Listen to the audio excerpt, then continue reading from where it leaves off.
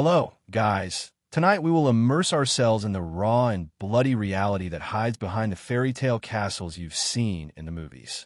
Because, believe me, those imposing stone walls and bright towers were not built for romance. They were built for war. From boiling liquids rain from arrow slits to secret tunnels and psychological warfare taken directly from medieval nightmares. We are about to explore the twisted genius that turned castles into lethal fortresses. So, before settling down to enjoy this trip, dedicate a second to give the like to the video and subscribe only if you really like these immersions into history. And don't forget to tell me in the comments where you see us from and what time it is there.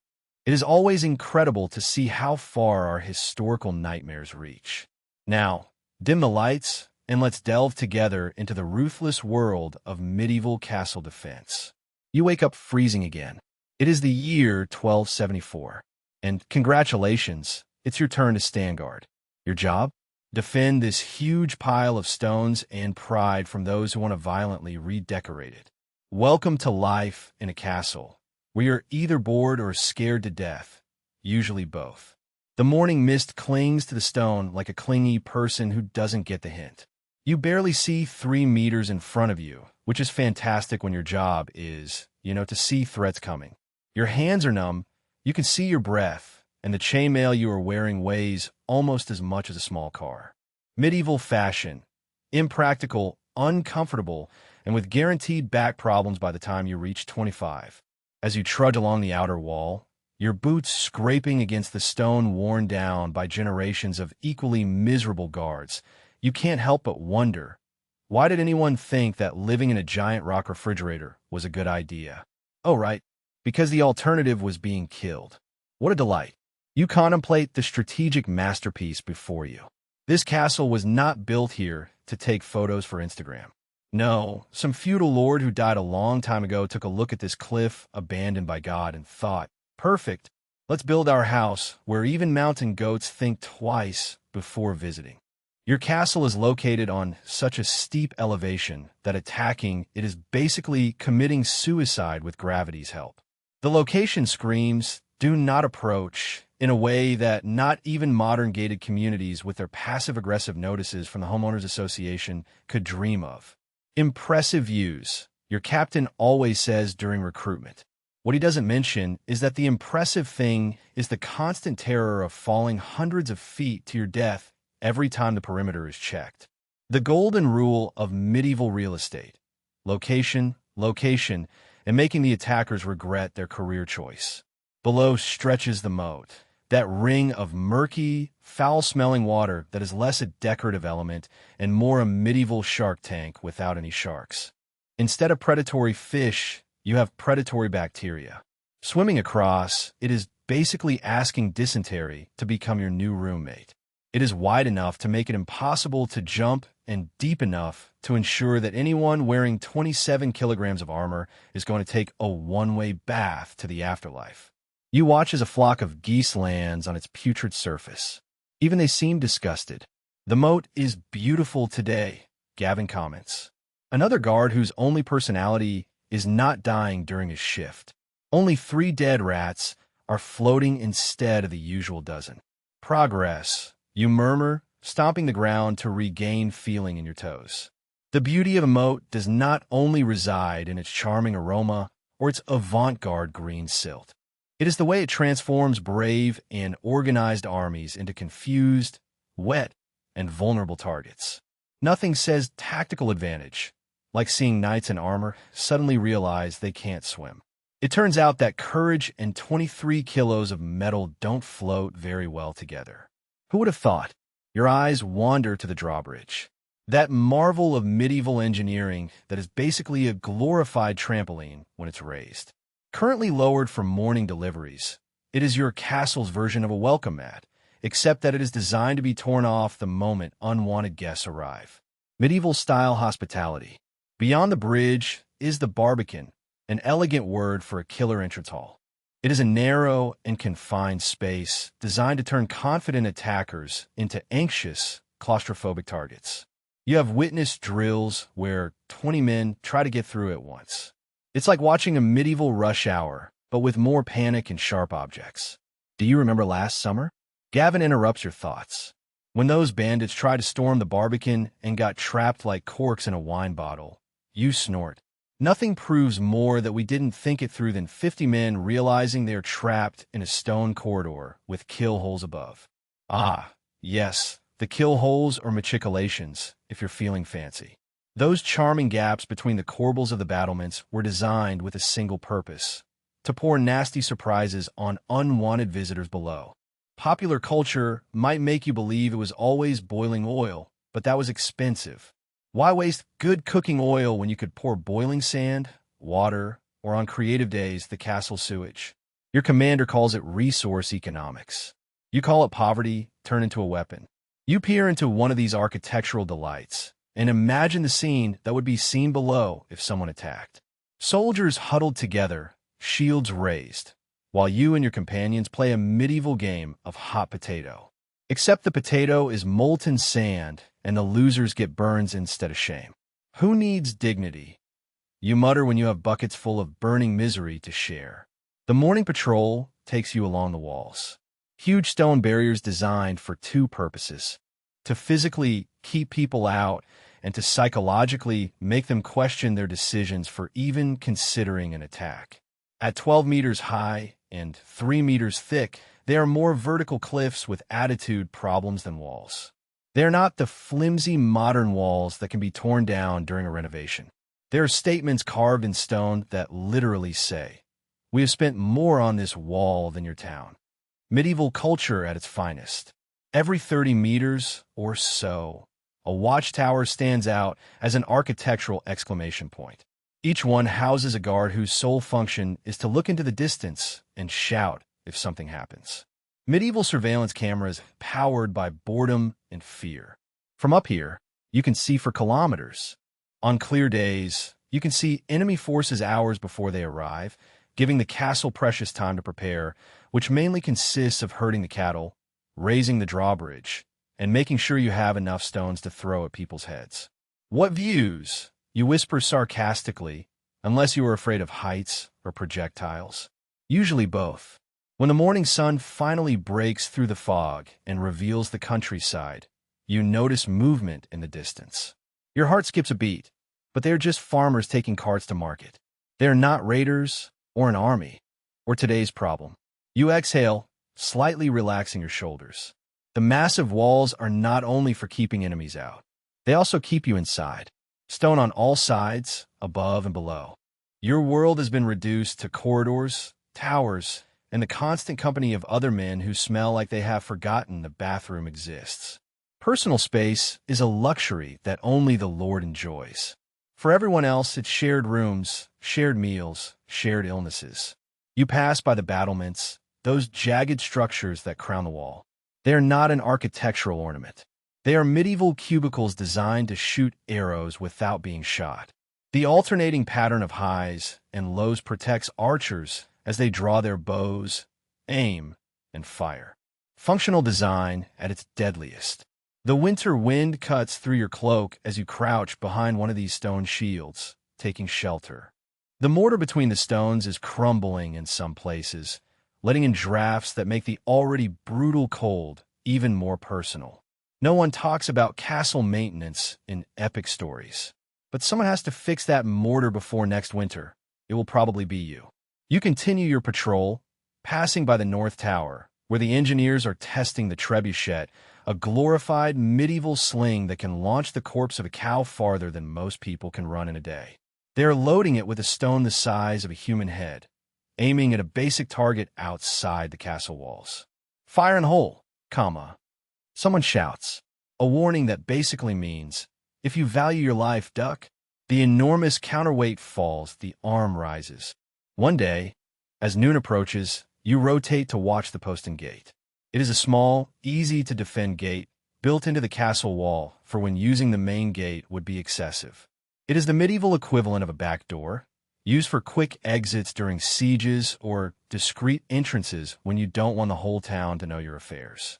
It is also the weakest point of your impressive defenses, so it is usually built somewhere difficult to access, such as halfway up a wall or overlooking a precipice. Nothing conveys more security than having to do parkour just to knock the door. Your stomach growls, reminding you that breakfast was a piece of bread so hard you could have used it as a weapon. Lunch will be no better. Probably some mysterious stew with ingredients that are best not to question. A gourmet meal in a castle means the meat does not move when served. A commotion at the main gate catches your attention. The merchants have arrived with supplies, meaning they must be inspected. Every cart, every barrel, every sack must be checked. Not because your lord cares about quality control, but because hiding soldiers in supply carts is a basic siege tactic. The Trojan horse was not just a story with a moral. It was an instruction manual for anyone who did not have patience for a proper siege. You have heard stories of entire castles that fell because someone did not check if that barrel of wine actually contained wine or a very angry, very cramped enemy soldier. As you oversee the inspection, you can't help but admire the ingenuity of the castle design. Each element has multiple functions. The narrow bridge forces attackers to advance in single file. The elevated position makes gravity a weapon. Even drainage systems can be blocked to further flood the moat if necessary. Medieval castles were not just buildings. They were integrated defensive machines in which every brick, every angle, every shadow was calculated to keep you alive and kill the attackers. Its architecture, with murderous intentions, followed the function of survival. In the afternoon, dark clouds gather in the sky. They promise rain. Great, because the only thing better than guarding cold stone walls is guarding cold, wet stone walls. The approaching storm makes everyone nervous. Visibility decreases in bad weather, creating perfect conditions for surprise attacks. Double the watch tonight, the captain orders, confirming your suspicions. Something is not right. That something turns out to be a small band of raiders testing your defenses just before nightfall. They approach cautiously, looking for weak points like wolves surrounding a wounded animal. But your castle is anything but wounded. Within seconds of raising the alarm, 20 archers line the walls and the raiders retreat before a single arrow flies. However, they will return, perhaps with reinforcements, perhaps with siege engines, or perhaps they will simply wait, camped out of arrow range, cutting off supplies and drinking water until hunger makes you careless or desperate. That is what the bards do not sing about life in a castle. It's not all heroic battles and decisive victories. Most of it is waiting, watching, worrying about a slow death from hunger or disease. Glory is rare. Boredom and anxiety are constant. As night falls, the darkness is so complete that it seems solid. The light of the torches creates shifting shadows that deceive tired eyes. Each whisper could be the wind or 50 men with grappling hooks. Each distant sound could be thunder or the rumble of siege engines assembled in darkness.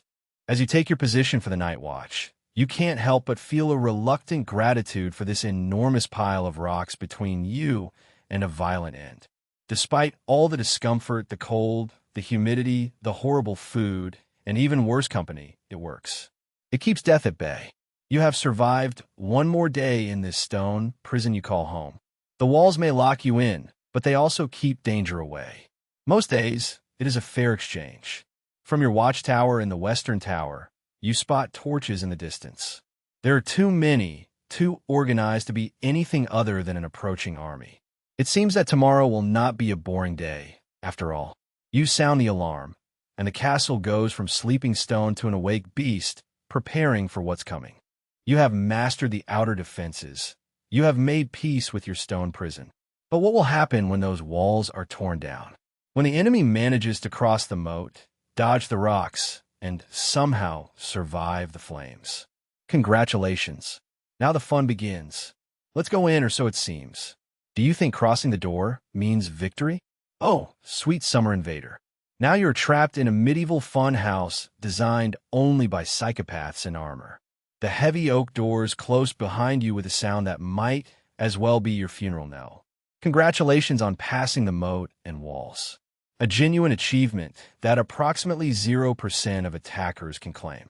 Unfortunately, your reward is to find yourself in what medieval architects affectionately called a death box, and what you will soon call the worst decision of your life. Welcome to the front door, where hospitality is going to die, just like most invaders. You find yourself in a chamber approximately the size of a modern studio apartment, but instead of being excessively expensive, it is excessively designed for murder.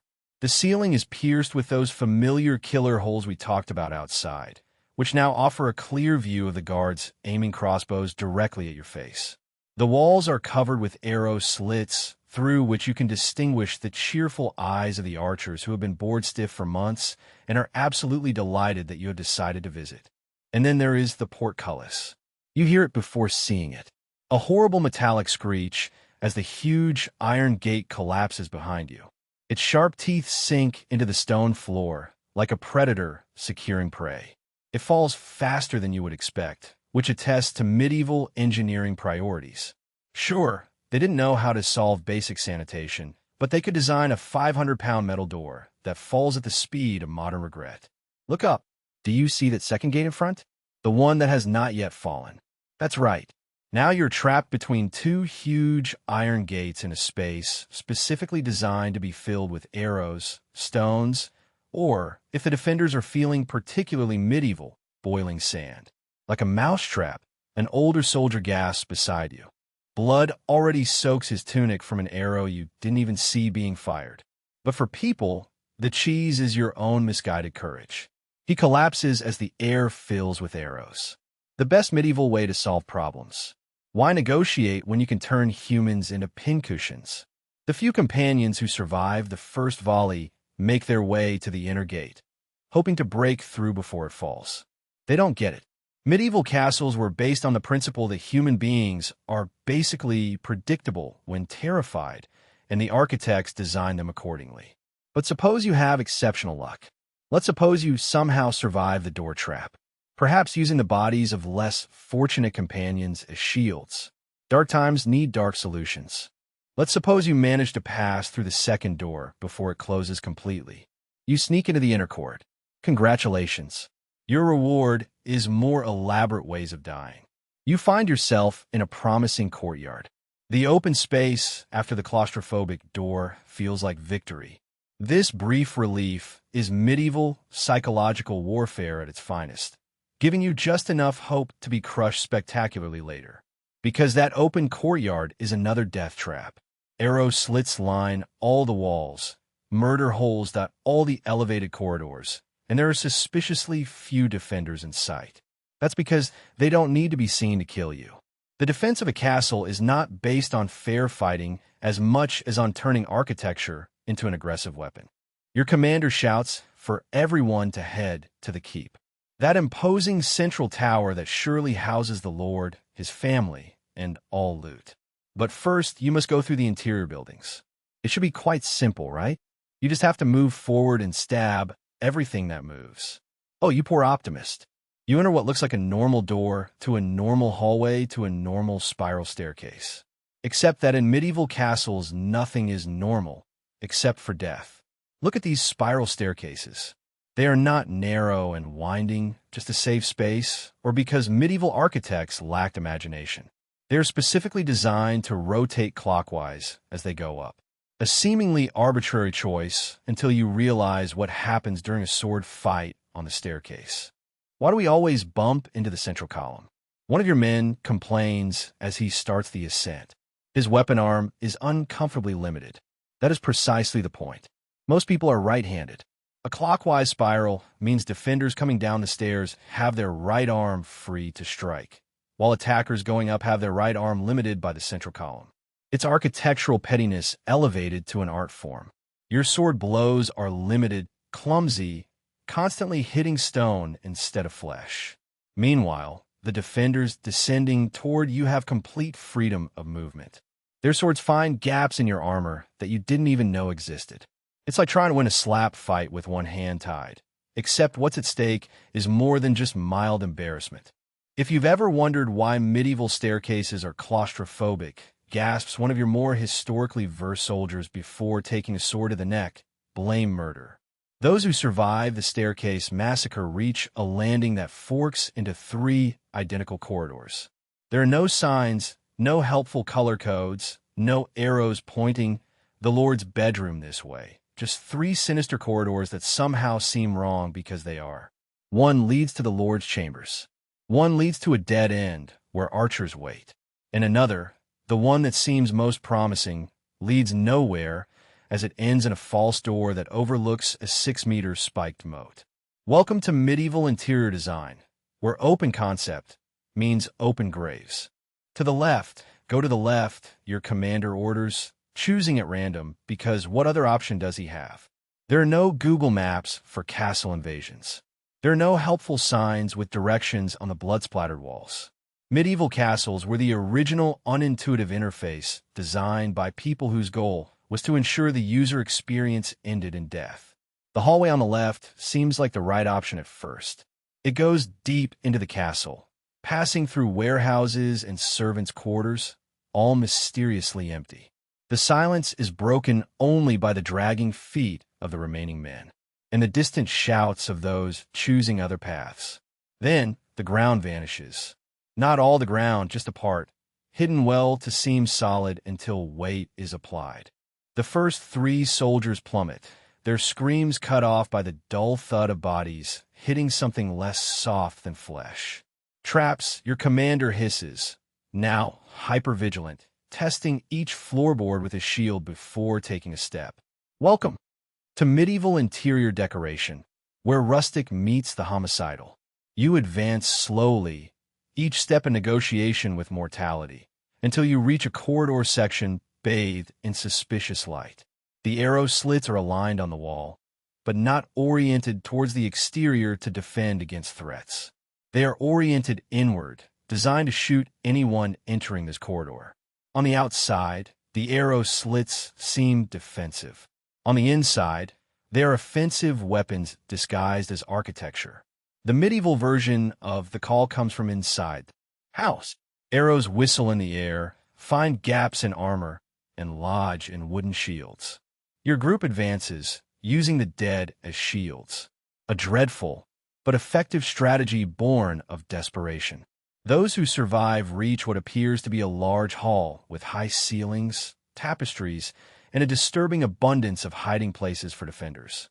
These hidden corridors and secret passages were not added because medieval lords were fond of mystery. They were tactical elements that allowed the defenders to appear out of nowhere, attack, and disappear before attackers could respond. The original hit-and-run tactic, but with more chainmail and fewer cars for escape. A section of the wall opens silently behind your rearguard. 3 defenders appear. You knock down 4 men and disappear before anyone can turn around. Another panel slides in front of you, just enough for some crossbows to appear, fire, then retreat. It's like an escape room, mutters one of your more anachronistic soldiers, clutching a shoulder pierced by a bolt. Except the prize for winning is death. The castle isn't just a building. It is a machine designed to confuse, trap, and eliminate. Each corridor, each chamber, each courtyard is a component of this machine, working with terrible efficiency. Medieval architects understood flow, specifically the flow of attackers into situations where they could be killed. Your group splits up, some chasing defenders through deceptive corridors, others advancing towards where they believe the fortress lies. Both are bad options, but there are no good options when inside a structure specifically designed as your tomb. Take that intersection further on, where 3 corridors join in a small antechamber. Harmless, right? Look closer. Notice the strange stains upon the floor. That there are no tapestries on these walls despite the drafts. That the ceiling is built of wood instead of stone, like the rest of this section. A strategic defensive point. Those wooden ceilings conceal murder holes. Those stained floors have absorbed the blood of hundreds before you. This small, unremarkable space has witnessed more deaths than a medieval battlefield, precisely because it was designed to concentrate attackers before eliminating them with efficiency. Your commander, who now has several non-lethal but extremely painful wounds, orders everyone to cross this space quickly. No delays, no fighting unless it's necessary. He has finally realized that the castle itself is the main enemy, not the handful of defenders encountered. But the castle has one more lesson to teach, as your exhausted forces rush through the antechamber. The seemingly solid walls on both sides open, revealing narrow, hidden corridors packed with defenders. They are not normal soldiers, but the castle's elite guard. Well-rested, well-armed, and familiar with every inch of this architectural death trap. They don't even need to chase. They simply block your withdrawal, forcing you to advance into the next prepared death zone. The defense of medieval castles wasn't about winning through superior combat. It was about manipulating enemy movements, creating dead ends, and preserving the defender's strength through intelligent design. Your commander falls. 3 arrows protrude from gaps in his armor that did not exist until this precise intersection of time, space, and architecture. Leadership now falls to you because that is how command works in a cascade of horrible decisions. Congratulations on the promotion. The survivors, less than a quarter of the force that crossed the outer walls, gather around you, seeking guidance in a maddening labyrinth. You have lost all sense of orientation, all sense of progress. For all you know, you have been running in a circle designed by an architect with a sadistic sense of humor. Suddenly, you notice the arrow slits, noticing the faint daylight filtering through those narrow windows. We can use these to orient ourselves. They always point outward. It's your first good idea since we decided to attack this castle, though that's not saying much. Following the direction of the arrow slits, you determine the keep must be west of your current position. Now you just have to find a passage to the west that doesn't end in spikes, an ambush, or some deadly medieval contraption yet to be discovered. You choose a corridor, advancing cautiously, checking for false floors and hidden doors. The corridor narrows, forcing your group to form into a single file. That's never a good sign in a structure designed to kill effectively. The walls close in until armored shoulders brush the stone on either side. The ceiling lowers until even the shortest must stoop to avoid hitting their heads. This is no longer a corridor. It's a bottleneck, a stone hallway, a methodical reduction of your tactical options to 0. You are not walking through a castle. You're being processed by it like grain in a mill, except the final product is far more crimson. And then you see it. Daylight filters into what appears to be a small courtyard. You have broken through the inner labyrinth and emerged into... Wait, this cannot be. You are back at the starting point. Not at the main gate, but in the inner courtyard, the first courtyard you entered after passing through the gatehouse. The castle has literally led you in a circle, returning you to the beginning of your journey, like a cruel medieval version of a board game where if you land on the wrong square, you go back to start. The few survivors look on in disbelief, with morale lower than the stale bread eaten in the castle. All that fighting, all that death, all that tactical navigation only to end up exactly where you started. It's not just demoralizing. It's medieval psychological warfare at its most elegant. We have to try again, you announce, trying to project confidence you don't feel at all. This time through another corridor. But as you turn to re-enter the castle, a new sound chills your blood. The mechanical groan of counterweights and pulleys. The symphony of a castle transitioning from passive to active defense. The gate's portcullis rises, and through the opening pour fresh defenders. Not the exhausted and terrified soldiers you faced outside, but rested and armed knights who have been patiently waiting for you to exhaust yourselves in the castle's architectural defenses.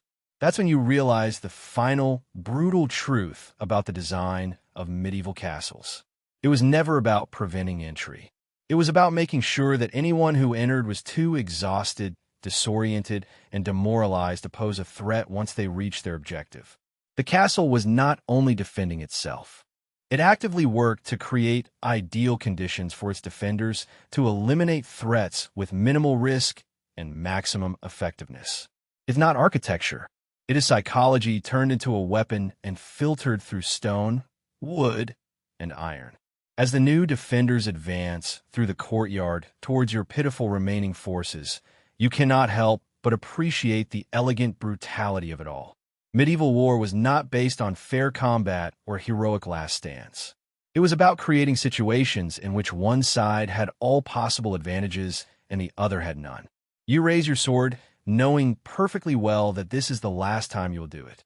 The castle has won, just as it planned. But despite all its architectural cruelty, all its murderous ingenuity, the castle had a fatal flaw in its design. It still needed human defenders. And humans, unlike stone walls and iron gates, can feel fear.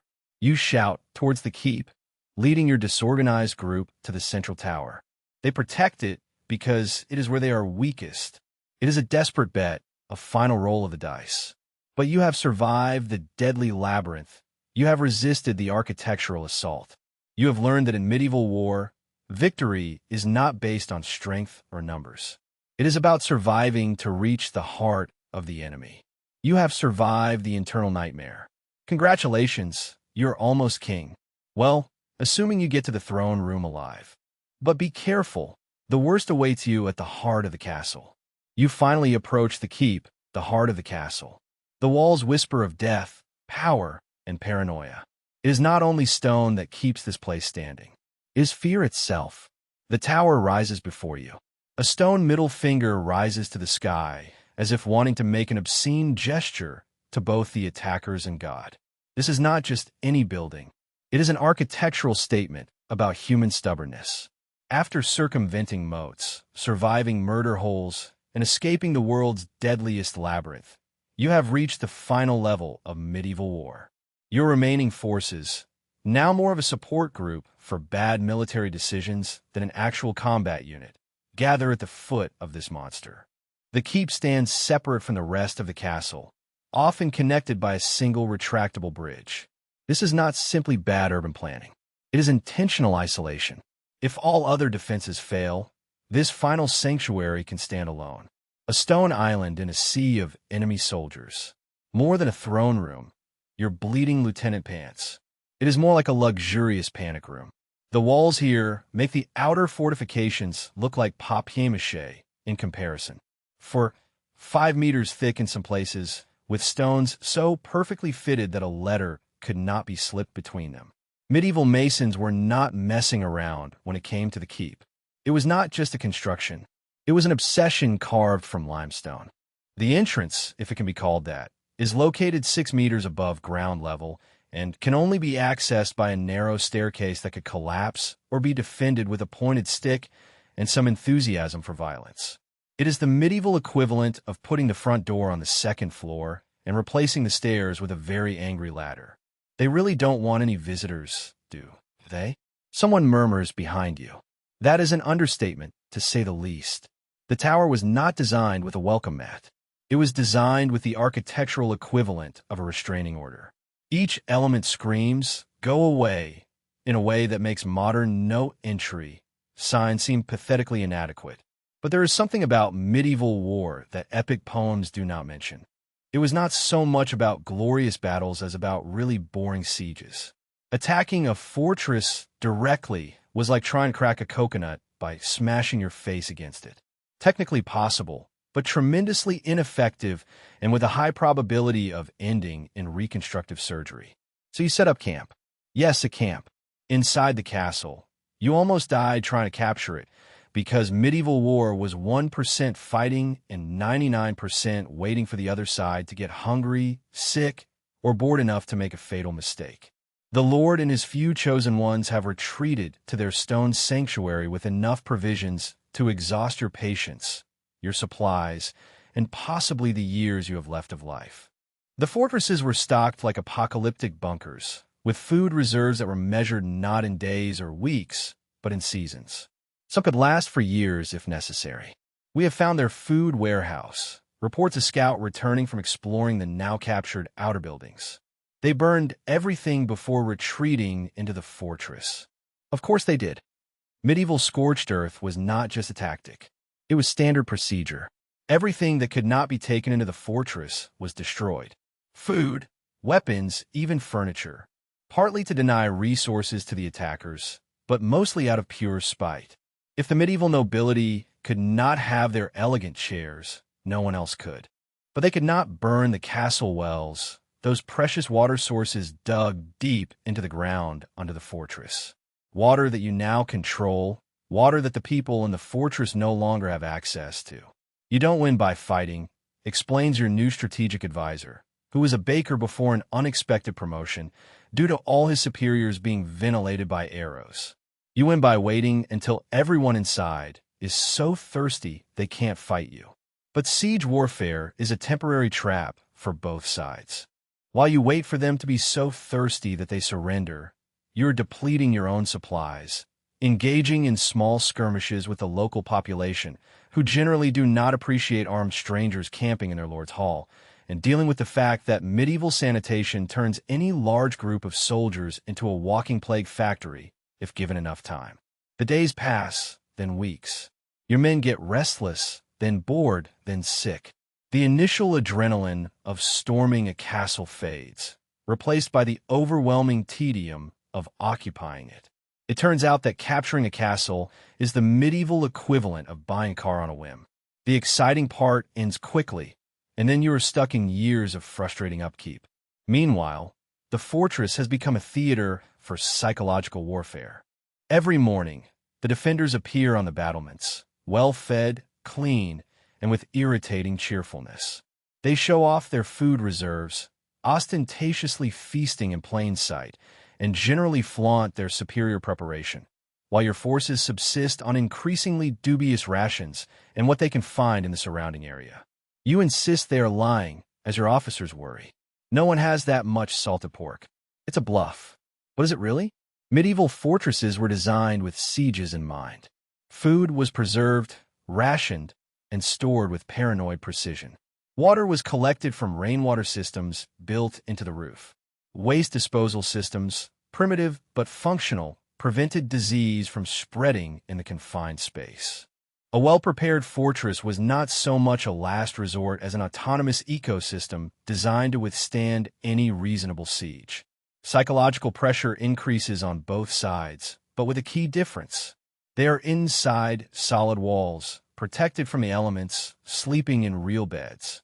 You are outside or in the less secure sections of the castle, exposed to the weather, disease, and the constant stress of maintaining the perimeter against possible relief forces. And then there are the heads stuck on pikes. It's not just a gruesome decoration, but a calculated psychological weapon.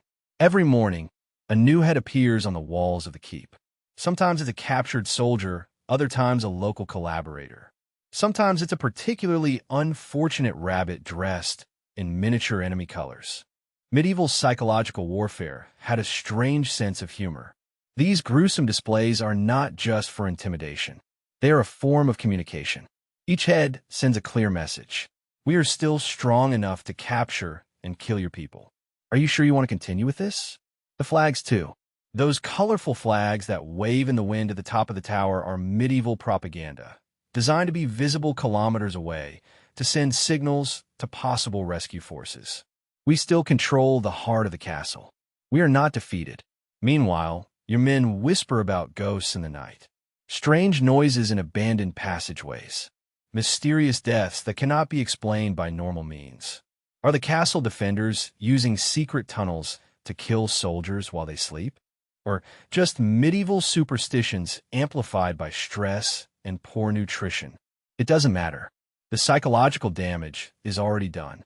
Dark sarcasm. You murmur as you watch another flag being hoisted on the keep. Welcome to medieval marketing. Brand your castle with enemy skulls since 1066. But the keep hides secrets beyond its obvious defenses. While you focus your attention on the visible tower, there is movement underfoot. Medieval towers were not only built upwards, but also downwards, with networks of tunnels that provided escape routes, channels for surprise attacks, and access to secondary water sources when the main wells were compromised. These did not appear on any map. They only existed in oral tradition. Knowledge was passed from lord to heir, from castellan to trusted knight. The absence of written plans was not medieval illiteracy. It was medieval operational security. Your sentry disappears from his post. Another is found with his throat cut in a supposedly safe area. The food stores are looted. The weapons disappear. Rumors spread about shadowy figures that appear and disappear like smoke. The tower does not limit itself to passively defending. It extends through hidden passageways to attack when least expected. The only thing better than winning is for the Lord's voice to reach you one night, apparently from the walls themselves, making your enemy believe that he is winning just before stabbing him in the dark. You order a search for those tunnels, tearing up floorboards, hitting the walls, placing double guards at night. But the tunnels of medieval castles were not built by amateurs. Some opened to the forest a kilometer and a half away. Others to the base of nearby cliffs. Some even to the village chapel or the blacksmith shop. Places so common that no one would notice an extra door or an unusually thick wall. Weeks turn into months. Autumn gives way to winter, and your siege faces a new enemy: the weather. Medieval winters were not only cold, they were existential threats. Without central heating, insulation, or efficient food storage, the cold months transform sieges from military operations into survival challenges. Inside the fortress, they have chimneys stored firewood, thick walls to block the wind, and decades of experience enduring winters in that same place. Your forces have tents, the buildings you have managed to secure, and the growing awareness that Mother Nature has actively joined the enemy's side. Freezing takes fingers and toes. Pneumonia takes lives. Morale, which already hangs by a thread, begins to completely crumble. It is then that you learn the brutal lesson about medieval siege warfare. It was not really about who was stronger, better armed, or more numerous. It was about who had better prepared and who could endure longer. It was war as a sport of extreme endurance, in which victory did not usually go to the fast or the strong, but simply to the stubborn. And then, just when the situation seems most desperate, a flag appears on the fortress battlements. A truce is requested. The Lord himself wishes to negotiate terms of surrender. Your officers are suspicious, and with reason. In medieval war, negotiations were just another tactic, a way to buy time or to gather information. But you're running out of options and of healthy soldiers. So you agree to meet on a narrow bridge, connecting the keep to the rest of the castle. The Lord appears and seems to be perfectly fine, well-fed, well-rested, nothing to do with someone who is at the limit of their resources. His confident smile tells you everything that you need to know before he opens his mouth. Your reinforcements have been intercepted, he announces casually. The reinforcements you were expecting are never going to arrive. How does he know about your reinforcements? In the same way that he knows which of your officers are in favor of surrender in secret, which are the weakest points of your perimeter, and which of your men could be susceptible to bribes. Medieval fortresses did not only have defensive architecture, they had defensive intelligence networks. Those peasants who still move freely between your lines, bringing products or offering services. Those apparently different servants who clean your capture halls.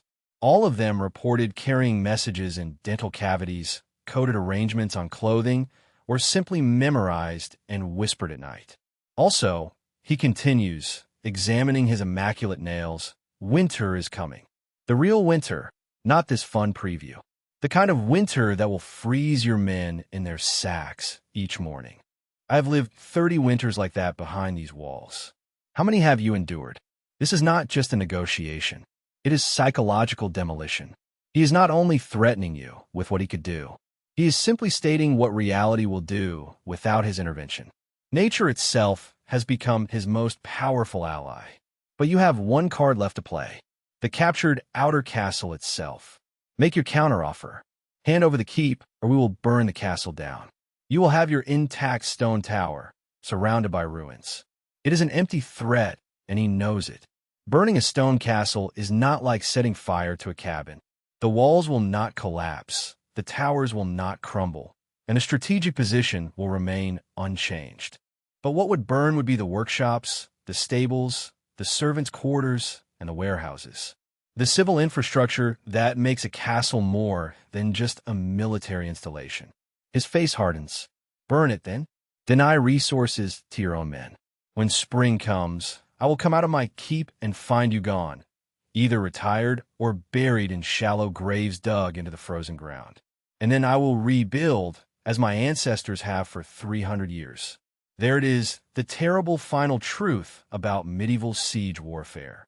Castles were not just defensive positions. They were reflections of generational thought totally alien to modern sensibility. The lords did not think in terms of seasons or years. They thought in terms of decades and centuries.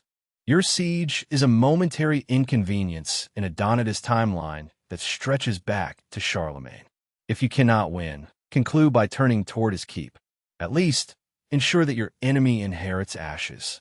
And with that, he reveals the most devastating weapon in the medieval arsenal: stubborn patience, the will to endure until the enemy simply surrenders and leaves. That night, while your war council debates increasingly desperate options, you observe a sinister glow on the horizon. It is not the sunset, it is midnight. They are not your bonfires. They are carefully controlled to conserve the wood. It is the surrounding fields on fire. Villages, farms, fields, everything visible from the walls of the castle is being systematically set on fire. Not by your men, but by the Lord's loyal subjects, following contingency plans established long ago. The scorched earth was not just a tactic. It was insurance. If defeat seemed inevitable, everything of value would be destroyed before capture. Not out of spite, although that was certainly an advantage, but because medieval warfare was based on one principle: if I cannot have it, neither can you. The burning fields mean that there will be no sowing this spring. If there is no sowing in spring, there will be no harvest in autumn. If there is no harvest, there is no food for the occupying forces, even if they somehow survive winter. It is not just a tactical decision. It is the nuclear option of medieval resource denial, which guarantees that even if you win, you still lose. As winter becomes more intense and your situation becomes increasingly unsustainable, you learn the final lesson about medieval castle warfare. In reality, it was not about the castle at all. The stone walls, the ramparts, the arrow slits were impressive, no doubt, but ultimately secondary. The true strength of a medieval castle was the society that built it. The peasants willing to burn their own houses rather than see them captured.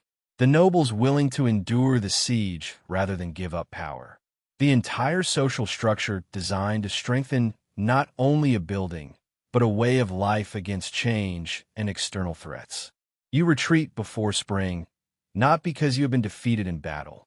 There is no glorious final battle, no decisive encounter, but the greatest enemy of medieval warfare has simply surpassed you.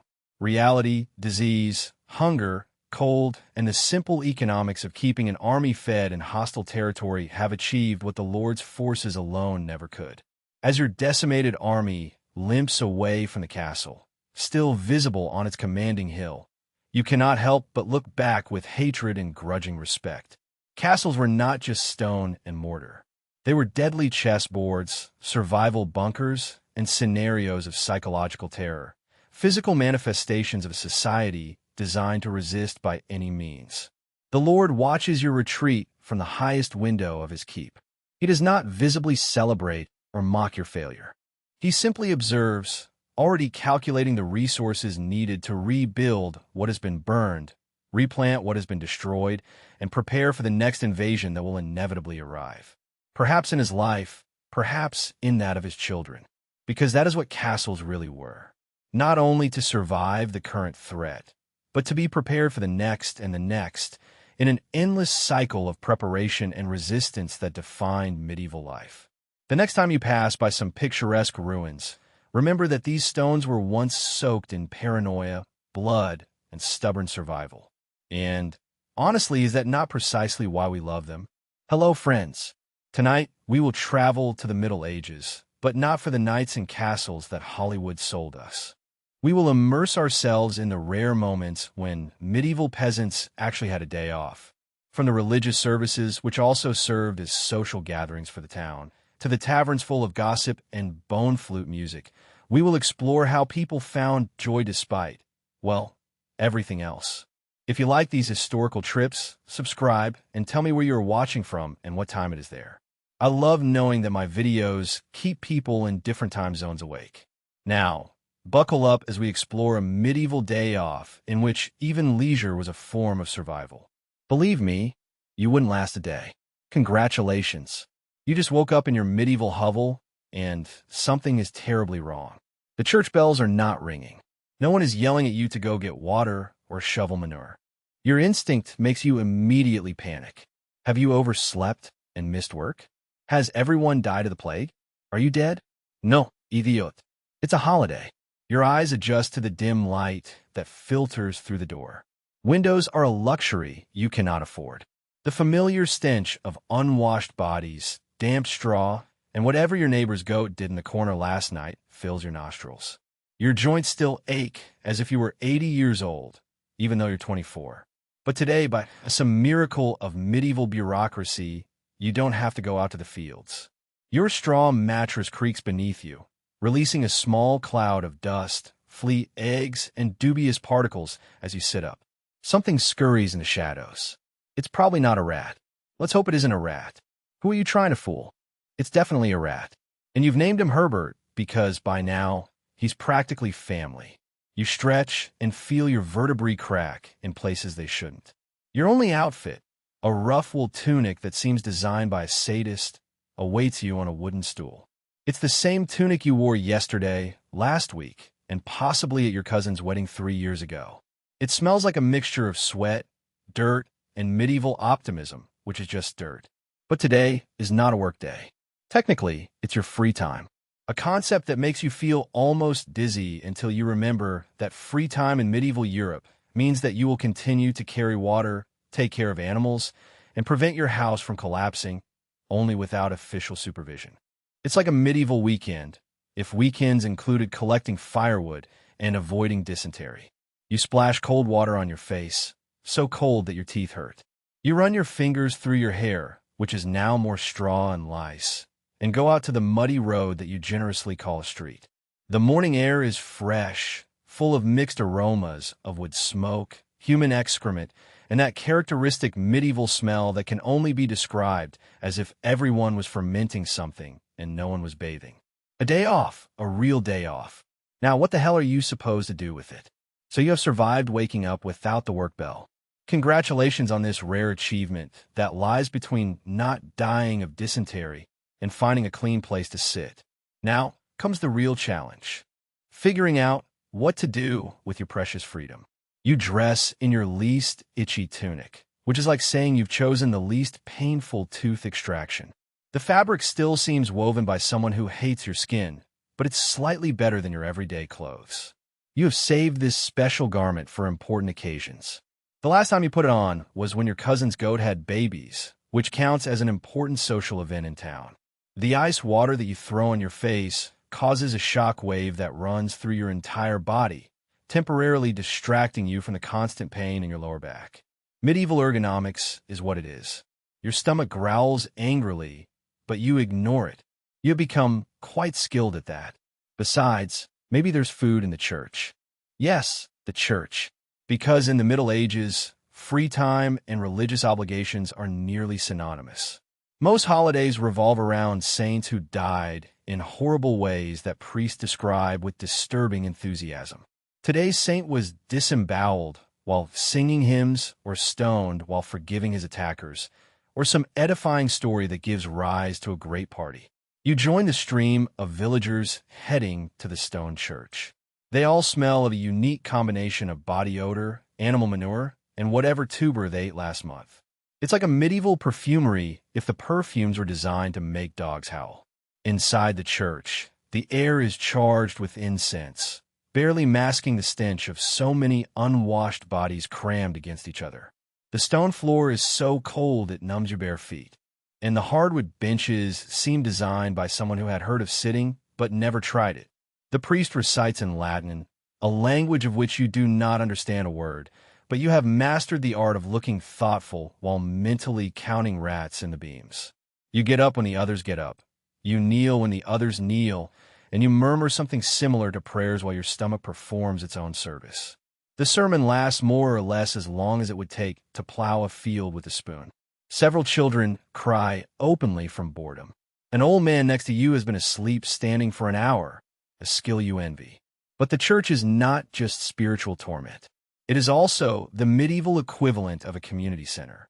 After the service, the town square transforms into a makeshift fair.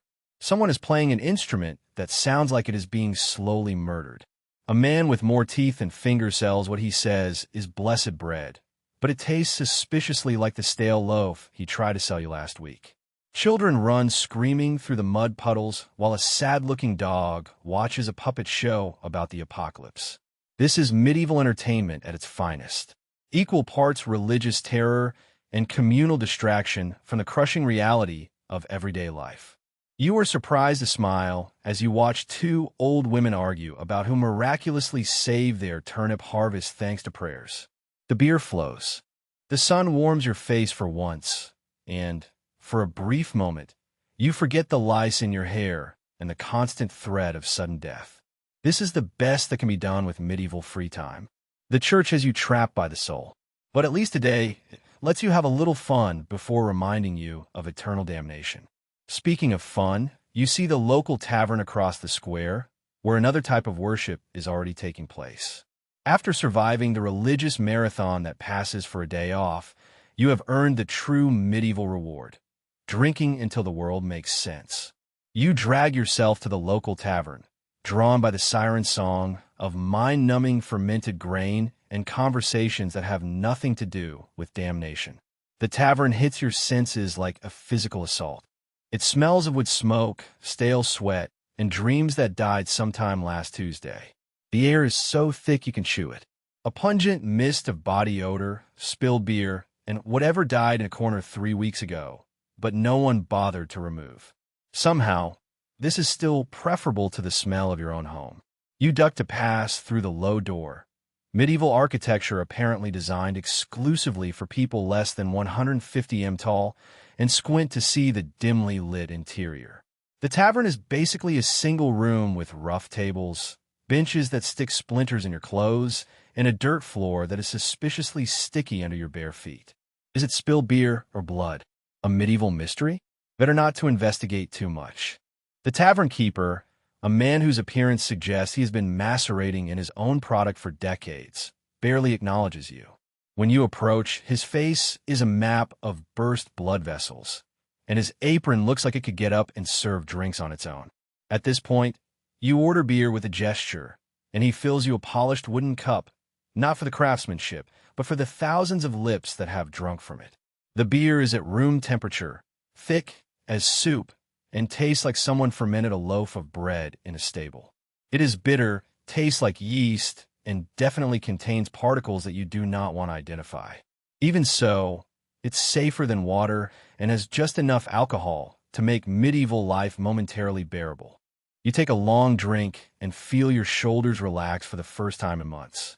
You find a spot on a bench, wedging yourself between a man with hands like leather gloves and a woman whose constant cough makes you instinctively lean back.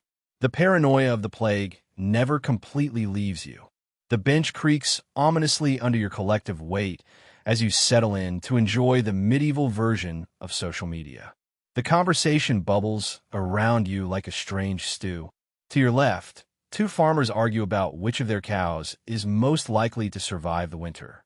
To your right, a group speculates about whether the knight who passed by last week was actually a tax collector in disguise. The topics range from problems with cows to nightly gossip to discussions about who gets to feed the town pig. It's fascinating when your other entertainment options consist of watching crops grow or counting your fleas. You find yourself laughing at a story about the priest chased by geese, the rare type of medieval justice that doesn't end with someone hanging. The beer warms your stomach, the fire warms the room, and for a brief, shining moment, you forget the crushing weight of feudal existence. This sticky, flawed, disease-ridden tavern is medieval therapy at its maximum expression. As the night progresses, the tavern gets louder. Someone pulls out a rudimentary instrument that, being generous, could be considered a lute or firewood, to be honest. The music it produces sounds like someone slowly sitting on a cat, but after the third beer, it's practically heavenly. People stomp their feet, bang on the tables with their mugs, and occasionally break into songs with lyrics that would make even the most liberal monk blush. You finish your mug and think about ordering another, but the lack of free time the next day looms over you like the shadow of the Lord's castle. Also, you have few coins and your tolerance is embarrassingly low.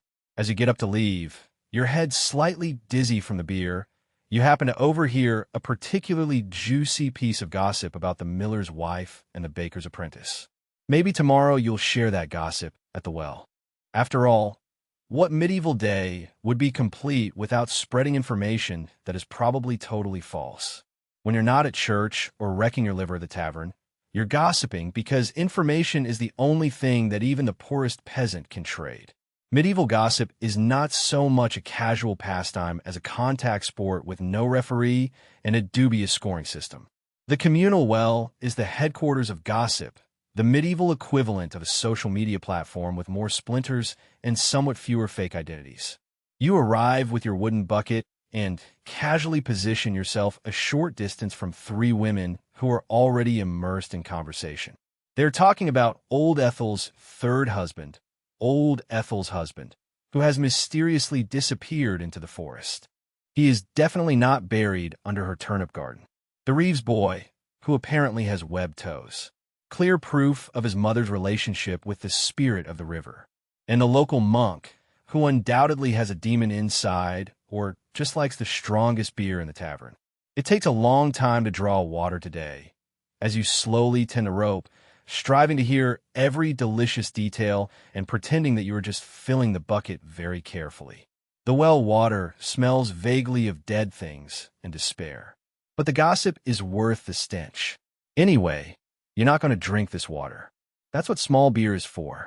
This is just an excuse to stand around without working. The bread oven is another propitious place to spill the medieval tea.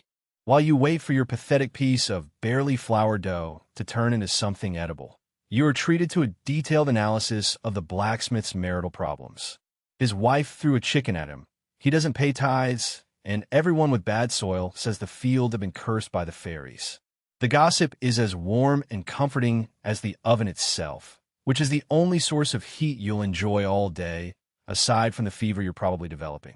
Nothing is too personal, too inappropriate, or too blatantly fictional to discuss in plain sight.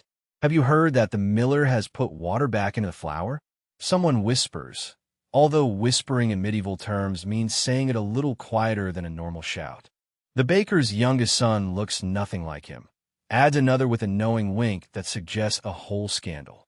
The fact that none of this information is remotely verified doesn't matter.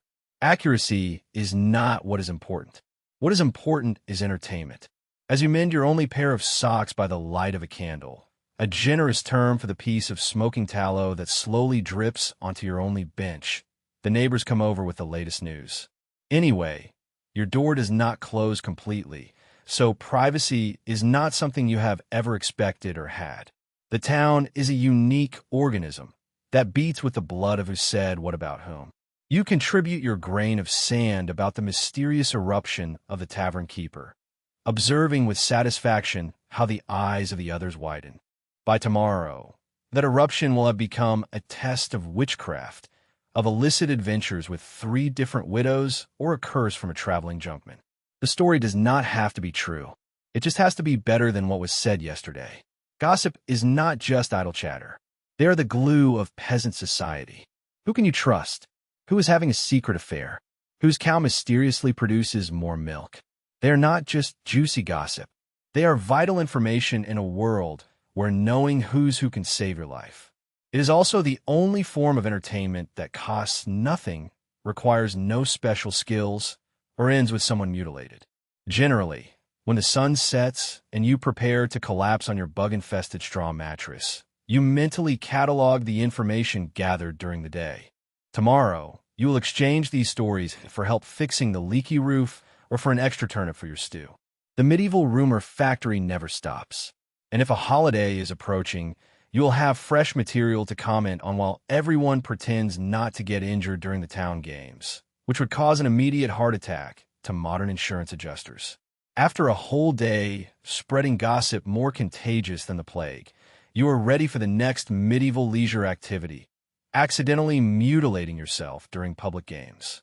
Because if there is something that unites a town, it is seeing your neighbors lose their teeth in the name of entertainment.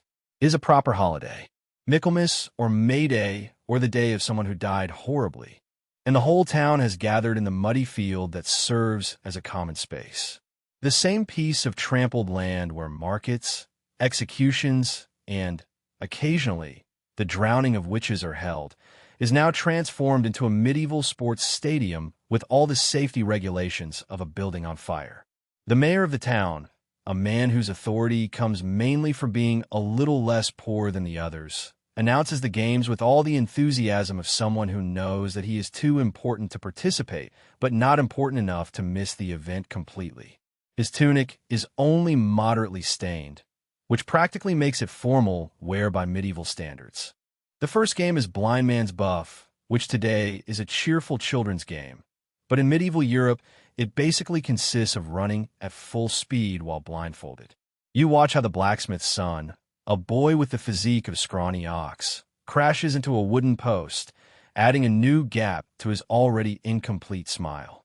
Everyone laughs. Blood is part of the medieval fun package. Next comes the sack race, to which you volunteer recklessly. The sack is a reused grain bag that smells strongly of mold and mouse droppings. You get inside, pull it up to your waist, and immediately regret all the decisions in your life. At the sheriff's signal, you start jumping across the field, which is more of a set of ankle-breaking bumps disguised as solid ground. In fact, you are doing well until your foot finds a hole hidden under the mud. You fall headfirst into a puddle of an alarming brown color. The crowd roars with laughter as you get up, spitting out something that could be mud, but certainly tastes worse. Your knee is bleeding. Your pride is mortally wounded. But you have provided quality entertainment, the true purpose of medieval games. However, the main event is always mass football, the peasant pastime par excellence. This is not modern football with rules, referees, and basic human decency. It is about 30 villagers chasing a pig bladder filled with dried peas through fields, streams, and, occasionally, someone's orchard. There are no limits, no teams, no concept of fair play. The cemetery is the goal. Someone shouts, which means that this inflated pig organ must touch the church wall, just half a mile away, on terrain full of obstacles. The reef throws the ball into the air, and immediately the crowd transforms into a single twisted organism of elbows and kicks. You find yourself in the middle of this chaos, pushed from behind, with a knee in your thigh and, somehow, without a shoe in the first 30 seconds. The bull bounces erratically in front of you, and, by some miracle, you manage to kick it forward. This makes you into a target. 3 burly farmers immediately change direction and pounce on you with the determination of men who have very few opportunities to legally exercise violence. Now you are running, your lungs burning, your feet splashing in mud that is equal parts earth, animal excrement, and possibly the remains of last year's players. A hand grabs your tunic and nearly drowns you as it pulls you back. You turn, slip, and collide with the miller, a man whose daily work with grain has turned him into something as solid as a stone wall. Your world explodes with stars when your head collides against a shoulder. When you recover your vision, you are face up, looking up at the medieval gray sky. Someone helps you get up, commenting with admiration on the impressive color of the bruise that is already forming around your eye. Your lip is split, you taste blood, and you are missing another tooth, a gap that complements the one you lost last Michaelmas. And yet, inexplicably, you laugh. You have never felt more alive than at this moment of shared pain and absurd competition. In a life defined by work, hunger, and the constant threat of death, there is something pure in this chaotic game in which losing a tooth is a badge of honor more than it is a tragedy. As you limp back to the edge of the field, muddy and bleeding, but strangely satisfied, you see the musicians preparing near the field's edge. 3 peasants with instruments that look like they were assembled from broken furniture and animal bones. Get ready for the soundtrack to the next phase of medieval leisure. A dance that will leave you dizzy, sweaty, and possibly concussed. But first, you need to catch your breath and perhaps stop the bleeding. After limping away from the bloody sport that delights the town games, you have earned the right to participate in the next medieval leisure activity, dancing until you are dizzy enough to forget your wounds. Because nothing helps a recent bruise more than spinning in circles until you feel nauseated. The musicians gather at the edge of the trampled field, grabbing instruments that seem to have been assembled during a particularly desperate famine. One of them holds a rebec, a primitive stringed instrument that resembles an emaciated violin that has been partially digested by a cow. Another holds what could generously be called drums, but which are actually cooking pots with stretched animal skins, hopefully from animals. The third proudly displays a flute that is undoubtedly made from human bone. You don't ask whose. The music begins with all the harmony of a cat being stepped upon. The melody, if it can be called that, wanders aimlessly like a drunken peasant trying to find his way home after dark. Rhythm exists only in theory. And yet, something magical happens. People start to dance anyway. Medieval dance is not the elegant, choreographed spectacle that one might imagine. There are no waltzes, no minuets, no carefully rehearsed steps. It is pure, chaotic energy, clapping, stomping, spinning in circles while shouting popular lyrics that have made no sense since before the last plague outbreak. The words are a mixture of local dialect, fragments of Latin that no one understands, and what could accidentally be an invocation of something unholy. You join a circle of dancers linking arms with the blacksmith's daughter, whose grip could crush nuts, and the baker's apprentice, who smells surprisingly good, of freshly baked bread, instead of the usual medieval aroma of despair and poor hygiene. The circle spins faster. Feet hit the ground with a rhythm that has nothing to do with what the musicians play. Sweat runs down your face despite the cool air. Your lungs burn. The newly acquired wound scream in protest.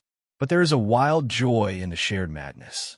This moment in which everyone temporarily forgets about bad harvests, tax collectors, and mysterious rash that has spread through the town since Easter. The dance changes. Now you move between two rows of villagers who applaud as you pass. Someone grabs your hands, spins you until the world becomes blurry, and releases you right in the path of a lit torch. You move away just in time, singeing your already tragic tunic, but avoiding being completely burned. No one notices your near brush with death. They are too busy living theirs. The musicians play faster, although their playing suggests more enthusiasm than skill. The man with the bone flute is red and sweating, his cheeks puffed out as if trying to expel demons through the music. The one playing the rebec has broken at least 2 strings, but continues to play with demonic intensity with the ones left. The drummer has abandoned all pretense of rhythm and is reduced to hitting with increasing desperation. You're dizzy. You are sweating. You probably have your hair a little on fire from being too close to the torch, but you're smiling. A genuine smile that has nothing to do with the grimace you normally make to keep insects out of your mouth. This cacophony of sounds, this chaos of movements, this shared delirium, is the closest thing to pure joy medieval life offers. When the dance reaches its peak, you exchange glances with someone on the other side of the circle. That person from the next town, the one with all the teeth and only a mild case of rickets. She returns the smile, and something stirs in your chest, which could be attraction or perhaps just the first symptoms of lung infection. In any case, it gives you ideas for your next medieval leisure activity. An awkward courtship carried out under the watchful eye of the entire town. After surviving the dizzying chaos of the medieval dance with only minor burns and a new layer of sweat that complements your dirt, you find yourself caught in the magnetic pull of medieval romance. That person from the neighboring town who smiled at you, the one with all the teeth, a medieval supermodel by any standard, is still lurking near the flutist. Medieval dates are not the private experience of modern apps. They are public, awkward, and carried out with all the subtlety of a public execution. Everyone watches. Everyone judges. And your romantic future depends on you being able to navigate a social minefield while smelling like you just fought a goat. Which, to be fair, may well be the case. You try to smooth your hair, which is useless, as it is a tangled mess of grease, straw, and anything that stuck to you during the football game.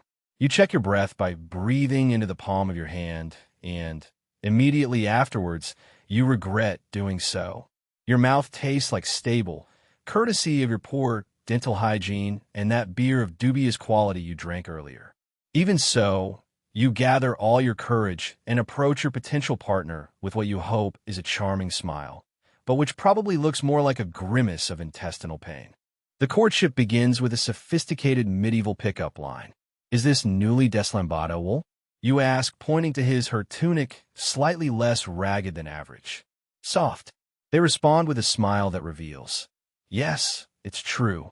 All her front teeth, a sign of nobility or miraculous genes." You feel a tingle in your chest that is love at first sight or the first symptoms of tuberculosis. In any case, it is exciting. The conversation flows as naturally as medieval sewage, that is, with clumsiness and occasional obstructions. You compare notes on which lord demands more taxes, in which town there have been fewer deaths from the plague, and whether last year's harvest was simply terrible or absolutely catastrophic. It is a fascinating topic. Someone brings 2 wooden glasses with beer, the medieval equivalent of inviting someone for a drink, except that no one has paid. And the glasses have been used by all the mouths of the town since before the last crusade. You probably toast to survival. The beer tastes like fermented disappointment, but you drink it anyway, grateful for the courage the liquid gives you. When things are going well, that is, neither of you has fled in horror, you reach into your bag and take out your courtship gift, a turnip you have been saving for a special occasion.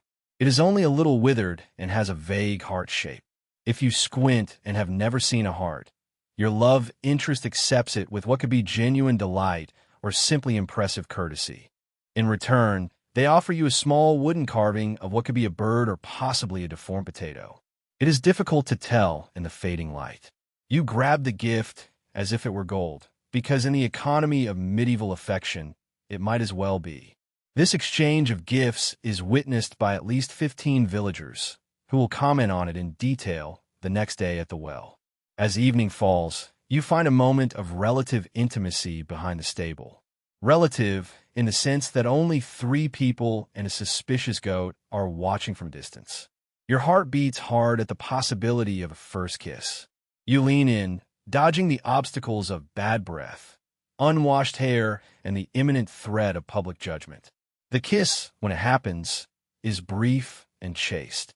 Anything more would mean risking a reprimand from the priest and, possibly, an accusation of witchcraft. Even so, a chill runs through you that makes all the bruises, burns, and humiliations of the day seem worthwhile. The goat bleeds with critical air from the corner of its pen. As you return together to the festivities, careful not to touch each other, which would be scandalously daring, you make plans to see each other the following Sunday at Mass, where you can exchange meaningful glances during the sermon on eternal damnation. It's the medieval equivalent of a second date, and you're already thinking about what vegetable you could offer next time. Holmansia Shivit. You turn your attention to the crowd gathering near the largest bonfire in town, where the next form of medieval entertainment is about to begin. The ancient art of telling stories so terrifying that you won't sleep for a week. With local legends that are equal parts warning and entertainment, fresh from your romantic encounter with your goat as chaperone. You join the crowd gathering around the largest bonfire in town as the day gives way to the peculiar medieval darkness, which seems denser than modern night. A darkness that is not interrupted by streetlights, only punctuated by the occasional flames of torches and the dying embers from bonfires. It's time for the oldest form of entertainment, scaring each other with stories. The oldest villager, a woman so old that she remembers the grandfather of the previous king and has survived more plagues and birthdays you have had. She takes her place of honor on a 3-legged stool near the fire. Her face is a map of wrinkles, each representing a difficulty overcome or a winter survived. However, her eyes shine with the particular sharpness that comes from knowing exactly when everyone's ancestors did something shameful. You settle on the damp ground, clutching a wooden spoon as if it were a talisman against the horrors that the tales of the night may evoke. The fire crackles and hisses, throwing sparks that rise in spirals towards the night sky. The children huddle next to their parents, their eyes wide with the delicious terror of anticipation. You notice the person you're interested in, sitting on the other side of the fire, their face oscillating between shadow and light like an apparition. You give them a shy smile, but quickly look away when the old man clears his throat. A long time ago, she begins in a voice that sounds like the whisper of dry leaves. Before the old church was built, before the Lord's father claimed these lands, there lived a miller who made a pact with. She pauses, looking around to make sure she gets the maximum dramatic effect. Something from the forest. The crowd inhales collectively. Forests are never just forests in medieval stories. They are portals to terror, full of beings that slip between worlds on moonless nights. You instinctively look towards the trees that border the village, suddenly aware of how the shadows seem to move independently of the fire's flickering light. The story unfolds with the rehearsed rhythm of a tale that has been told and retold over generations. The miller's become immensely rich. His grain never spoils.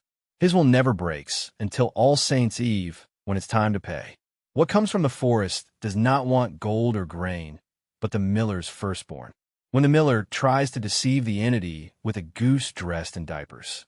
This is the part where everyone looks suspiciously at the man who got married shortly after a goose disappeared from the communal pond. The consequences are described in gruesome detail that would make modern horror writers look for a pen to take notes. Each narrator adds their account to the growing tapestry of nocturnal terrors. The blacksmith describes the spectral rider who appears on the North Road during the darkest phase of the moon, collecting the souls of unsuspecting travelers. A young woman, normally too shy to speak aloud, surprises everyone with an especially vivid account of a child who followed mysterious lights into the swamp and returned changed, speaking in tongues and knowing secrets that no child should know. You listen with wide eyes, clutching the wooden spoon more tightly with each new horror. They are not just stories. They are education, warning, and spiritual armor, all in one. Don't whistle after dark. Don't step on the fairy circles.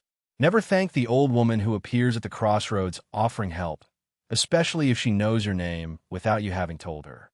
The forest is not only full of wolves, but of things worse that sometimes wear human skin.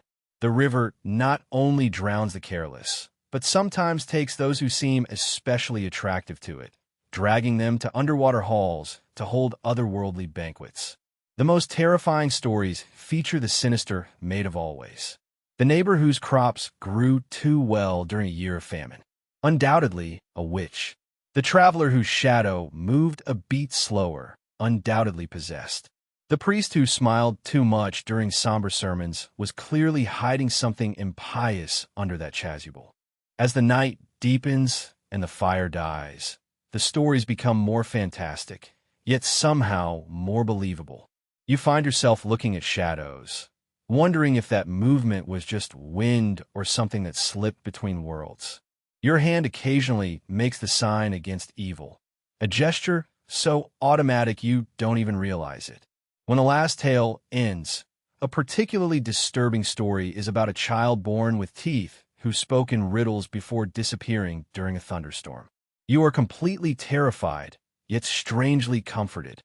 These shared fears unite people, create boundaries of behavior, and explain the inexplicable. In a world without science, the supernatural fills voids, giving meaning to senseless misfortunes. As you get up to leave, with legs numb from sitting on the cold floor, you realize the person you like is looking at you. They smile and gesture, glancing behind them for spirits. A small shared joke that warms you despite the cold night air. Tomorrow, you will return to work and survival. But for now, the ghost stories and the budding romance have made this rare day of leisure almost worth the hardships of medieval existence. But the night is not yet over. Before you collapse on your bug-infested straw mattress, there is still time for one more medieval leisure activity. So-called hobbies, which are really just extra tasks disguised as relaxation. After surviving ghost stories that will haunt your dreams until the next plague outbreak, you drag your tired body back to your vel with one last medieval leisure activity on the agenda. Hobbies that are really just more work disguised as something a little more tolerable. In your free time, Your hands never truly rest. There is always something to fix, to mend, to carve, or prevent from completely breaking. They are not hobbies, but simply survival. Tasks that you have convinced yourself that you enjoy, like telling yourself that cleaning the horse stables is actually quite meditative when you have no other option. The patched clothes hanging from your only wooden hanger seem attacked by a drunken spider. Your only shirt has more holes than fabric now, and your leggings have been patched so many times that they are practically a textile mosaic, a patchwork museum of all the threads you have managed to gather over the years. Tonight, by the light of a tallow candle that smells suspiciously like the neighbor's missing cat, you will try to prolong its life again. You settle into your three-legged stool, whose fourth leg was sacrificed to fix the door hinge last winter, and look for your prized needle. It is one of your few valuable possessions. You exchanged it for a month of eggs from your sick hen. The needle shines dully in the candlelight, slightly bent from years of piercing fabrics, as tough as medieval politics. You pull thread from a frayed edge of your blanket. You are literally undoing one garment to make another. The medieval equivalent of robbing Peter to pay Paul. Your fingers are callous from working in the field, but somehow they still prick themselves in the same painful spot every time. You manipulate the needle with the concentration of a surgeon, except medieval surgeons probably had cleaner tools and better lighting. The rhythm of patching becomes almost hypnotic. In out through each stitch closes a hole that would otherwise let in more cold, more insects, more medieval misery. Your mind wanders to the day's events, the games, the dances, that almost romantic moment behind the stable. You smile and, immediately after, prick your thumb at the needle.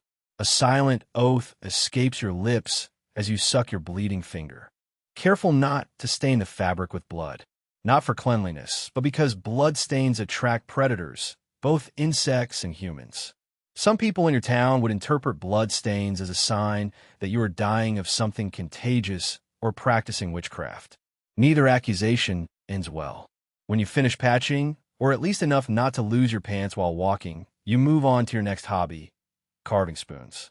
Your current wooden spoon was stolen by that suspicious-looking neighbor, the same one who has a suspicious ability to predict rain.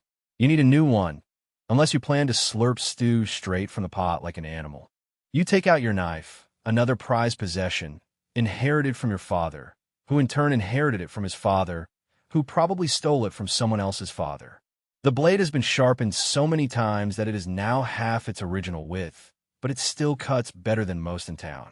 A piece of wood collected on the forest's edge, where harvesting is not strictly punished by hanging, rests in your lap. You begin to give it shape, with each careful cut, slowly shaping the spoon. The wood chips pile up around your feet, and you mentally note to save them to light the fire. In your world, nothing is wasted, not even dust.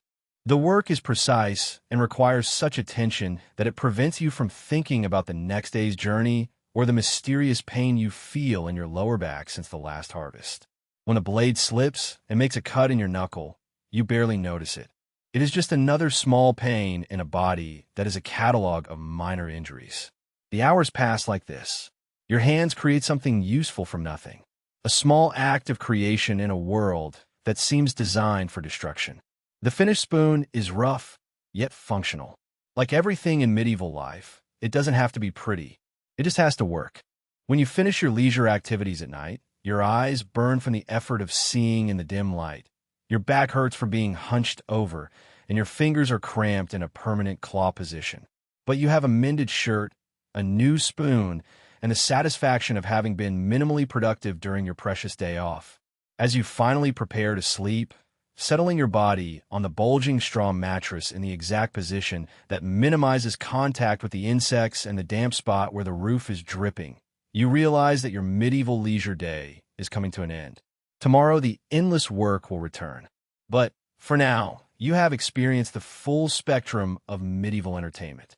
From almost dying during the town games to almost dying of boredom while mending socks, you close your eyes and listen to the familiar symphony of nighttime sounds, the distant snores, the creaking of the beams, and the soft, persistent chewing of the rats in the corner. Tomorrow will bring new miseries, But tonight you can sleep with the satisfaction of having truly lived the medieval leisure experience in all its fullness. After a full day without working, but somehow still working, your body finally surrenders to medieval exhaustion. It's time for the final act of your leisure day, trying to sleep in what can generously be called a bed. You stagger to your sleeping corner, dizzy from exhaustion and possibly from mild beer intoxication. Your mattress, a sack full of straw that has been decomposing since the previous harvest, awaits your tired bones. It is 80% bugs and 20% regrets, with mysterious lumps right in the places where your spine needs support. The pillow, if you're lucky to have one, is a bundle of cloth filled with more straw, your spare tunic, and possibly a small rodent that has settled there while you were away. You collapse on this medieval contraption to sleep with a gasp that scares something scurrying in a corner. The mattress responds with a symphony of creaks and whispers as the insects and small creatures adjust to your intrusion. A cloud of dust rises around you, visible even in the dim light of your dying fire. You try not to think about what you are breathing. The medieval microbes have been sharing your sleeping space longer than you have. The blanket, a rough piece of wool that has never been washed, because washing wool is a luxury for people who have free time. That is, no one scratches your skin as it covers your aching body. It smells like a mixture of smoke, sweat, and that characteristic medieval smell that follows you everywhere. Its weight is strangely comforting, even though it probably harbors enough parasites to found its own town. Your clothes present you with a dilemma. Changing to sleep is not an option because you have no other clothes. Taking off your only suit means risking it being stolen by a human neighbor or an ambitious rat. Neither respects private property, so you stick with the clothes you're wearing, which by now are so steeped in the day's activities that they could probably stand up and work in the field without you. The sounds of the medieval night filter through your poorly constructed thatched roof. Distant snores from the neighboring hovels. The occasional drunken shout of someone still partying in the tavern. The soft rustling of rodents exploring your food reserves.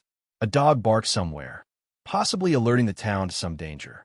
Most likely it is just barking at nothing, because medieval pets are as anxious as their owners. Your mind wanders over the events of the day. The religious service that seemed eternal. The gossip from the tavern that will undoubtedly have consequences. The dance that almost set you on fire. The flirting that could lead to something if neither of you dies of plague before next Sunday. By medieval standards, it was a pretty good day. No one was executed. You have not discovered any new and alarming lump on your body. Your lord has not increased taxes nor demanded extra work. These are the small victories that make medieval life bearable. In a corner, you hear the soft, methodical chewing of the rats. They are so considerate that they wait for you to try to sleep before starting their nocturnal feast with the crumbs and rags they find. You have baptized the largest as Herbert because giving. A name makes it seem less like a disease vector and more like an unwanted roommate. Herbert has survived 3 winters in your cabin, which is more than you can say for some of your human neighbors.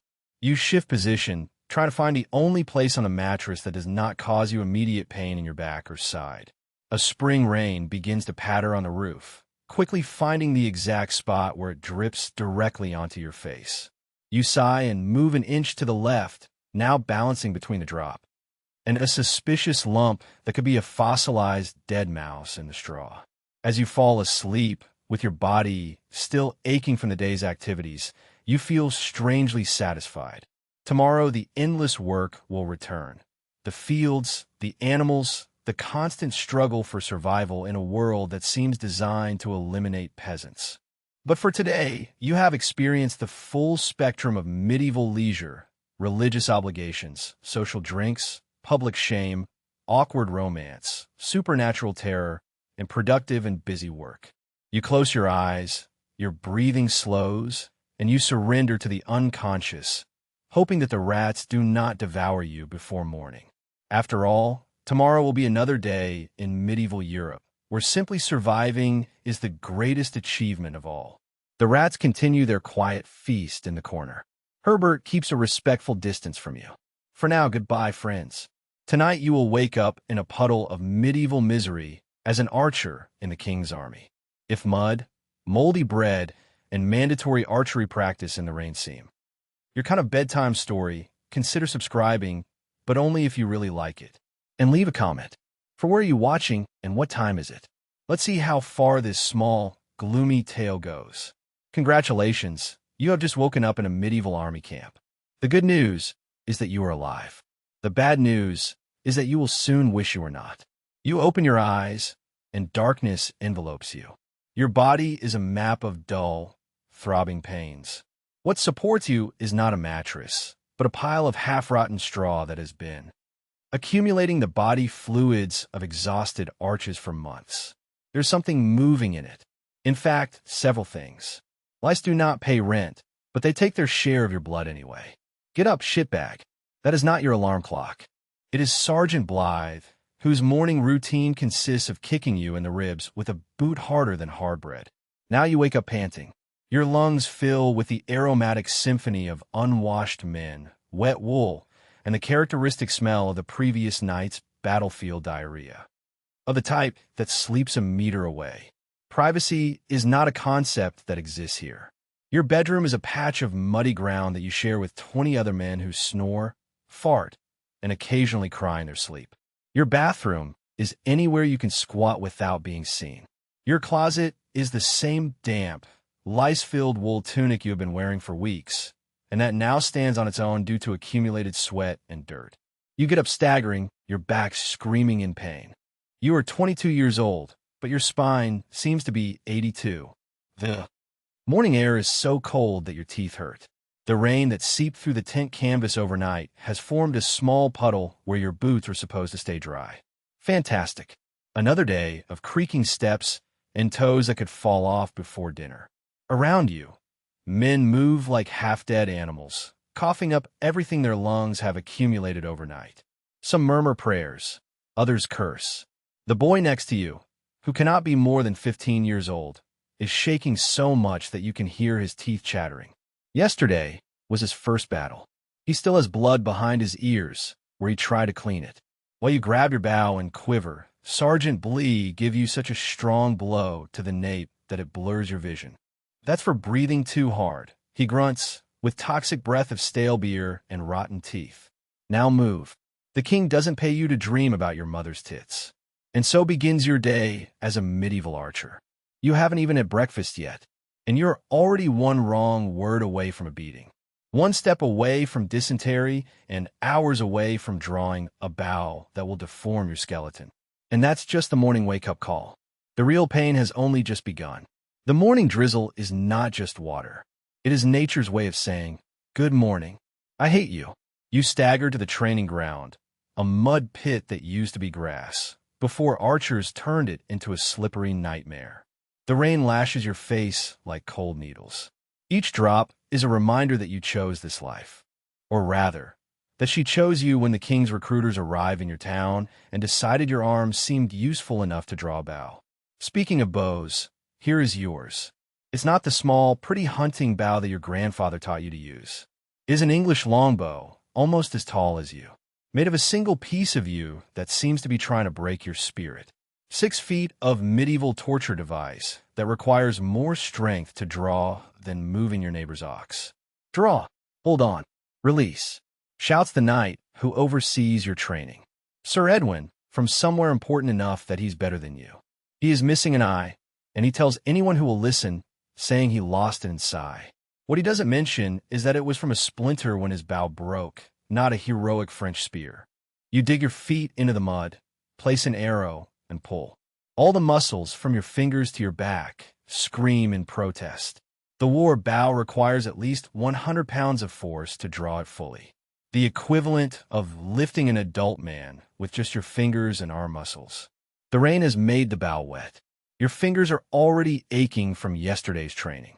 You feel a blister burst. The warm blood mixes with the cold rain. What are you doing, useless sheepsack? Sir Edwin is suddenly inches from your face. His only good eye swells with rage. That's not drawing the bow to the fullest. My dead grandmother could draw it better than you. You try again, drawing until you feel something in your shoulder make a noise that no body part should. The arrow flies, missing the target by several meters and disappearing into mud. The men around you laugh, not because it's funny, but because at least he's yelling at you, not them. "Did your mother drop you on your head when you were little?" Sir Edwin asks with deceptive calm. "Or were you born this useless?" He turns to the other archers. "Look here, boys. This is what happens when cousins marry. Hour after hour, tense, loose, recover, repeat. Without pauses, without rest. Your fingers now bleed freely, leaving crimson stains on each arrow. Blisters form, burst, and form again. Your back contracts in a way that promises future pain. The constant twisting has rubbed your tunic against your side, leaving your skin raw. A squire brings Sir Edwin nothing more than another round of insults when your arm trembles so much that you can barely keep the bow upright. When the bugle signals the end of training, you have shot more than 100 arrows. Your right hand can no longer properly close. Your fingers have frozen in the shape of a claw. You feel your shoulder dislocate. The wet wool tunic has rubbed your skin raw in at least 7 places. And the best of all is that this has only been the morning session. After breakfast, if you can call it that, you must start again. The bugle sounds the lunch break, and you drag yourself towards the bonfires with the rest of the archers. Your stomach growls louder than the sergeant's insults, demanding food, but at the same time fearing what they will give you in this camp abandoned by the hand of God. Camp. Welcome to medieval army catering, where the menu's simple. What does not kill you immediately? Today's special is anxiety with a dysentery garnish. You sit in the mud. There are no tables or chairs, just your aching body resting on a damp log that has been polished by the desperate butts of 1,000 hungry archers before you. Your plate is a wooden board, basically a bowl of stale bread used so many times that it has developed its own ecosystem. At least 3 generations of mold compete for dominance at the corners. "Move, slow bastards," the cook shouts, hitting a piece of bread on your board. The bread is so dense that it could be used as a weapon, and it is dotted with suspicious green and white spots, not rotten enough to reject it, nor fresh enough to enjoy it, like everything else in your life at this moment. Next is a thin slice of salty bacon. It is not meat, just fat, of the kind that sticks to the palate and requires a divine act to swallow. But they are calories, and the calories keep you alive long enough to catch an enemy arrow tomorrow. 20 meters away, under a waterproof tarpaulin, Sir Edwin and the other knights dine on real roast meat. You can smell it from here, a torturous reminder of the rigid hierarchy that keeps your stomach half empty and theirs full. One of them laughs loudly, probably at another joke about how pathetic you archers look hunched over in the mud. The drinks service arrives. A boy with a bucket of watered-down beer pours it into any container that you provide. It is hot, flat, and tastes like someone washed their feet in it, but you drink it gratefully. Water from streams or wells could bring death with every sip. At least the brewing process has killed most of what could kill you. "This bread moves," murmurs the archer next to you. A skeletal man named What, with 3 teeth and a permanent squint. "It's just extra protein," you reply, tearing off a piece of your dubious bread. Pretend it's seasoning. You chew mechanically, your jaw working overtime against the resistant crust. Your gums bleed slightly where your back teeth rot. Each swallow is a negotiation between your throat and the stale mass that refuses to go down. A fly lands on your fat, and you don't even bother to shoo it. In the camp hierarchy, even insects are above you. The food is gone in a matter of minutes. There are no seconds, no dessert, no satisfaction. Only enough fuel to keep your bow arm working for a few more hours. You have barely finished swallowing the last bite when the horn sounds again. Archers, form ranks. Something in your hand hurts badly. Looking down, you see a deep cut in your palm, bleeding over what is left of your bread. It wasn't there this morning. And now begins the worst part of any wound in medieval war. Finding out how to heal it yourself. The stabbing pain in your palm has gone from annoying to alarming. Each heartbeat sends a new wave of pain through your arm. You look at the wound, a deep gash where the callus came off during morning training. Now it is full of mud, blood, and probably things too small to see, but big enough to kill you. Welcome to medieval medicine on the battlefield, where the doctor is the one with the steadiest hand and strongest stomach. Today, that lucky person is you. You crouch behind a supply tent, away from the sergeant's watchful gaze. Stolen time is punished, but a hand useless for the bow means you are worse than useless. You are a burden, and burdens are left behind. From your meager belongings, you take out a small sewing kit, which isn't military issue. It was your mother's farewell gift, who put in your hands the day the recruiters arrived. The needle is iron, not especially sharp, and the thread is thick wool, designed to mend tunics, not flesh. Nearby, a veteran archer named Thomas is helping another man cauterize a wound with a knife heated in a small fire. The smell of burnt flesh mixes with the omnipresent stench of the camp. The wounded man has a leather strap between his teeth, his screams muffled so as not to attract the attention of the officers, who might decide that he is too wounded to deserve being fed. "Is this the first time you sew yourself?" asks Thomas, noticing your hesitation. His face is a worn map of scars and wrinkles, with one cheek permanently deformed by a poorly healed wound. You nod, ashamed of your inexperience. "Clean it first," he advises, offering you a small flask. The alcohol burns like hellfire, but it's better than putrefaction. The liquid splashes on your wound, and, for a moment, the world turns white with pain. You bite your leather belt, savoring the years of sweat soaked into it, and tears spring unwillingly to your eyes. Now, quick and deep, Thomas continues, returning to his own patient, as if he were sewing a tear in leather. "And keep it dry if you can."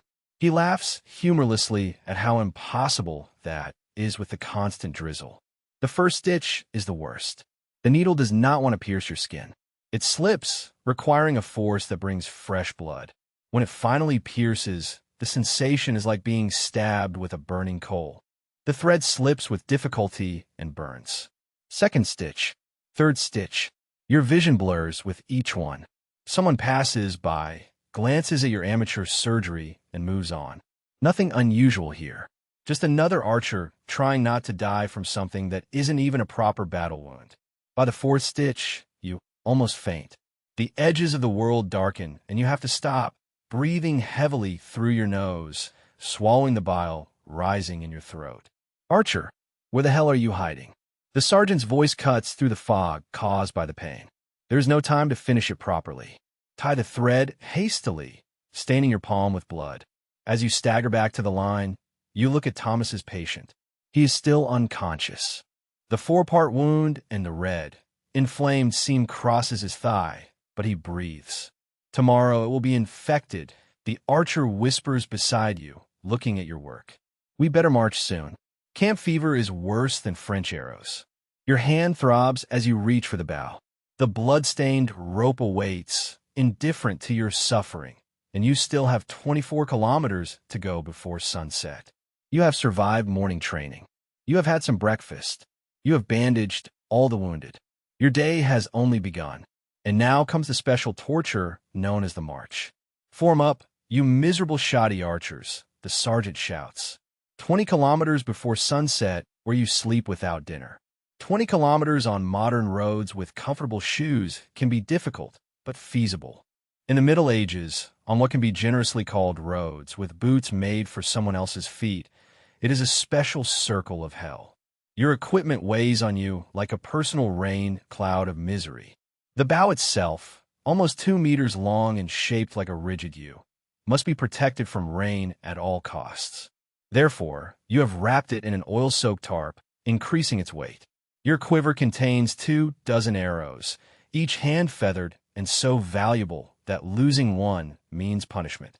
To that must be added your meager belongings, the food you have managed to save, a canteen that is never full enough, and a regulation knife blunter than the wit of the sergeant. The wool tunic that this morning seemed simply damp has reached a new state of wetness. Now it looks like you're wearing a sheep drowned in a river. Each step creates a symphony of splashes and chafing. The places where the wool comes into contact with the skin have become raw and burning areas due to friction, which no adjustment seems to be able to solve. Keep going. Lazy sons of the sergeant rides beside you on a horse that looks as miserable as you feel. The difference is that the horse carries nothing more than the sergeant. Your newly sewn hand throbs with each movement. The thread pulls at the swollen flesh, and you are sure that you can feel something warm and wet spreading across your palm. The infection does not politely wait for a convenient moment. The medieval immune system wages a constant battle against an invisible enemy and usually loses. 2 meters away, the first man falls. Dysentery, probably the bloody dysentery that empties men from both ends until there is nothing but an empty shell. They drag him to the side of the road, give him a canteen if he is lucky, and abandon him. Maybe a cart will pick him, maybe the wolves. Neither the sergeant nor the marching formation stop. More men die from natural causes than from enemy arrows. The archer beside you murmurs. And at least they have the mercy to kill you quickly. After 8 kilometers, your feet have stopped feeling pain and have moved on to something transcendental. The blisters have burst, releasing their liquid into boots that seem to dissolve around your feet. Each step is a negotiation. How much weight to put on each spot? What part of the foot can withstand another step without making you scream? The rain intensifies. What was a constant patter becomes a relentless downpour. The water runs down your neck, pushes your lower back, soaks through every layer until there is no difference between your sweat and the rain. 16 kilometers. You feel your shoulders dislocate from carrying the equipment. Your vision reduces to the back of the man in front of you. One foot then the other. Through fields of mud that suck at your boots. Climbing hills that seem designed to break your spirit. You pass through towns where people look at you not with admiration, but with the tired eyes of those who know that soldiers bring problems. Faster. The sergeant's voice cuts through rain like a knife. My dead grandmother moves faster than you, useless worms. Your world is reduced to pain, rhythm, and endurance. This is what it really means to be a medieval archer. It is not the glory of battle, but the exhausting and endless suffering between one fight and another. And somewhere further ahead, 20 meters away, more of the same awaits you. And you still have the nights ahead. You are soaked like a rat pulled out of the water. You can barely stand after that hellish 20-meter march. Your feet are raw hamburgers wrapped in soaked leather. And your hands beat to the rhythm of your heart. The rough stitches tighten over the swollen flesh.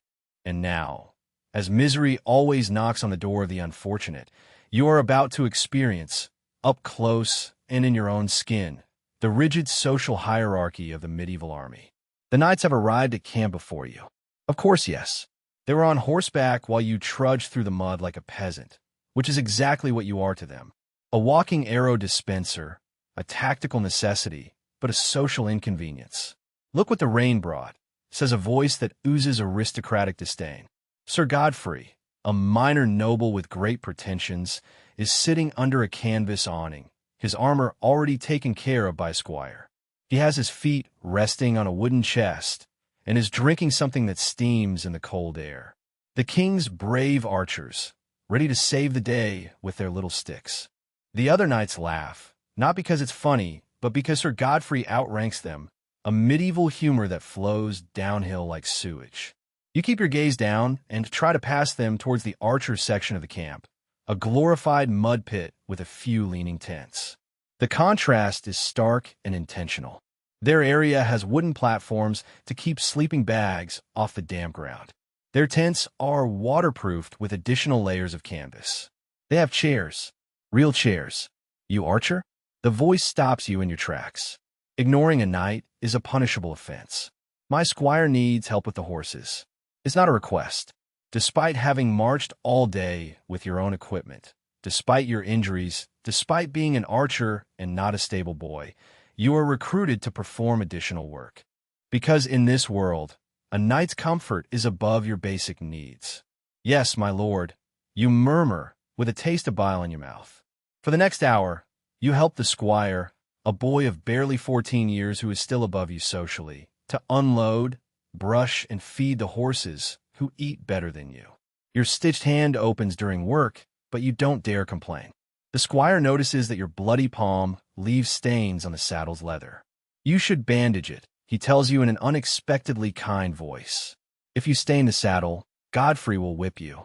He tears off a piece of his relatively clean shirt and helps you bandage the wound. This small gesture of kindness almost makes you cry. Not because it is so significant, but because your standards of human decency have fallen catastrophically low.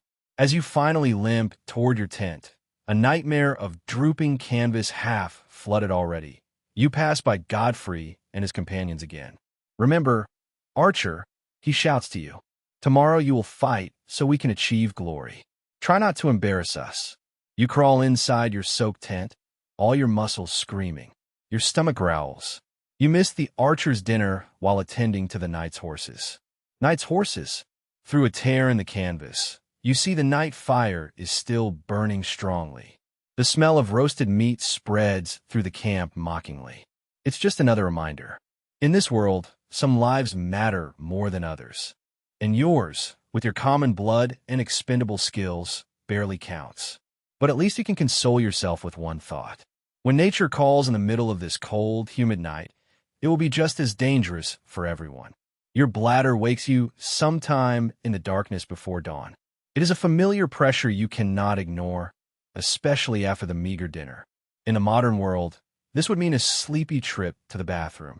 In a medieval military camp, it is a potentially deadly adventure. Welcome to the most dangerous bathroom break of your life. You crawl out of your soaked sleeping bag, muscles screaming from the movement. The tent is somehow freezing and humid at the same time. A special microclimate of misery. 3 other archers snore nearby, their breath forming small clouds in the cold air. Your hand hurts where the makeshift stitches have broken and something warm drips down your wrist. That can't be good. But nature does not wait for it to be a convenient time or for the wounds to heal. Outside, the night is a cloak of oppressive darkness. There are no street lights, no lights on the porches, no comforting glow of a smartphone, just an impenetrable blackness broken only by the distant flicker of the guards' bonfires on the perimeter of the camp. It has finally stopped raining, but the world is still soaked. The ground is a treacherous mixture of mud and stagnant water that sucks at your feet as you stagger towards the edge of camp. Medieval military latrines are very simple. They are ditches dug leeward of the camp and partially covered with branches, if you're lucky. Tonight, you don't feel like socializing much, so you move away from the communal pit and head towards a group of trees where you may be able to find a moment of intimacy. Privacy. The concept is almost ridiculous. You live your whole life in sight of others. Your body is rarely yours. Your moments alone are so scarce they seem like stolen treasures. Even now, you are painfully aware of the guards watching from their posts, of other night wanderers seeking relief. You reach the edge of the camp. The darkness between the trees is a mixture of attraction and terror. Every whisper could be a breeze or a bandit. Each shadow could hide a French scout with a knife. The border between safety and danger is thinner than the worn fabric of your tunic. Who's there? A voice cuts through the darkness, making your heart jump into your throat. Just an archer, you reply, your voice shaky. The call of nature, the sentry grunts. Do not lose sight of the bonfires, Archer. Last week, 3 men disappeared while urinating. They found one with his throat cut, pants still down. With that thought, you go into the trees just enough to maintain some dignity. Untying your pants with your injured hand is torture itself. When you finally manage to do your business against the trunk of a tree, you find yourself in your most vulnerable state. Literally caught with your pants down, one hand occupied, and your bow and knife out of your immediate reach.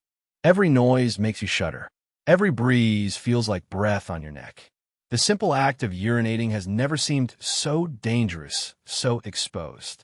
This is medieval war, where even the most basic bodily functions carry a risk of being stabbed between the ribs. Once finished, you quickly pull up your pants and turn toward the camp, only to realize with panic that the darkness has disoriented you. Which direction were the bonfires in?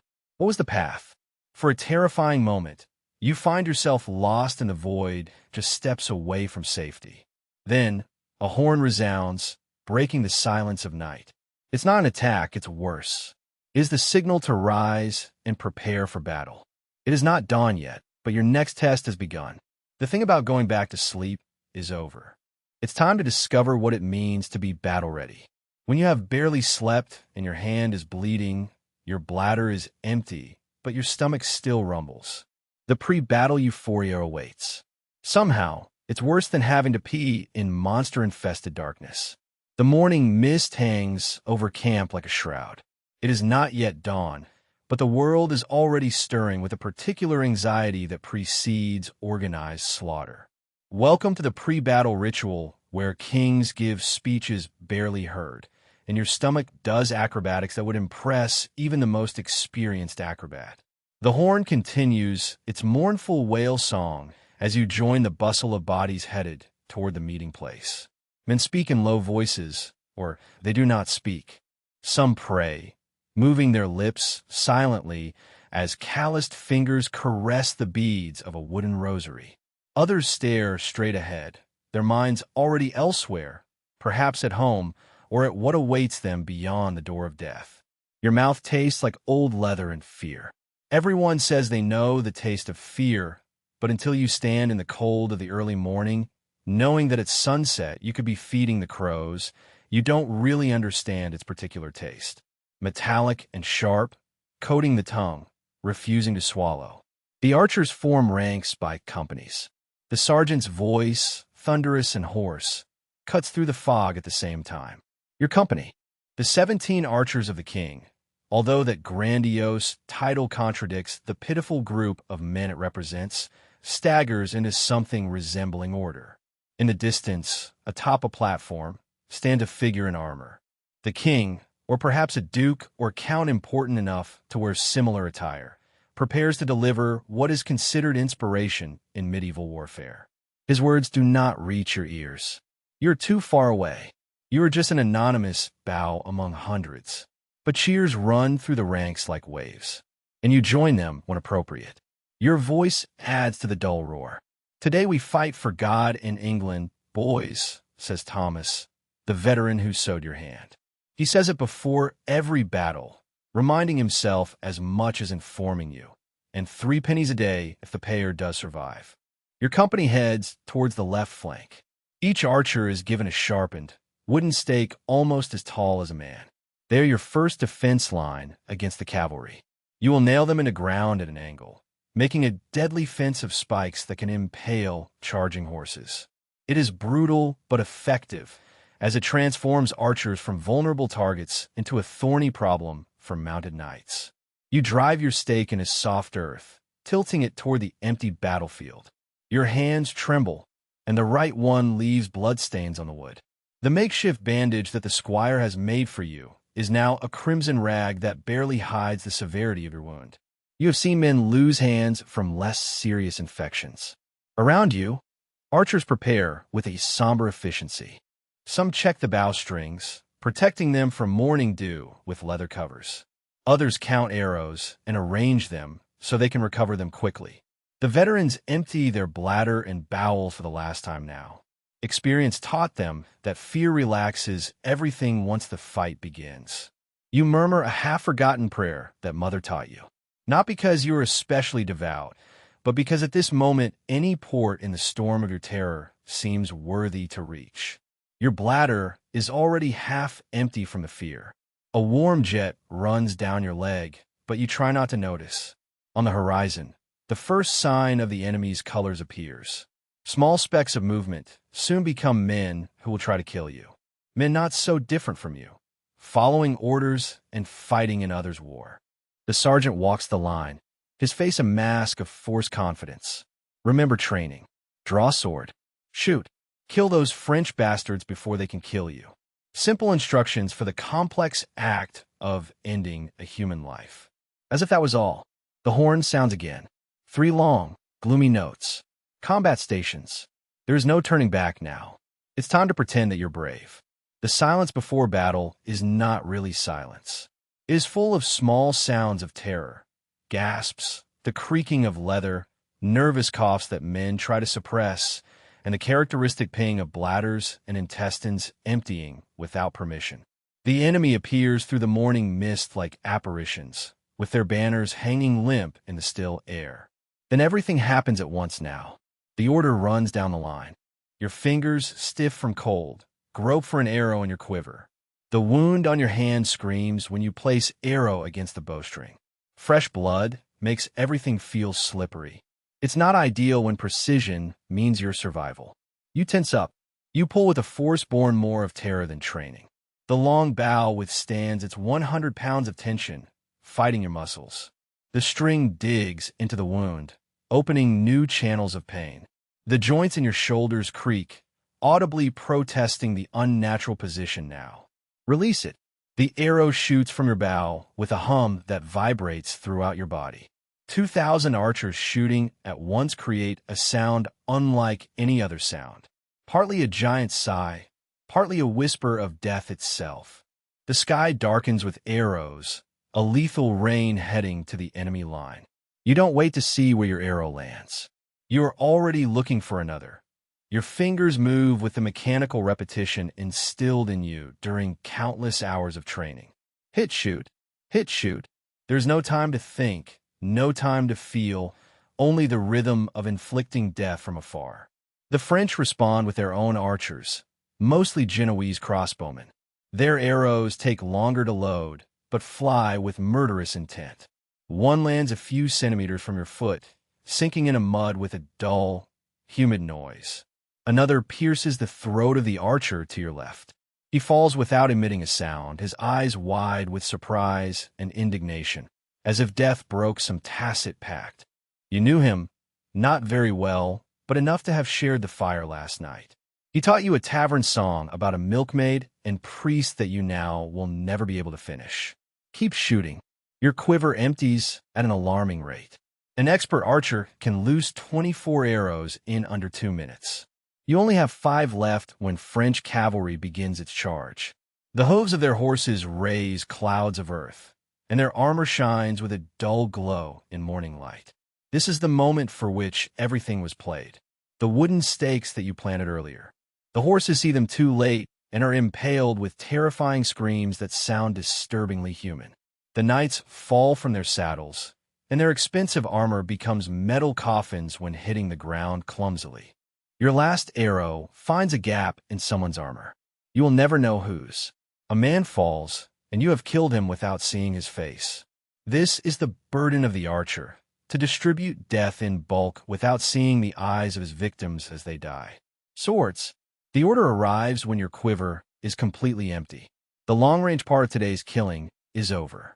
Now comes the part never idealized in songs, when the archers become one more body with a sword. Your fingers bleed freely now. The bow has skinned them. Red drops splash the stirred earth at your feet, adding to the growing pool of blood, mud, and other fluids that mark a battlefield. Behind you, a reinforcement archer distributes new arrows collected from the dead, both enemies and allies. Nothing should be wasted. The medieval recycling program is brutally efficient. You take them without hesitation. The battle is far from over, and there are still men to kill before you can think about becoming human again. The arrows are finished. The distance that kept you safe from the intimate horror of killing has disappeared. Now comes the part of the battle for which no one prepares you. When an archer becomes one more body in the agitated chaos of medieval combat. Welcome to melee, where death does not come from 200 steps, but is breathed directly into your face. You drop your precious bow. You don't discard it, but throw on your back with practiced movements. The weapon that defines you is now useless. Instead, you unsheath the short sword that hung on your hip like an accessory. It is barely longer than a large knife, with the edge nicked and blunt from previous battles and poor maintenance. Your buckler, a small round shield improvised with pieces of wood and a thin layer of metal, seems absurdly insufficient against the weapons swooping down on you. The French infantry has broken the line of stakes. Now they are so close that you can see their faces, their beards, the particular patterns of mud on their armor, close enough to smell the garlic in their breath, the sweat of their fear that reflects yours. Hold the line, someone shouts. Although the line is fracturing into pockets of combat, your first opponent appears through the fog of war. A French infantry soldier with a pole weapon several feet longer than your sword. He lunges, the the tip of his weapon seeking your weak spots with blind determination. There is no time to think, no space to consider the moral implications of killing another human. Your body moves with instinct. The instinct for survival prevails over everything else. You lunge, ducking under the arc of his weapon, and drive your short sword into the gap between breastplate and thigh armor. You feel the blade sink into flesh, meet resistance, and then give way. The sensation runs through your arm like a sickening message. The man emits not a dramatic death cry like in the poems, but an exhalation of surprise, as if someone had pushed him unexpectedly. He looks at you with genuine confusion before collapsing forward. You yank the sword out, and the movement causes new pain that radiates from your wounded hand. You turn just in time to see a French knight swooping at you. His horse has managed to get around the stake somehow. His sword is up, and sunlight reflects the edge in a flash of beauty before descending towards your skull. A blurry movement to your left. Thomas, the veteran archer, wields a wooden mallet. Where did he get it? The mallet impacts the knight's knee with a sound like a branch breaking. The knight collapses, and his expensive armor becomes a prison as he hits ground. Thomas hits the knight's helmet with the mallet once, twice, and the metal dents inward until it stops being a helmet and becomes a deformed tomb. Always aim for the joints, Thomas gasps, his face splattered with blood that is not his. Their armors are there. You nod. This grotesque wisdom is now part of your education. There is blood in your eyes, yours or someone else's. Impossible to know. The battlefield has been reduced to meters around you. Everything beyond is a blur of carnage and movement. Your world is immediate, visceral, reduced to the most basic equation. Kill or die. You are no longer an archer. You're not a soldier or warrior or any romantic words that poets might use later. You are just an animal struggling to see the next dawn, using whatever weapon you have at hand against others who are doing the exact same. And somehow, that makes the horror of it all both better and infinitely worse. The horns play victory, but victory is nothing like the songs promised. The battlefield around you has transformed into a grotesque painting. The afternoon sun illuminates what should never be seen in proper light. This is the part that minstrels conveniently omit from their heroic ballads. Life after battle, where glory dissolves into a gruesome cleanup. Welcome to the post-battle cleanup, the forgotten task of the survivors. The field stretches before you, a tapestry of shattered bodies and discarded dreams. The men lie in impossible positions, their limbs bent at angles that nature never conceived. The mud under your feet is no longer brown. It is a disgusting cocktail of red and black that stirs with each step, releasing the metallic smell of life spilled. You are in a medieval slaughterhouse. Only these were not animals. They were sons, fathers, brothers. Men who just hours ago were as scared as you. Start collecting arrows. The sergeant orders, his voice hollow from fatigue. Is there any that is not broken? First check ours, then theirs. And so the somber treasure hunt begins. You move among the dead, pulling arrows from bodies with a wet, sucking sound that will resonate in your nightmares for years. Some come out easily. Others require resting a foot against cold flesh to pry them. Your quiver slowly fills with recycled instruments of death. Each one is a small economic victory. Arrows are expensive. Men are not. Nearby, Thomas kneels next to a French knight, methodically stripping him of everything valuable. The dead man's eyes stare at the sky, already clouded. But his boots, his glorious waterproof leather boots, are exactly what Thomas needs. The veteran archer frees the right boot with skill and efficiency. His feet are smaller than mine, Thomas murmurs with disappointment in his voice. He throws the boot aside and moves to the next corpse. The medieval second-hand market is brutally practical. You come across a fallen English archer, his face frozen in an expression of permanent surprise. You recognize him. You shared the fire with him last night. You don't remember his name, but remember his laughter. The shame of this memory lapse hits harder than it should. He deserves to be remembered properly, not as that smiling, toothless archer. Protocol requires that you collect his equipment for redistribution. His bow is intact, his arrows almost all whole, his wineskin half full. You take everything, murmuring an apology to a man who can no longer hear. It's not theft, it's military efficiency. Everything is recycled, from arrows to armor, until no longer useful. Not everyone on the battlefield has died. The wounded create a soundtrack of moans and pleas that is worse than the screams. English soldiers move among them, offering mercy to those beyond help. A quick cut to the throat, more kindness than cruelty.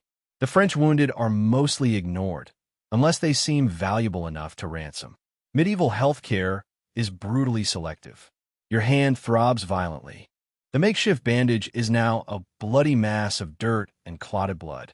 Infection is a certainty, not just a possibility. But at least you're on your feet.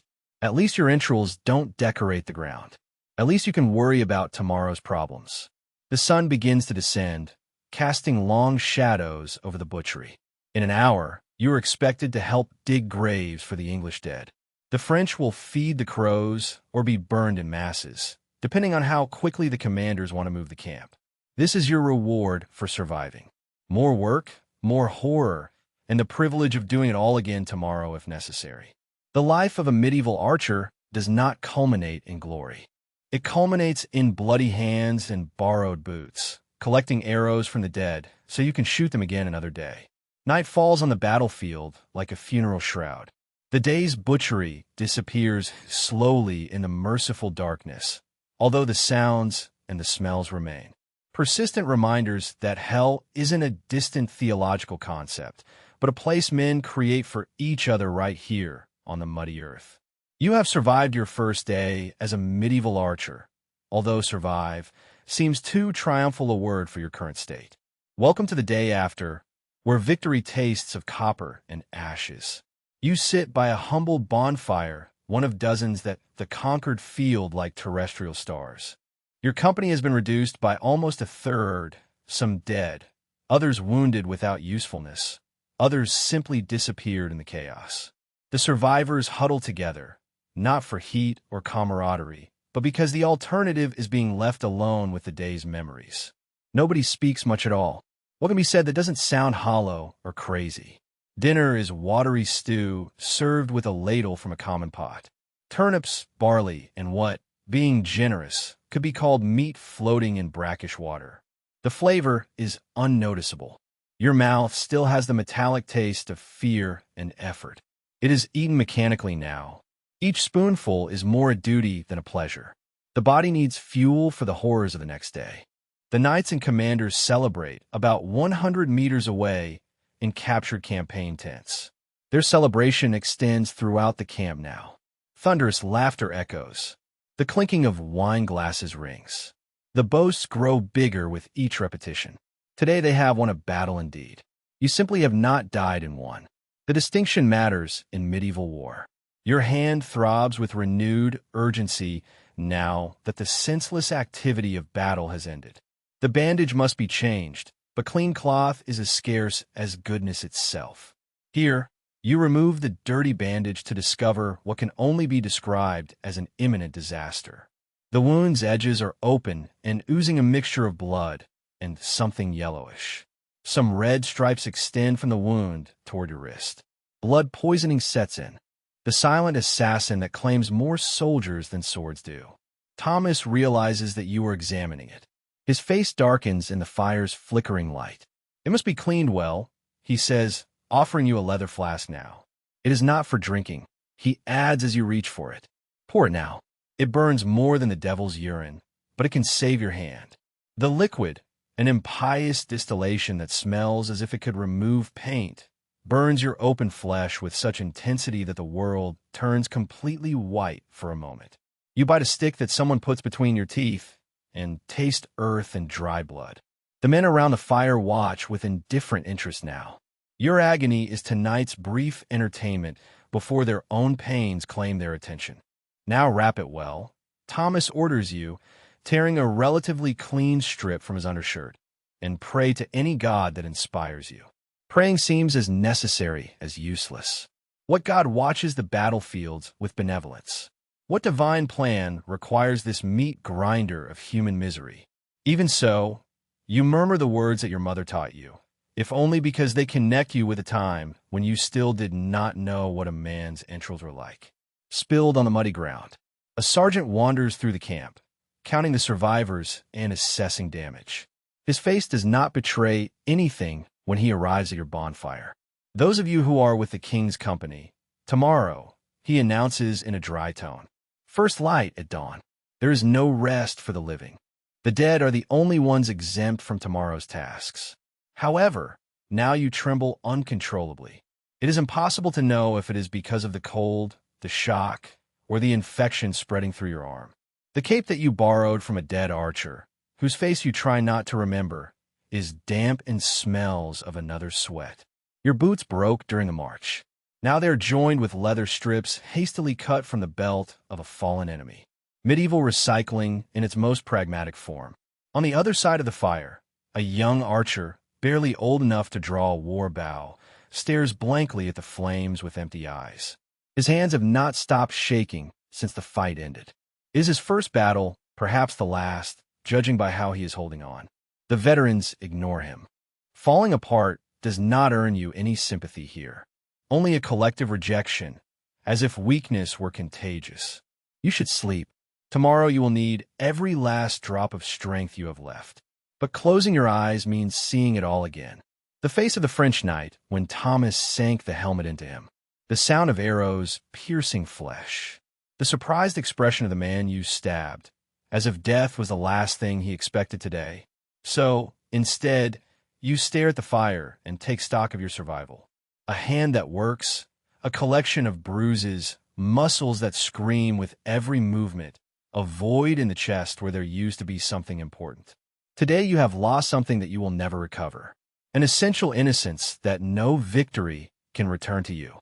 The knight who mocked you yesterday rides next to your fire, now dressed in captured finery.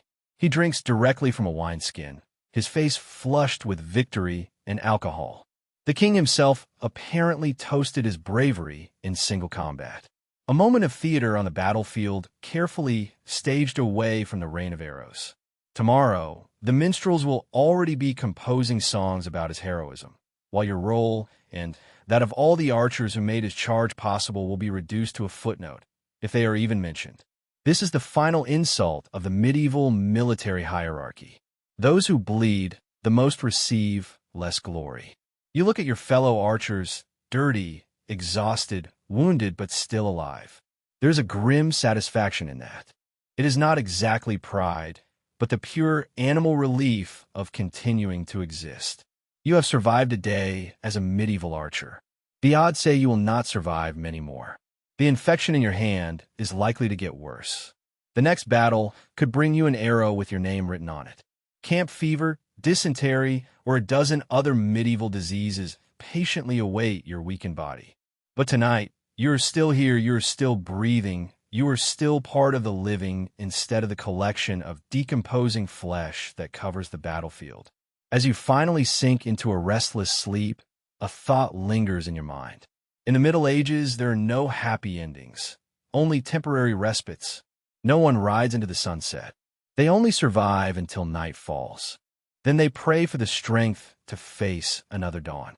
And, surprisingly, despite everything, a small part of you hopes to be among them. Thus ends our journey through a day in the life of a medieval archer. A brutal reminder of why you would not last 24 hours in his place. We have exchanged the romantic vision of the heroic archers of the tales of Robin Hood for the harsh reality. A world of physical suffering, rigid social hierarchies, primitive medicine, and psychological trauma. The medieval battlefield was not a place of glory for common soldiers. It was a meat grinder that consumed bodies and souls with equal indifference.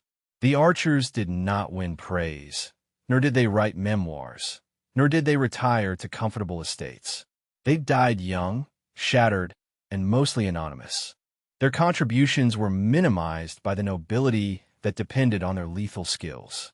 Modern war is horrible in its own way, but at least today's soldiers have antibiotics, analgesics, and some recognition of combat's psychological impact.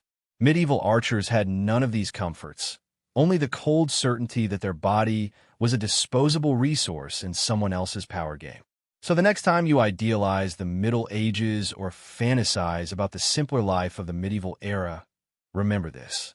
The bleeding hands, the infected wounds, the casual cruelty, the arbitrary hierarchy, and the crushing weight of witnessing industrialized death centuries before human beings developed any therapeutic framework for processing such trauma. The life of the medieval archer was not heroic. It was a brutal exercise in endurance that most modern human beings, accustomed to comfort and dignity, could not endure even for hours. Their resistance was not inspiring. It was desperate, the grim determination of those who had no better options.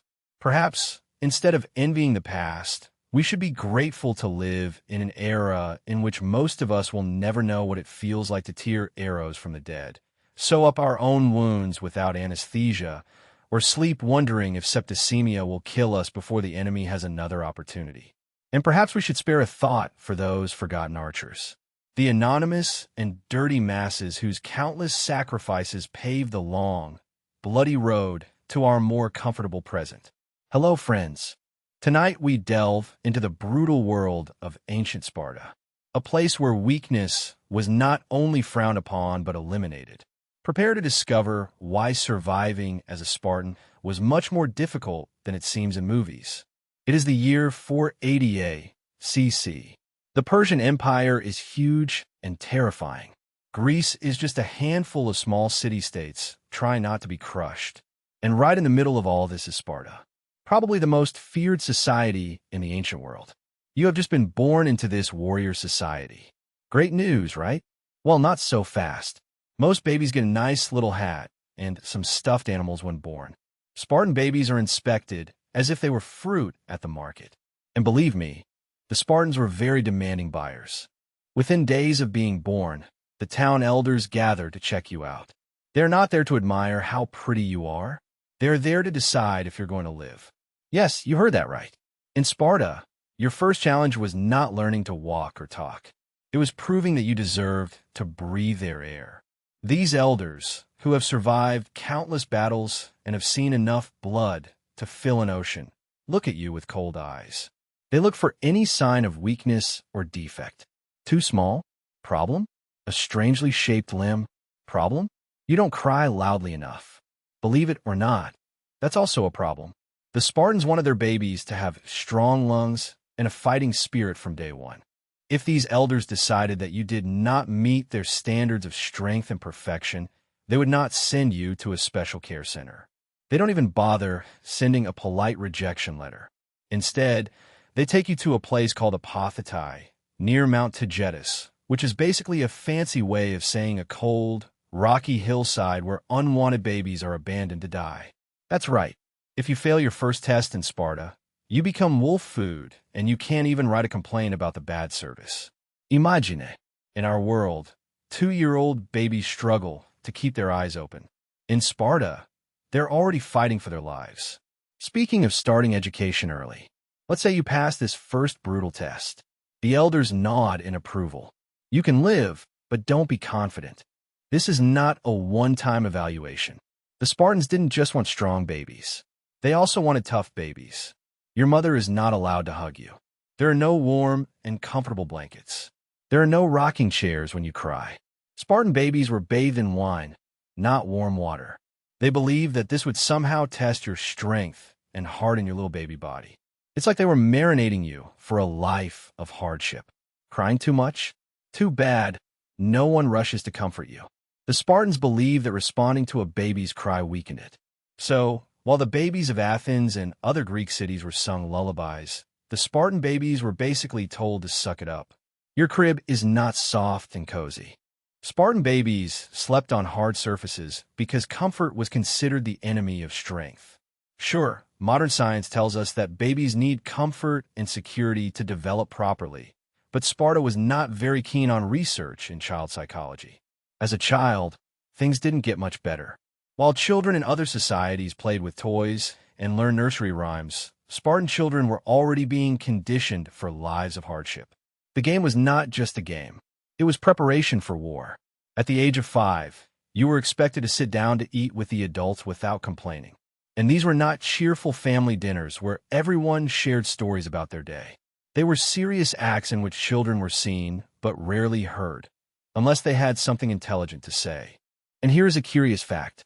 Spartan mothers gave their son the shield before battle and told them to return with it or on it. This meant returning victorious, still with the shield in hand, or returning dead, carried on the shield. Returning without your shield meant you had dropped it to flee. And that was the greatest possible shame. So, congratulations. You have survived your first years in Sparta.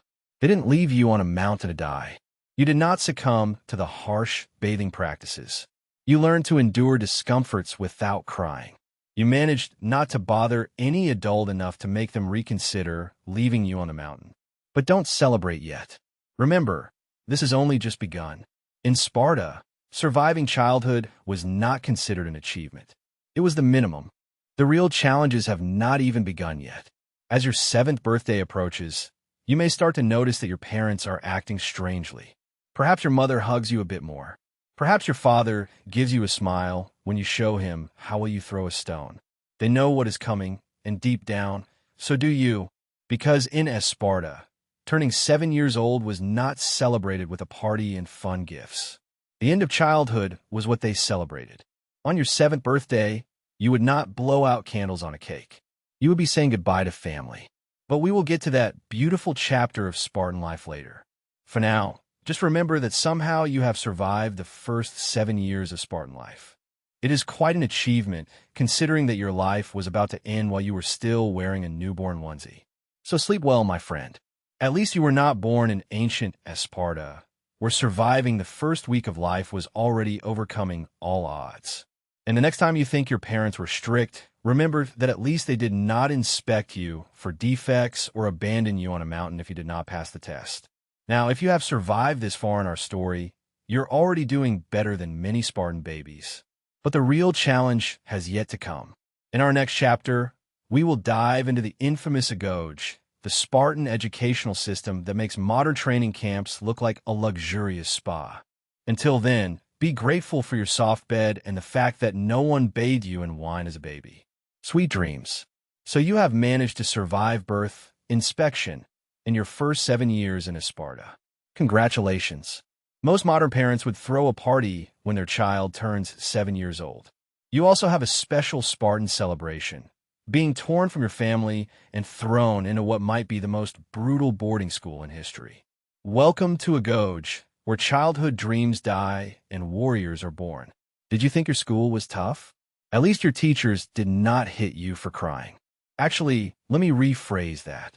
At least your teachers did not hit you until you stopped crying and then hit you a bit more to make sure you learned the lesson. Your 7th birthday marks the end of the childhood you knew. One day you're sleeping under your family's roof. The next day you are taken in line to join other children your age in the barracks. I hope you are not too attached to your parents, because family time is reduced to brief, occasional visits. Your new family, a group of terrified 7-year-olds and some older boys who see you as their own personal punching bag. The Agoge was not divided into small courses like modern schools. Instead, it was grouped by age. The young children from 7 to 12 years old, the young people from 12 to 18, and the young men from 18 to 20. And each group had the delightful task of making life impossible for the group below. Basically, it was a pyramid of pain. Your new home is a barracks. It is not exactly a 5-star hotel. The beds are hard, if you're lucky enough to get one.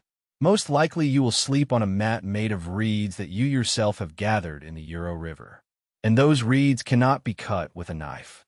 You have to break them with your bare hands. Because in Sparta, even making your bed has to be a test of strength. The Agoge did not give much importance to academic subjects. There was no algebra or writing here. The curriculum was simple. Pain, more pain, and from time to time, some useful skills that would help you inflict pain on others. You learned to read and write just enough to understand military orders and perhaps read some inspiring war poems. Mathematics, enough to count your enemies and divide the spoils of war. Sciences, please. The only chemistry that mattered to Spartans was how quickly blood dried on bronze. Instead of books, Your school supplies were your fists and anything you stole. Speaking of stealing, in Sparta, theft was not only allowed for children, it was encouraged. But here's the trick. If you were caught, you were not punished for stealing. You were punished for letting yourself get caught. The lesson was not to steal. It was not to be bad at stealing. There's a famous story about a Spartan boy who stole a fox and hid it under his cloak. When questioned by his supervisor, he denied everything. Meanwhile, the fox was literally eating his stomach. The boy stood there, with a serious face, without making noise, until he collapsed and died, rather than admit his theft. In most places, this would be a tragedy. In Sparta, it was an inspiring story that they told children. Sweet dreams, children. The food in the ago made modern school lunches look like gourmet meals. The main dish was black broth, a soup made from boiled pig blood, salt, and vinegar. Ancient writers from other Greek cities said it was so disgusting that they understood why Spartans were willing to die in battle. When you eat pig blood soup every day, throwing yourself against enemy spears starts seeming like a viable alternative. The rations were deliberately small, just enough to keep you alive, but constantly hungry.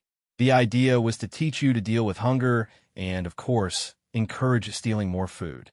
Remember, getting caught stealing meant a beating, so either you went hungry or became very good at stealing. It's like a very twisted version of home economics class. Physical training was the center of the day. Running, fighting with weapons, all barefoot and dressed only in a thin tunic. In summer or in winter. In summer, you cooked under the Greek sun. In winter, you froze. Complaining about either meant, as you may have guessed, more beatings. And speaking of beatings, let's talk about the annual festival of Artemis Ortha, where children were whipped on an altar until they bled, sometimes to death. It was not a punishment for anything particular. It was simply a regular religious holiday. The child who lasted longest without crying or begging for mercy won the honor. Not a trophy, not a day off, just the honor. And the adults gathered around to watch, cheering as if it were a sporting event. Because nothing says more about a healthy society than adults entertaining themselves by watching children being whipped. Hygiene was not a priority for the Spartans. They only bathed once a year. The rest of the time, they washed in the cold waters of the Eurat River. Soap was for the weak. Deodorant? It had not yet been invented. And if it had been invented, the Spartans would have banned it anyway. The smell of unwashed teenagers was probably a weapon itself. The clothing consisted of a thin layer, which had to last all year. There was no extra or spare clothing. If it broke, it was fixed then. If it stayed small, tough luck. In winter, the older boys sometimes took pity on the younger ones and let them snuggle close to warm themselves. It was not out of kindness alone. It was to make sure that the next generation of warriors did not die frozen before they could be useful during battle. Privacy. That was not a word that Spartans understood. They ate together, trained together, slept together, and suffered together. Every moment of the day was watched and judged by someone older and crueler than you. Every weakness was noted and punished. Your achievements were recognized, at best, with a nod because excellence was not praised. It was expected. One of the most important lessons you learned in the AOG was to endure pain without showing it. Crying was for babies and Athenians, which for Spartans were basically the same. If you were injured during training or punished for some fault, you were expected to endure it in silence, without showing emotion on your face. The only acceptable facial expression in Sparta was stoic determination, with occasional variations of murderous rage reserved for battle. At 12 years old, you had learned to survive on the minimum amount of food, endure extreme temperatures, fight with fists and basic weapons, steal without getting caught, and take beatings without crying. In modern terms, you would have an impressive set of criminal skills and severe emotional trauma. In Spartan terms, you had only just begun. Adolescence in the Aeac made the previous years seem like a gentle warm-up. The training intensified. The older boys became even more creative in finding ways to test and torment you. The supervisors expected more and punished failures more harshly. Your body was constantly covered in bruises, cuts, and scars. Each one was a lesson, or so the Spartans claimed. Friendship existed in Sparta, but not the kind where secrets are shared and hair is braided. Spartan friendship was forged in shared suffering and mutual protection. You learned to fight not only for yourself, but for your companions. Because in battle, the guy next to you was the one keeping you alive. He didn't have to like you, but you had to be willing to die for him and he for you. There's a reason why Sparta produced the fiercest warriors in Greece. When a child left the agoge at age 20, he had endured more pain, hunger, and hardship than most people do in their entire lives. He had been beaten, frozen, starved, and humiliated, and he had survived it all. He was not only trained to fight, he was trained to see death as preferable to defeat or dishonor. There you have it, Spartan education in all its brutal splendor. While the children of Athens learned philosophy and art, the Spartan children learned to take beatings and sleep in winter with only a thin layer. While other Greek children played with toys, Spartan children played games in which the loser received a beating. Modern parents worry about how much time their children spend in front of the screen and whether they eat enough vegetables. Spartan parents worried about whether their children would survive one more day of education and whether they would be strong enough to one day be part of the shield wall against Sparta's enemies. The most surprising thing about the Aeoge was not that. It created fierce warriors. It is that any child survived it. And yet, generation after generation of Spartan children endured this system and grew to become the soldiers that all of Greece feared. If you think you could have survived this brutal childhood, you're either fooling yourself or you're the toughest person in the world. So the next time you think your school days were tough, remember the Aeoge, where homework consisted of stealing food without getting caught. The punishment was being flogged until you bled. And graduating only meant that now you had to face real battles, where enemies were trying to kill you. And if you thought the Aeoge was bad, wait until you see what the adult life of a Spartan warrior was like. But that is a story for later. For now, be thankful that you were not born in ancient Sparta, where childhood ended at age 7, and it was lucky to reach adulthood. So, somehow, you have survived the agoge. Your body is covered in scars, your mind is programmed for violence, and you have mastered stealing food without being caught. Congratulations! You have reached the advanced age of 20 in Sparta. In most ancient societies, this would mean you are now a free adult, ready to start your own life. In Sparta, it means you go from being a warrior in practice to a true warrior. The good news is that you're finally a citizen. The bad news is that you're still not free. Welcome to adulthood, Spartan style, where you're basically property of the state with a pulse. While the young men of Atenas studied philosophy, debated an assembly, or learned a trade, you dedicate your entire existence to being a weapon. It is not about wielding a weapon, but being one. At 20 years old, you join the ranks of the homoi, or equals, full-fledged Spartan citizens who form the army's backbone.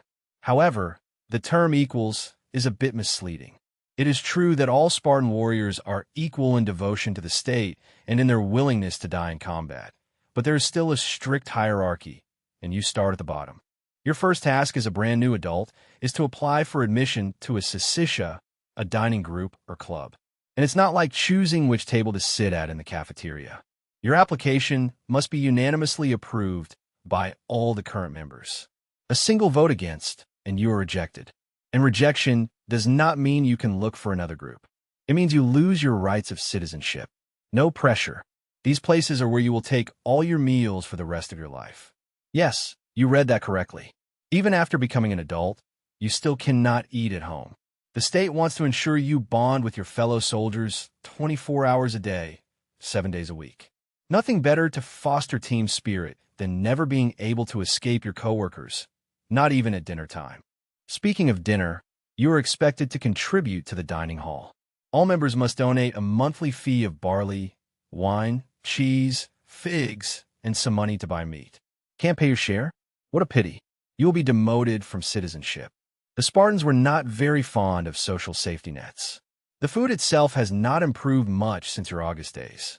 Your main dish is still that delicious black broth. Yes, the pork blood soup that made other Greeks vomit. At least now, they give you slightly larger rations.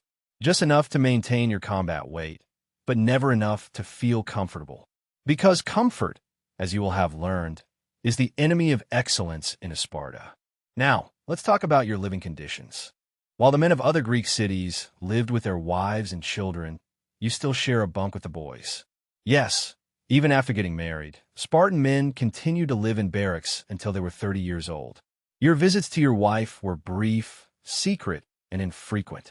Nothing better for the honeymoon phase than sneaking out of the barracks at night and returning before anyone noticed you were gone. Marriage itself was something strange in Sparta. Some sources say the bride and groom did not even see each other before the wedding. On the wedding night, the bride's hair was cut.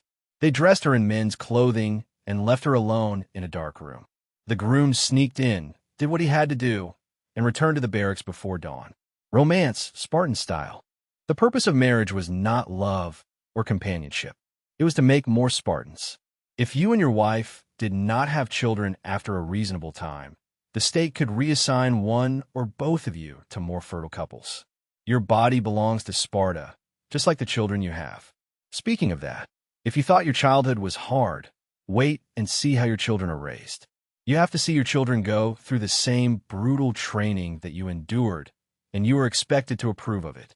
If you show too much concern for your child's safety or comfort, you will be considered weak and unpatriotic. Being the father of the year in Sparta means accepting that your 7-year-old child is beaten for educational purposes. Your daily life as a young Spartan warrior revolves around one thing: preparing for war. Your training continues, but now it is even more intense and specific. Hours and hours of exercises with the spear and shield, marching in formation until your unit moves as one body, practicing the shield wall technique that made the Spartans almost impenetrable. Physical fitness remains paramount. Daily exercises keep your body in optimal condition for combat. Strength, speed, and endurance are tested and constantly improved. Skip a training session? Unthinkable. The punishment would be severe, but more importantly, the shame would be unbearable. In a society where your worth is measured by your military value, being in shape is not vanity. It is your civic duty. The famous red cape and bronze shield are now yours. But they are not just a fashion statement or protective equipment. They are symbols of what you are. A Spartan warrior, a living weapon dedicated to the state. The shield, in particular, has a special meaning. As your mother probably told you before your first battle, return with your shield or on it. Come back victorious or return dead. There is no third option. Your shield is huge. It measures approximately 1 meter in diameter. It is made of wood with a bronze coating and weighs around 72 kilograms. It is designed to protect not only you, but also part of the man to your left when you are in formation. If you drop your shield to flee, you leave your partner exposed. That is why losing the shield is the greatest dishonor. It shows that you value your life above your duty to your comrades in arms. However, life is not just brutal training. From time to time, there are festivals and religious ceremonies, but even these have a military character. The dances that are performed are war dances. The songs that are sung are about famous battles or fallen heroes. Even prayers to the gods focus primarily on asking for strength in battle and victory for Sparta. As a young warrior, you also have your first contact with real political power. All Spartan citizens can attend the assembly and vote on matters of state. But do not get too excited about this democracy. The assembly can only vote yes or no to the proposals presented by the kings and the elders. And the voting is done by shouting. The side that shouts the loudest wins. It is not about carefully deliberating on complex issues, but rather about who can make the most noise. A particularly charming political tradition is the annual declaration of war against the Helots, the slave population of Sparta, which outnumbers the Spartans by a ratio of approximately 10-1. Yes, every year Sparta formally declares war on its own slaves, which makes killing Helots not only legal, but patriotic. As a young warrior, you could be selected to be part of the Cryptia, a secret police force that terrorizes the Hella population and kills anyone who seems too strong or rebellious. It is in essence state-sanctioned killings designed to keep slaves in line through fear. The state of constant war is not only due to external enemies or keeping slaves at bay. It is also because fighting is literally the only skill you possess. The Spartans were forbidden to learn trades, engage in commerce, or practice crafts. Money was considered unworthy of a citizen. Your job is war. Period. This sounds impressive until you realize it means Sparta had no artists, philosophers, innovators, or architects. All the magnificent temples, sculptures, plays, and philosophical works that we associate with ancient Greece, none of them come from Sparta. The society that prided itself on producing perfect human specimens actually contributed almost nothing to human culture or knowledge.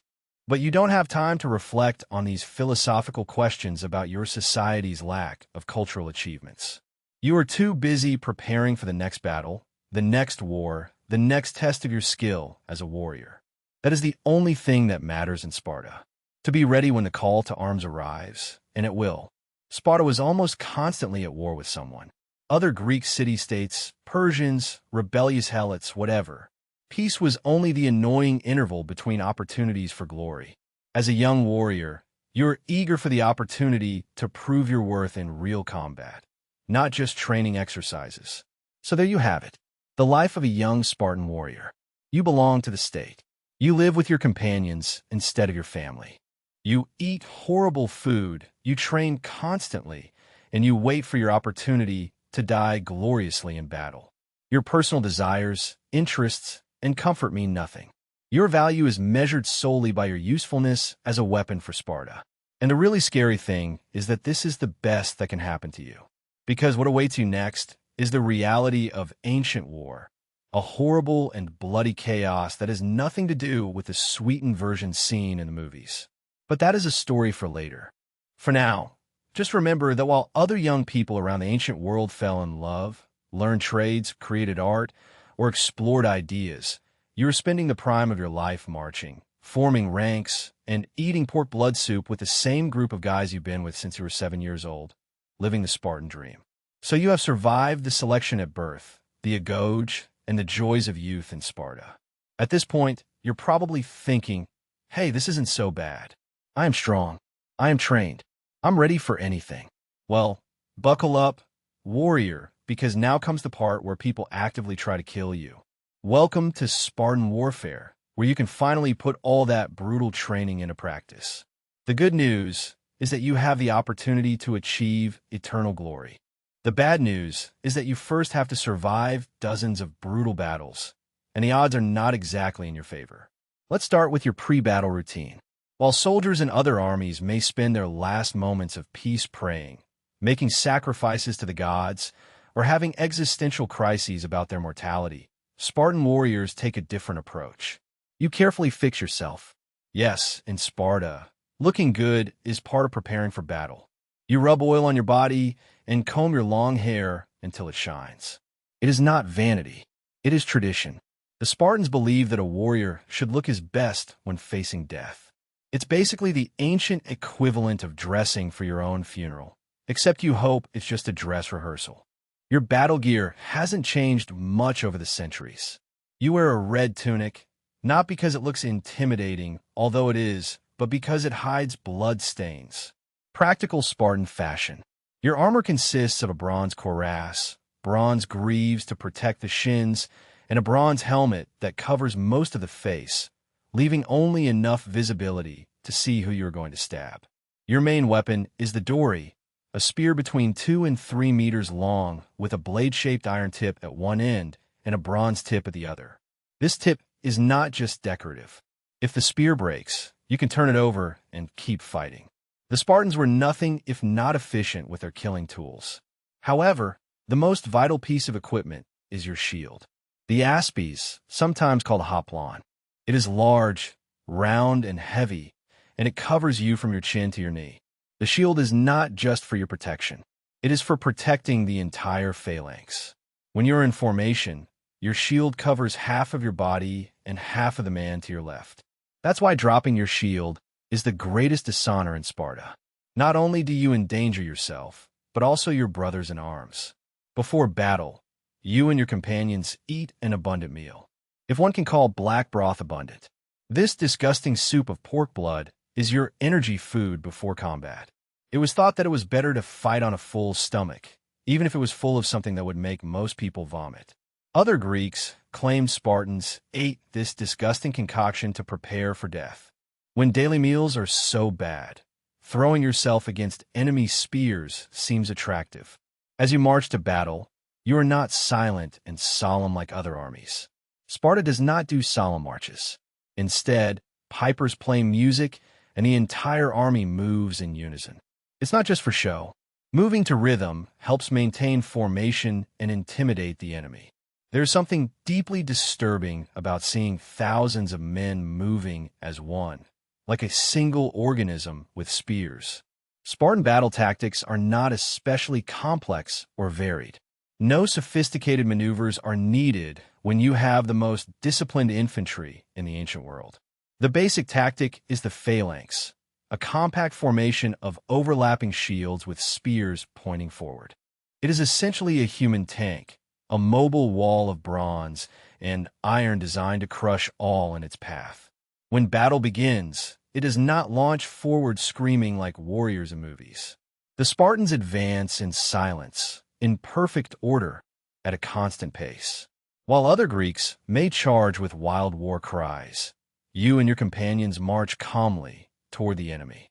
Red cloaks waving, spears in position, shields intertwined. The psychological effect on opponents is devastating. Many enemies break formation and flee before the first blow is struck. Now, let's make something clear. Ancient battles were nothing like what you see in the movies. There are no elegant jewels, no swirling movements, no jumping attacks. It was a brutal fight with sharp objects. Two groups collided as in a huge American football melee, except everyone had spears and swords instead of balls. In the first line, where you are stationed as an experienced warrior, stab with spears while pushing forward with shields. The noise is deafening. Thousands of men screaming, metal clashing against metal, the screams of the wounded and dying. The smell is even worse. Blood, sweat, urine, and feces, as fear causes men to lose control of bodily functions. If your spear breaks, you take out your zephos, a short sword designed for stabbing in close combat. This is where the real horror begins. In the tangle of bodies, you can barely move your arms. You stab upwards under the enemy's shield if possible, aiming for the throat, armpit, or groin, any unprotected area. It's not glorious. It's not heroic. It is brutal, desperate, and terrifying. But you don't show fear. You have been trained since the age of 7 for this moment. While other men may panic, flee, or freeze, you stand firm. This is the true value of Spartan training. It is not about superior fighting techniques, but about superior mental discipline under extreme stress. The battle can last for hours, with periodic rotations in the front lines to give exhausted combatants a brief rest. There is no downtime, nor show at the break. The fight continues until one of the sides breaks and flees. And here is where being Spartan becomes especially dangerous. You are expected to chase and kill the fleeing enemies. While other Greek armies might be content with winning on the battlefield, the Spartans are taught to completely annihilate their opponents. If you are injured, do not expect medical evacuation or a field hospital with anesthesia. Field medicine in ancient Greece mainly consisted of trying not to die. If you can still walk, you keep fighting. If you cannot, you stay where you have fallen until the battle ends. If your side wins, your companions could take you back to camp, where a field surgeon will do everything possible with wine as disinfectant and a sharp knife as a surgical instrument. If your side loses, well, hope that the enemy believes in giving honorable burials. The most serious injuries are not always the fatal ones. A spear in the stomach can kill you quickly, but a damaged limb that becomes infected can mean days or weeks of agony before death. And if you survive with a major disability, you're no longer useful as a warrior, which means you're no longer a valuable citizen. In Sparta, there are no benefits for veterans, nor honorable retirement for the wounded. Your options are to find some way to remain useful to the state or live with the shame of being considered a burden. Between the great battles, do not sit down to play ancient Greek board games. Sparta maintains its advantage in combat through constant border skirmishes and suppressing rebellions. There is always another battle, another opportunity to prove your worth or meet your end.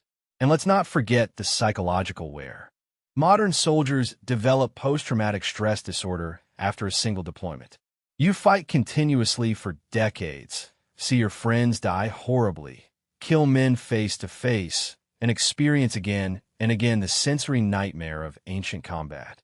Sparta has no therapists, no concept of trauma or psychological wounds. The options for dealing with the horror are simple: endure or die. The most famous Spartan battle, of course, is Thermopylae, the resistance of the 300 against the Persian army. But here is what popular culture misunderstands. Those 300 Spartans knew that they were going to die. They were not fighting to win. They were fighting to buy time for the rest of Greece to prepare. King Leonidas chose men who already had children, thus ensuring the continuity of their lineages. It was not just a suicide mission. It was a calculated sacrifice. If you somehow survive decades of this, battle after battle, wound after wound, you reach an age where your body simply cannot perform at the level that frontline combat demands. This does not mean retiring to a quiet life, telling stories by the fire.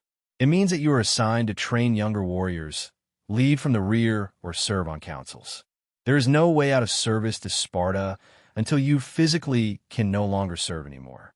By the way, death in combat is considered the ultimate achievement in Spartan culture. If you die fighting for Sparta, you get something that almost no other Spartan gets: your name on your tombstone. Most Spartans were buried in nameless tombs. Only women who died giving birth and men who died in combat were considered worthy of a memorial with their name. Everyone else was simply forgotten. That is why the famous farewell of the Spartan mother, "Return with your shield," is not just a harsh phrase. It is a cultural value so deeply rooted that mothers sincerely prefer their children to die rather than dishonor themselves. When you are raised in a society where your own mother prefers to see you return home in a coffin rather than survive as a coward, fleeing is not even considered an option. There you have it. War in the Spartan style. Without glory, without heroic speeches, without dramatic duels, only brutal and bloody combats in which survival often seems a temporary state. You fight, you bleed, your companions die, and you do it all again the following season, as if it were a macabre sporting calendar. What is truly incredible is that men endured this throughout their adult lives, from their first battle as young warriors until they were too old to lift a shield. Spartan men knew nothing other than war and preparing for war. They lived with the constant pain of old wounds, the nightmares of past battles, and the certainty that their next combat could be their last. So the next time you see a movie that portrays ancient battles as exciting and glorious, remember the reality, the terror, the stench, the screams, the vision of your childhood friends disemboweled before your eyes. Remember that, despite their fearsome reputation, the Spartans were still human beings, submerged in inhuman circumstances, trained from childhood to endure what no one should experience. And if by some miracle you survived to old age in Sparta, well, that was a completely different challenge. Because in a society that values nothing more than military prowess, what happens when your fighting days are over? But that is a story for another time. For now, clean your shield, sharpen your spear, and prepare for another day of war. The only life a Spartan knew. Against all odds, you have survived. You have passed the brutal inspection as a newborn.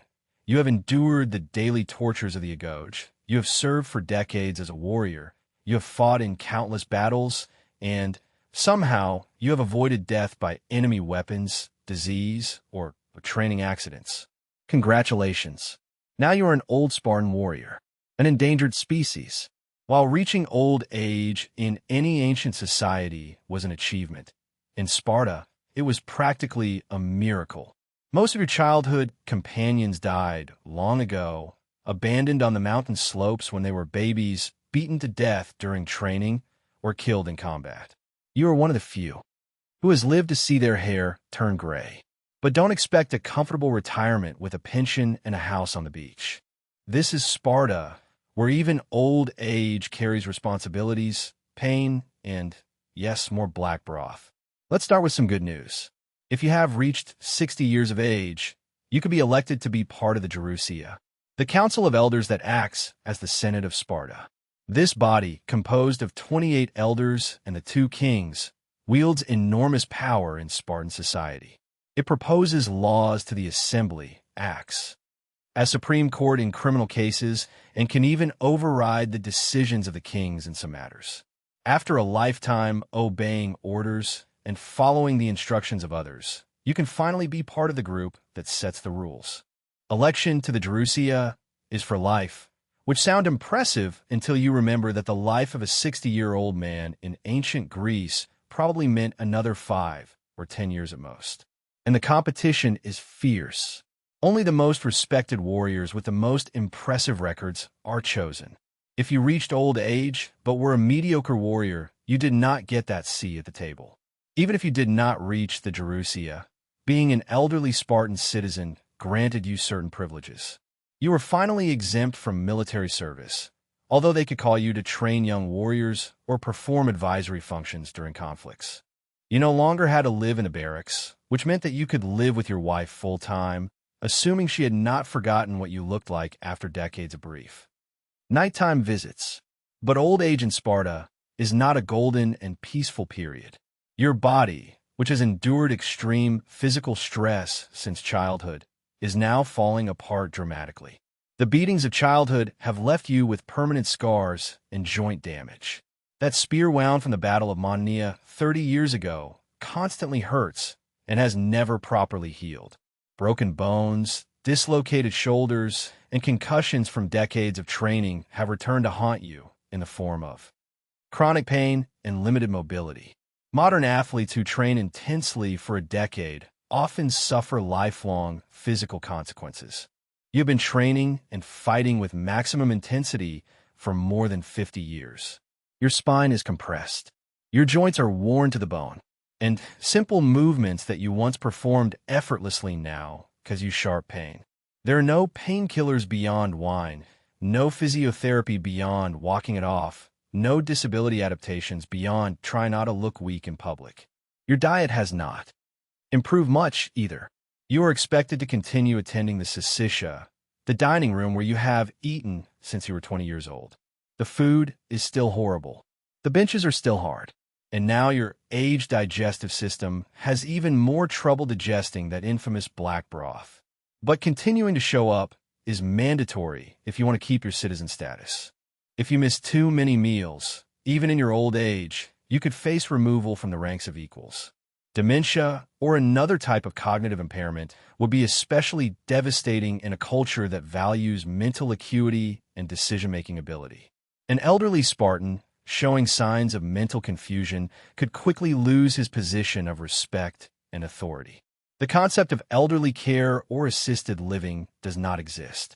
If you cannot fend for yourself, you become a burden to your family or the state. What you've been taught to avoid throughout your life, death, when it finally comes, can be seen as relief from the physical suffering of old age. But even in death, Spartan austerity prevails.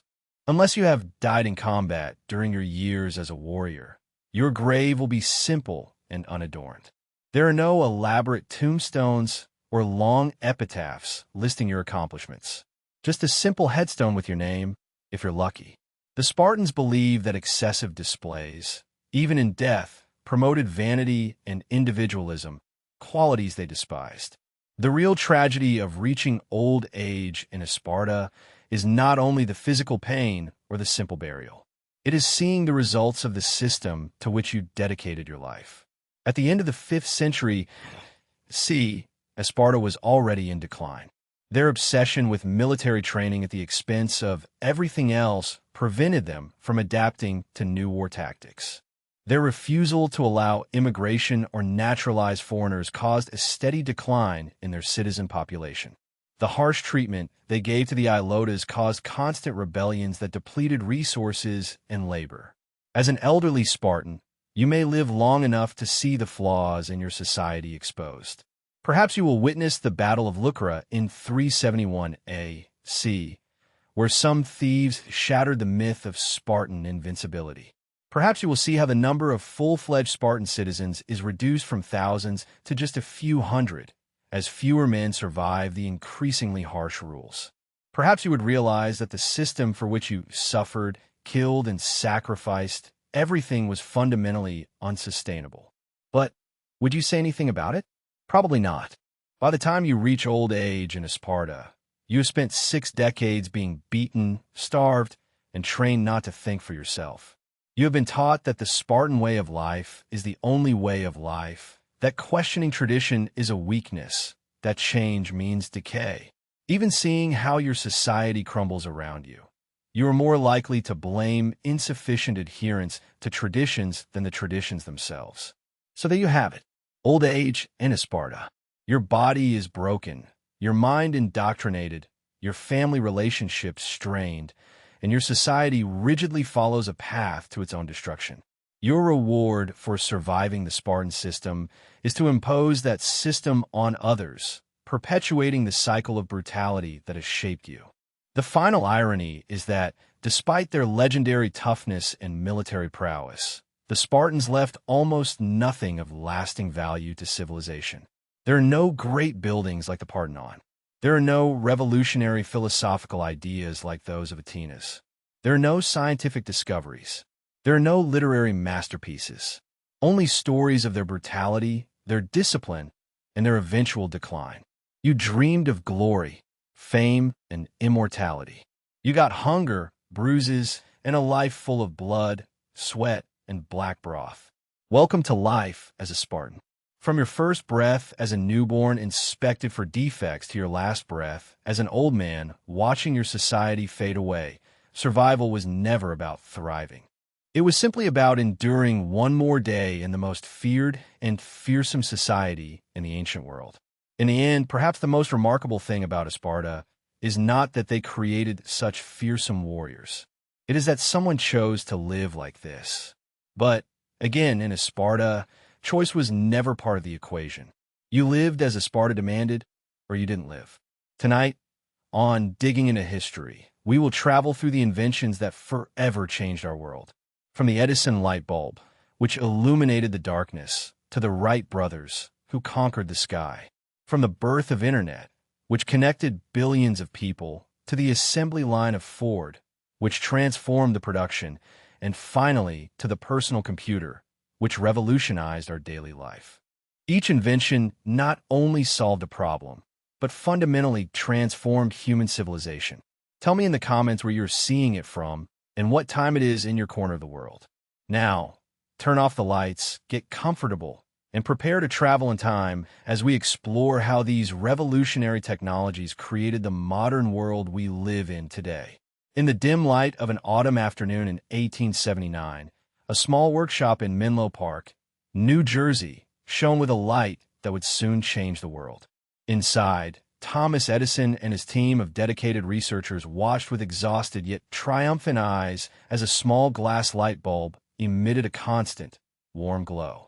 For more than 13 hours, this delicate creation had been lit, defying the fleeting attempts that had preceded it. It was not the first electric light created, but it marked the moment when electric lighting became practical, affordable, and ready to transform human civilization. The light that shone in that workshop would soon spread throughout the world, forever altering the rhythm of human life. The history of electric light began long before Edison's great advance. Human beings had been looking for ways to push back the darkness since the dawn of civilization. For thousands of years, fire was our only tool against the night. First as simple bonfires, then as oil lamps, candles, and gas lamps. Each improvement brought better lighting, but all shared the same drawbacks. They produced smoke, created fire hazards, consumed oxygen, and provided flickering, uneven light. The dream of a clean, safe, and constant artificial light source tempted inventors and scientists throughout the early 19th century. In the 1870s, the race to create practical electric lighting intensified. Scientists and inventors around the world understood the basic principle. Electricity flowing through a resistant material causes it to heat up and glow. The challenge was to find a material that would glow brightly without burning or melting quickly. Many brilliant minds tried and failed to solve this puzzle. The British inventor Joseph Swan had made significant advances with carbon filaments. In Russia, Alexander Lodogin had experimented with carbon rods in vacuum tubes. In Canada, Henry Woodward and Matthew Evans had patented an electric lamp. The pieces of the solution were scattered across continents, waiting for someone to put them together. Enter Thomas Edison. Already famous for his photography and improvements to the telegraph, Edison was not only an inventor, but a master of the innovation process itself. While others worked alone or in small groups, Edison created what many consider the first modern research and development laboratory. His facilities in Menlo Park brought together dozens of skilled workers, artisans, engineers, mathematicians, and scientists, all focused on solving problems through methodical experimentation. Edison understood that invention was not only based on brilliant ideas, but on the patient and persistent work of testing, refining, and improving. Edison and his team began working in earnest on the light bulb in 1878, after Edison visited William Wallace's lighting system demonstration in Connecticut. Edison was convinced that he could improve existing designs to create a practical and economical electric light that could replace gas lighting in homes and businesses. With his usual confidence, he announced to the press that he would solve the problem of electric light, a statement that attracted both investors and skeptics. The Menlo Park team faced an overwhelming challenge. They needed to create a light bulb with a filament that would glow brightly for hundreds of hours without breaking, while maintaining economical electrical consumption. It wasn't just about the light bulb itself. Edison understood that he needed to create an entire system of electrical generation and distribution to make his invention practical. Edison's team tested thousands of materials for filaments, different metals, carbonized threads, vegetable fibers, and much more. Each material was molded into thin filaments, placed in glass bulbs from which air was extracted to create a vacuum, and then tested to see how long it glowed before burning out. The first attempts lasted only a few minutes or hours. The workshop was filled with the acrid smell of burnt materials and the disappointment of tired researchers as they watched filament after filament fail. The breakthrough began to take shape when they turned to carbonized materials. In October 1879, they created a light bulb with a carbonized cotton thread that burned for more than 13 hours. Within months, they improved it to a carbonized bamboo filament that could last more than 1,200 hours. It was the practical electric light bulb that the world had been waiting for, durable enough to be commercially viable. But Edison knew that a single light bulb was not enough. For electric lighting to replace gas lighting, he needed to create an entire system. While perfecting the light bulb, Edison and his team simultaneously developed everything needed for a complete electrical distribution network. Generators, wiring systems, electrical meters, safety fuses, on-off switches, and much more.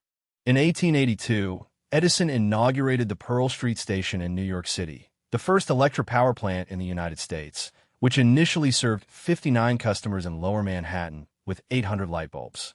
The impact of electric lighting quickly spread through cities across the world. At the end of the 1880s, electric streetlights began to replace gas lamps in the main urban centers. The warm glow of electric light bulbs began to appear in luxury homes, theaters, department stores, and factories. For the first time in human history, interior spaces could be illuminated brightly and safely without fire. This transformation went far beyond simple comfort. Electric lighting radically changed the relationship of humans with day and night. Throughout history, most people's activities have been governed by sunrise and sunset. Work largely stopped at nightfall, except for essential tasks done by candlelight or gas lamps. With electric lighting, factories could operate 24/7 with multiple shifts of workers. Stores could stay open until late. People could read, write, and socialize long after sunset. The social impact was profound. The streets became safer at night, as electric streetlights drove away shadows where criminals previously hid. Nightlife flourished as restaurants, theaters, and entertainment venues took advantage of reliable lighting. Education expanded, as people had more hours to study and read. The productivity of industries skyrocketed, as work could continue regardless of the season of the year or the time of day. In homes, electric light brought dramatic changes to daily life. Families could gather at night in well-lit rooms instead of crowding around a single candle or lamp. Reading became easier and more widespread, which boosted literacy. Homes became cleaner as soot and smoke from gas lamps and candles disappeared. The risk of fires decreased significantly, saving countless lives and properties that would otherwise have been lost to flames. For women, whose housework often extended into the evening hours when light was scarce, electric light provided relief from eye strain and the ability to perform tasks more safely and quickly. Children could study at night without damaging their eyesight. Older people, whose aging eyes had difficulty with dim lighting, gained new independence. The spread of electric lighting was not universal or instantaneous. At first, electric light was a luxury for the rich and for companies that could justify the expense by increased productivity. Rural areas lagged far behind cities in electrification. In the United States, while large cities had widespread electrical service by 1900, many rural communities had to wait until the 1930s and the Rural Electrification Act to receive electricity. This unequal distribution created new social divisions between those who had electricity and those who did not. Access to electric lighting became a symbol of modernity and progress. While those who continued using candles or oil lamps were increasingly seen as people living in the past, governments and utilities faced increasing pressure to expand electrical networks to serve more communities. Meanwhile, electric lighting technology continued its evolution. Edison's carbon filament light bulbs gave way to more efficient designs. In 1904, European inventors introduced tungsten filament light bulbs, which burned more brightly and lasted longer. In the 1920s, light bulbs began to be filled with inert gases instead of a vacuum, which further improved their performance. Fluorescent lighting, developed in the 1930s, offered greater efficiency for commercial spaces. Each improvement made electric lighting more accessible and affordable to more people. The industry that grew around electric lighting created millions of jobs globally. From the miners who extracted the copper for the wiring and the workers in the power plants to the electricians who installed the domestic systems and the workers in the factories that manufactured light bulbs, lamps, and accessories. Electricity became one of the cornerstones of modern economic growth. Electric lighting also unleashed broader electrical revolutions. Once homes and businesses were wired for lighting, they quickly began adding other electrical devices. The same cables that powered the light bulbs could power fans, heaters, appliances, and eventually radios, televisions, and computers. Electric lighting was the pioneering technology that opened the door to the complete electrification of daily life. Public health improved dramatically with electric lighting. Hospitals could perform surgeries at any time with perfect lighting. Food production became safer, as processing facilities replaced dark, smoky environments with clean, bright workspaces. Water purification plants used electricity to treat drinking water. Even domestic hygiene improved, as people could better see dust, dirt, and pests lurking in dark corners. The environmental impact was complex.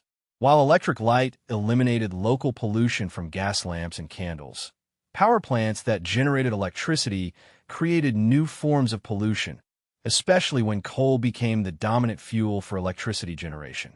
This trade-off, cleaner local environments versus centralized pollution sources, would become a pattern that would be repeated throughout the electric age. The cultural impact of electric lighting found its expression in art, literature, and entertainment. Painters explored the new qualities of artificial light. Nighttime entertainment flourished. Photography advanced because electric lighting allowed taking photographs indoors without the dangerous gunpowder flashes previously used. Cinema became possible because electric light provided both the lighting for filming and powerful projectors.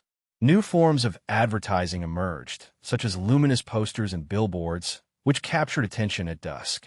Perhaps most profound was that electric lighting changed the human perception of darkness itself.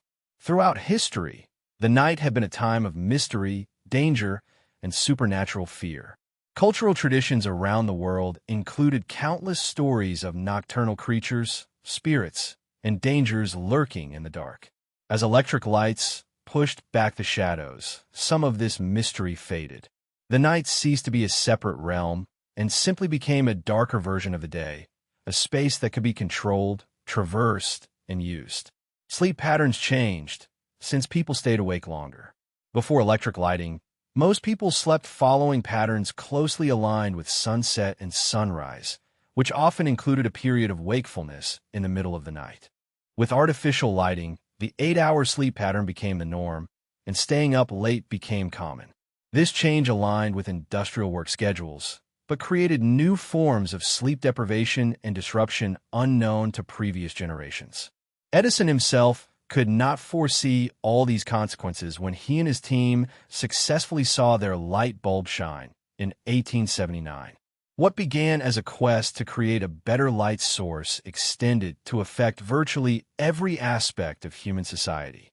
The light bulb became more than just an invention. It became a universal symbol of innovation itself. Even today, a lit light bulb represents the moment of inspiration, the birth of a new idea.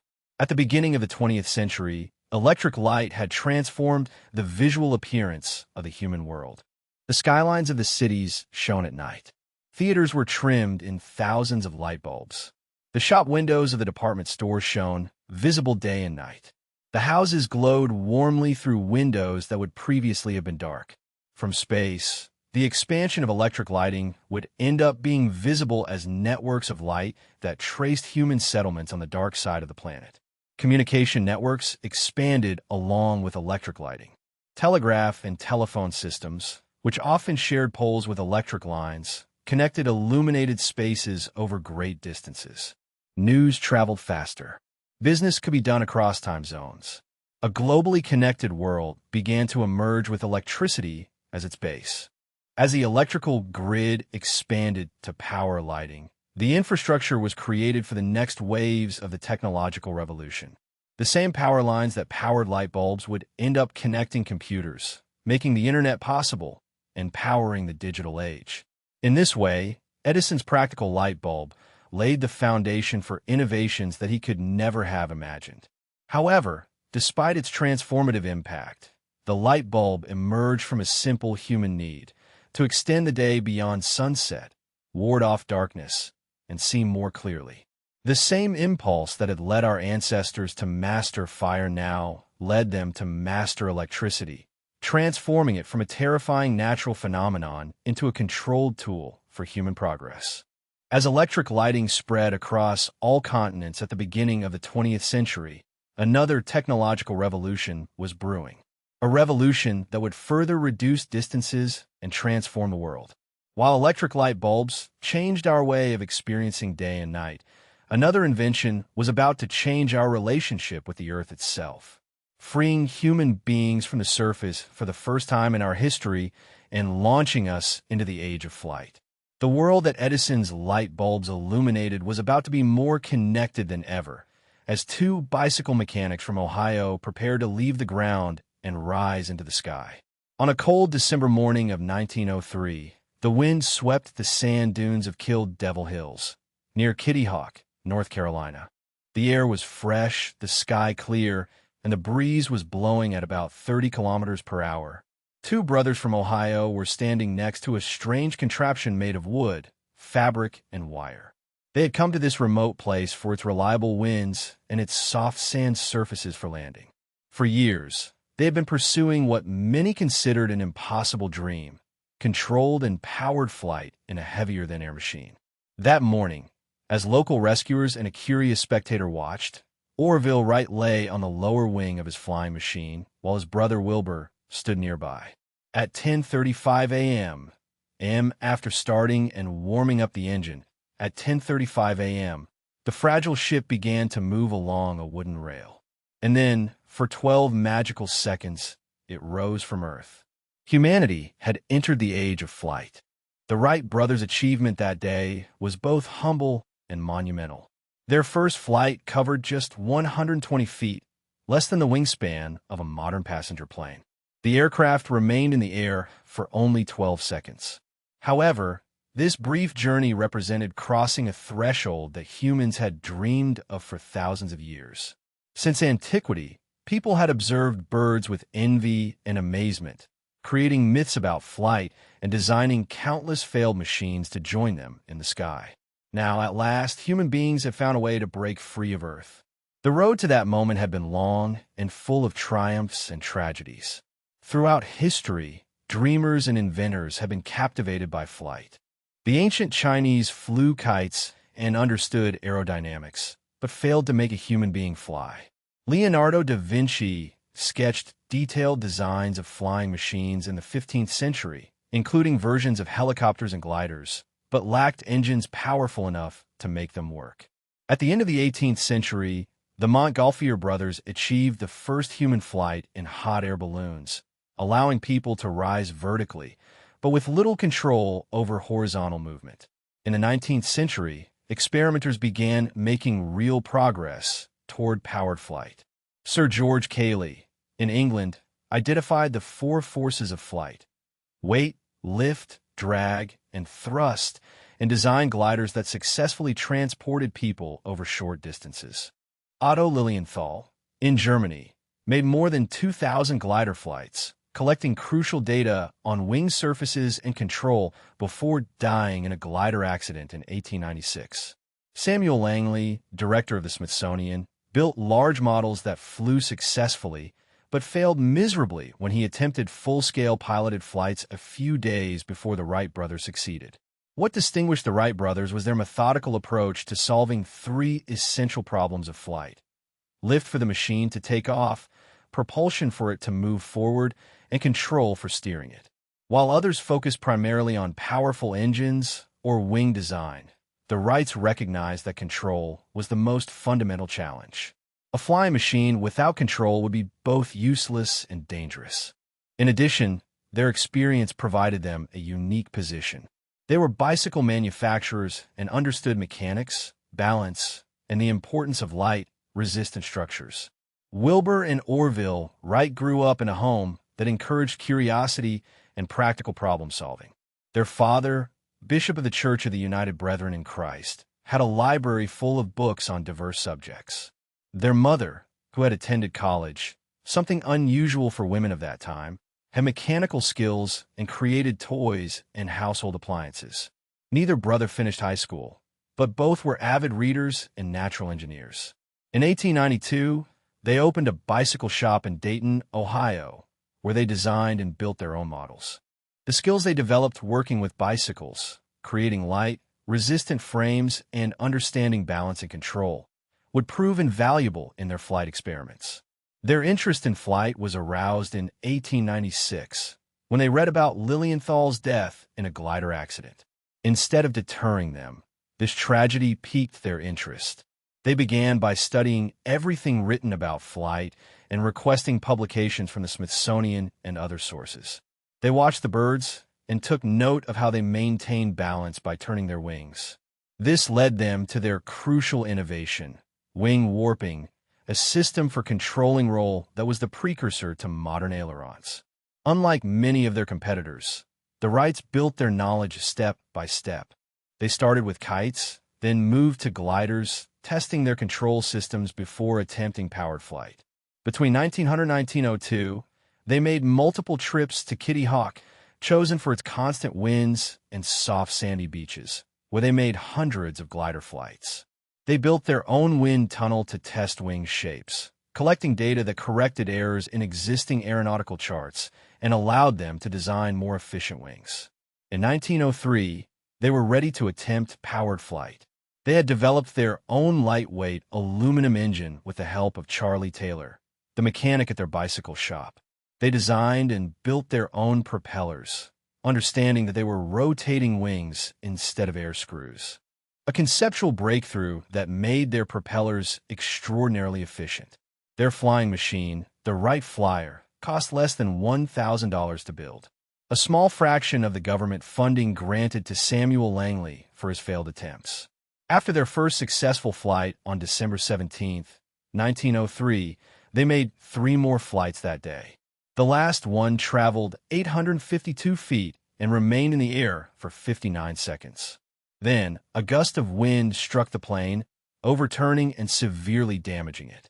They collected the damaged machine and returned to Dayton, where they began working on improved versions. Few newspapers reported their achievement. The world still was not prepared to believe that 2 bicycle mechanics had solved the problem of flight. During the following 2 years, the Wrights continued improving their designs and moved their test to a cow pasture near Dayton called Huffman Prairie. At the end of 1905, they had built the Flyer 3, capable of remaining airborne for more than 30 minutes and flying in the shape of an 8. It was a totally practical aircraft, but the brothers worried about protecting their patents before making a public demonstration. They stopped flying and focused on getting commercial agreements and protecting the patents. This pause gave others the opportunity to catch up. In France, Brazil, and other places, aviators inspired by rumors of the Wrights' success began to make their own attempts. Alberto Santos Dumont made the first European public flight in 1906. When the Wrights finally began public demonstrations in 1908, Wilbur in Europe and Orville in the United States, they surprised observers with their absolute mastery of the machine. While other primitive airplanes could barely fly in a straight line, the Wrights' airplane could turn, tilt, and precisely make figures in the shape of an 8. The world suddenly woke up to the reality of flight. The newspapers that had ignored or doubted the Wrights' claims now filled their pages with exciting reports. The aviation meetings and competitions began attracting crowds. Wealthy enthusiasts and governments began to commission airplanes. In just a few years, flying went from being impossible to being seen as inevitable by the public. The First World War, which began in 1914, drastically accelerated aviation development. What had been largely a sport and spectacle suddenly became a military necessity. Airplanes evolved from fragile constructions of wood, wire, and fabric to more robust machines capable of reconnaissance, combat, and bombing missions. At the end of the war in 1918, airplanes could fly at more than 130 miles per hour and reach altitudes higher than 20,000 feet. The vision of flight that had begun with 12 seconds over the sands of Kitty Hawk had been transformed into something faster, higher, and more powerful than the Wrights could have imagined. The decade of the 1920s saw the beginning of commercial aviation. The first airlines offered passenger service, although flying was still an expensive luxury for the rich and adventurers. Airmail services were established, demonstrating that airplanes had practical economic uses beyond military applications. Aviation pioneers like Charles Lindbergh captivated the public imagination, turning pilots into celebrities and heroes. When Lindbergh completed the first solo nonstop flight across the Atlantic in 1927, he was received with the biggest confetti parade in the history of the city of New York. The emotional impact of flight was profound.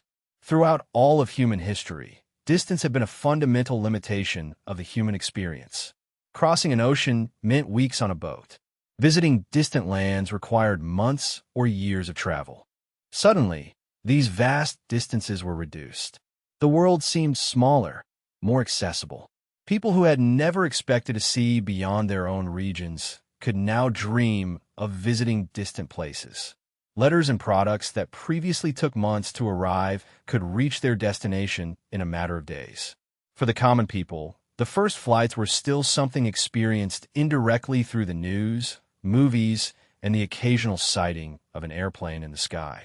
But even this distant relationship with aviation changed the way people saw the world and their place in it. The sky was no longer just a canopy over the earth. It had become a means of transportation, a new frontier to explore. Children who previously dreamed of being sailors or train machinists now looked at the sky and imagined themselves as pilots. In the 1930s, the design of airplanes was advancing rapidly. Totally metallic construction replaced that of wood and fabric. Closed cabins replaced the open ones. Radio communication and navigation instruments made flying safer and more reliable in different weather conditions. The Douglas DC-3, presented in 1936, established new standards for commercial air transport with its comfort, reliability, and economy. For the first time, the airlines could obtain profits only with the transportation of passengers, without depending on the subsidies of the airmail. The Second World War brought another boom in aeronautical technology. The jet engines, developed independently in Great Britain and Germany, propelled the speed of the airplanes towards the sound barrier. Radar allowed the tracking of airplanes in flight in any weather condition. Pressurized cabins allowed flying at much higher altitudes, above most weather disturbances. Strategic bombings changed the war and demonstrated the global reach of air power. When the war ended in 1945, the foundations of the modern era of air travel were laid. The post-war decade saw commercial aviation go from being a luxury to a means of mass transportation. The introduction of jet aircraft, such as the de Havilland Comet and the Boeing 707 in the 1950s, have the duration of trips and turned transoceanic flights into something habitual. Ticket prices gradually fell as passenger numbers increased and airlines gained efficiency. In the 1970s, the Boeing 747, the first wide-body jumbo jet, transported hundreds of passengers per flight, which further reduced costs. This democratization of flights had profound social implications. Tourism expanded dramatically, as middle-class families could now afford to visit distant places. Businesses became internationalized, as executives could travel between continents for meetings. Families were dispersed across countries or continents and could meet more frequently. Fresh food could be transported around the world, changing diet and gastronomy. Ideas, culture, and fashion spread more rapidly as people moved more freely around the world. Migration patterns changed as air travel facilitated movement between countries. People could maintain contact with their countries of origin while building new lives elsewhere. Diaspora communities remained more connected. International students could study abroad without committing to spending years away from home. A more globally mobile population emerged, with people increasingly identifying as citizens of the world and not just their country of birth. The environmental footprint of aviation grew with its popularity. Aircraft engines became more efficient, but the large volume of flights raised concerns about noise pollution near airports, the impact on air quality, and aviation's contribution to climate change. The industry that had begun with a simple machine built by two brothers in a bicycle shop had become a global network with complex environmental, economic, and social effects. Air cargo transport transformed trade and manufacturing on a global scale. Companies could now acquire components around the world, knowing they could be delivered quickly by air when needed. Just in time, manufacturing became possible. High-value, perishable, or urgent items could be transported from one continent to another overnight. The global economy became more integrated and interdependent thanks to these air connections. Meanwhile, aviation continued to overcome the barriers of speed, distance, and altitude. Military aircraft broke the sound barrier. Supersonic passenger transport was available for a brief time with the Concorde. Helicopters went from experimental curiosities to vital tools for rescue, medical transport, construction, and access to remote locations. The design of aircraft became specialized, with different types optimized for specific functions rather than trying to serve all purposes. Space flights emerged as the new frontier, building directly on aviation technology. Many of the first astronauts began as test pilots. Rocket engines evolved from the principles of jet propulsion. The organizations that had developed the aircraft now directed their expertise towards vehicles that could completely leave the atmosphere. The dream of flying had expanded beyond the sky, toward the stars. For pilots, flying offered a unique perspective on the world. From above, human divisions, like borders and property lines, faded. The natural geography of mountains, rivers, and coasts became more evident. Many pilots described a profound sense of humility and connection when seeing the Earth from above, contemplating its beauty and fragility. This perspective would later influence environmental awareness, as photographs of Earth from space showed the planet as a single interconnected system. Aviation created new forms of community. Pilots shared a bond regardless of their nationality. Airport workers, flight attendants, and others in the sector developed their own cultures and traditions. Plane spotters and aviation enthusiasts formed clubs and networks to share their passion. Global infrastructure of airports, air traffic control systems, and support services that employed millions of people worldwide. Flights changed the way people experience time and distance. A trip that was previously measured in weeks became hours. Places that were previously virtually inaccessible to most people became accessible destinations. The pace of life accelerated as business, communications, and travel became faster. Human beings had to adapt psychologically to this new relationship with space and time. A world in which you could have breakfast on one continent and dinner on another. Despite its technological sophistication, flight retained elements of its magical beginnings. The moment of takeoff, when an enormous metallic machine frees itself from terrestrial gravity, continued inspiring awareness, and the landscapes, the sunrises and the sunsets from 30,000 feet of altitude offered experiences impossible to replicate on land. The flight continued to be a reminder of human ingenuity and the realization of an ancient dream. At the beginning of the 21st century, air travel had become so common that it was easy to forget how recent and revolutionary it actually was. Less than a century separated the Wright brothers' flight from a world in which almost 40 million flights transported more than 4 billion passengers per year.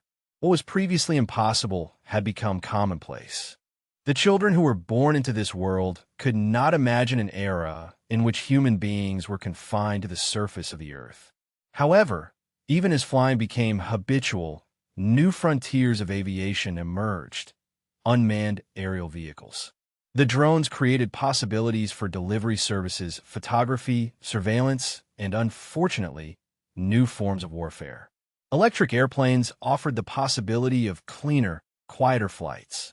The concepts of urban air mobility proposed transforming transportation within cities.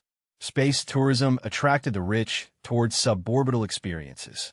The story that began in Kitty Hawk continued to evolve throughout its development. Aviation demonstrated how a single technology could transform not only the way human beings move, but also how they think, work, and relate to each other in the world. The airplane shortened distances, connected cultures, changed warfare, allowed new forms of business, and altered the human perception of the planet.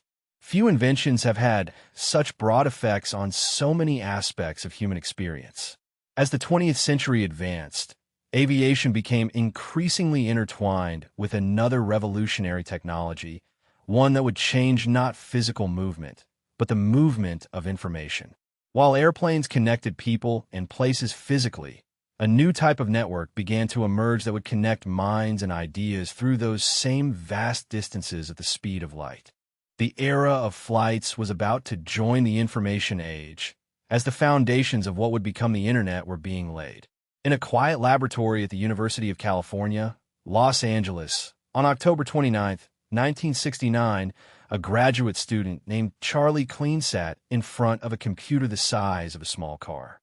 He was trying something never before seen: to send a message to another computer at the Stanford Research Institute, more than 350 miles away. The system crashed after he wrote only 2 letters, L and O, and he was trying to write L again. An hour later, after some adjustments, the complete message was transmitted. This humble exchange, which went practically unnoticed by the world, marked the birth of what we know today as the Internet. Like Edison's light bulb and the first flight of the Wright brothers, this apparently insignificant technical achievement would become something that would transform human civilization in a way that its creators could never have imagined. This first connection marked the beginning of ARPANET, a project financed by the Advanced Research Projects Agency, (ARPA), of the United States Department of Defense. The objective was practical: to allow the computers of different research institutions to share resources and information. Few of those who participated in the project could foresee that they were laying the foundations of a global system that would one day connect billions of people, reshape economies, transform cultures, and change the way human beings interact with each other in the world. The origins of the Internet are found in the tensions of the Cold War.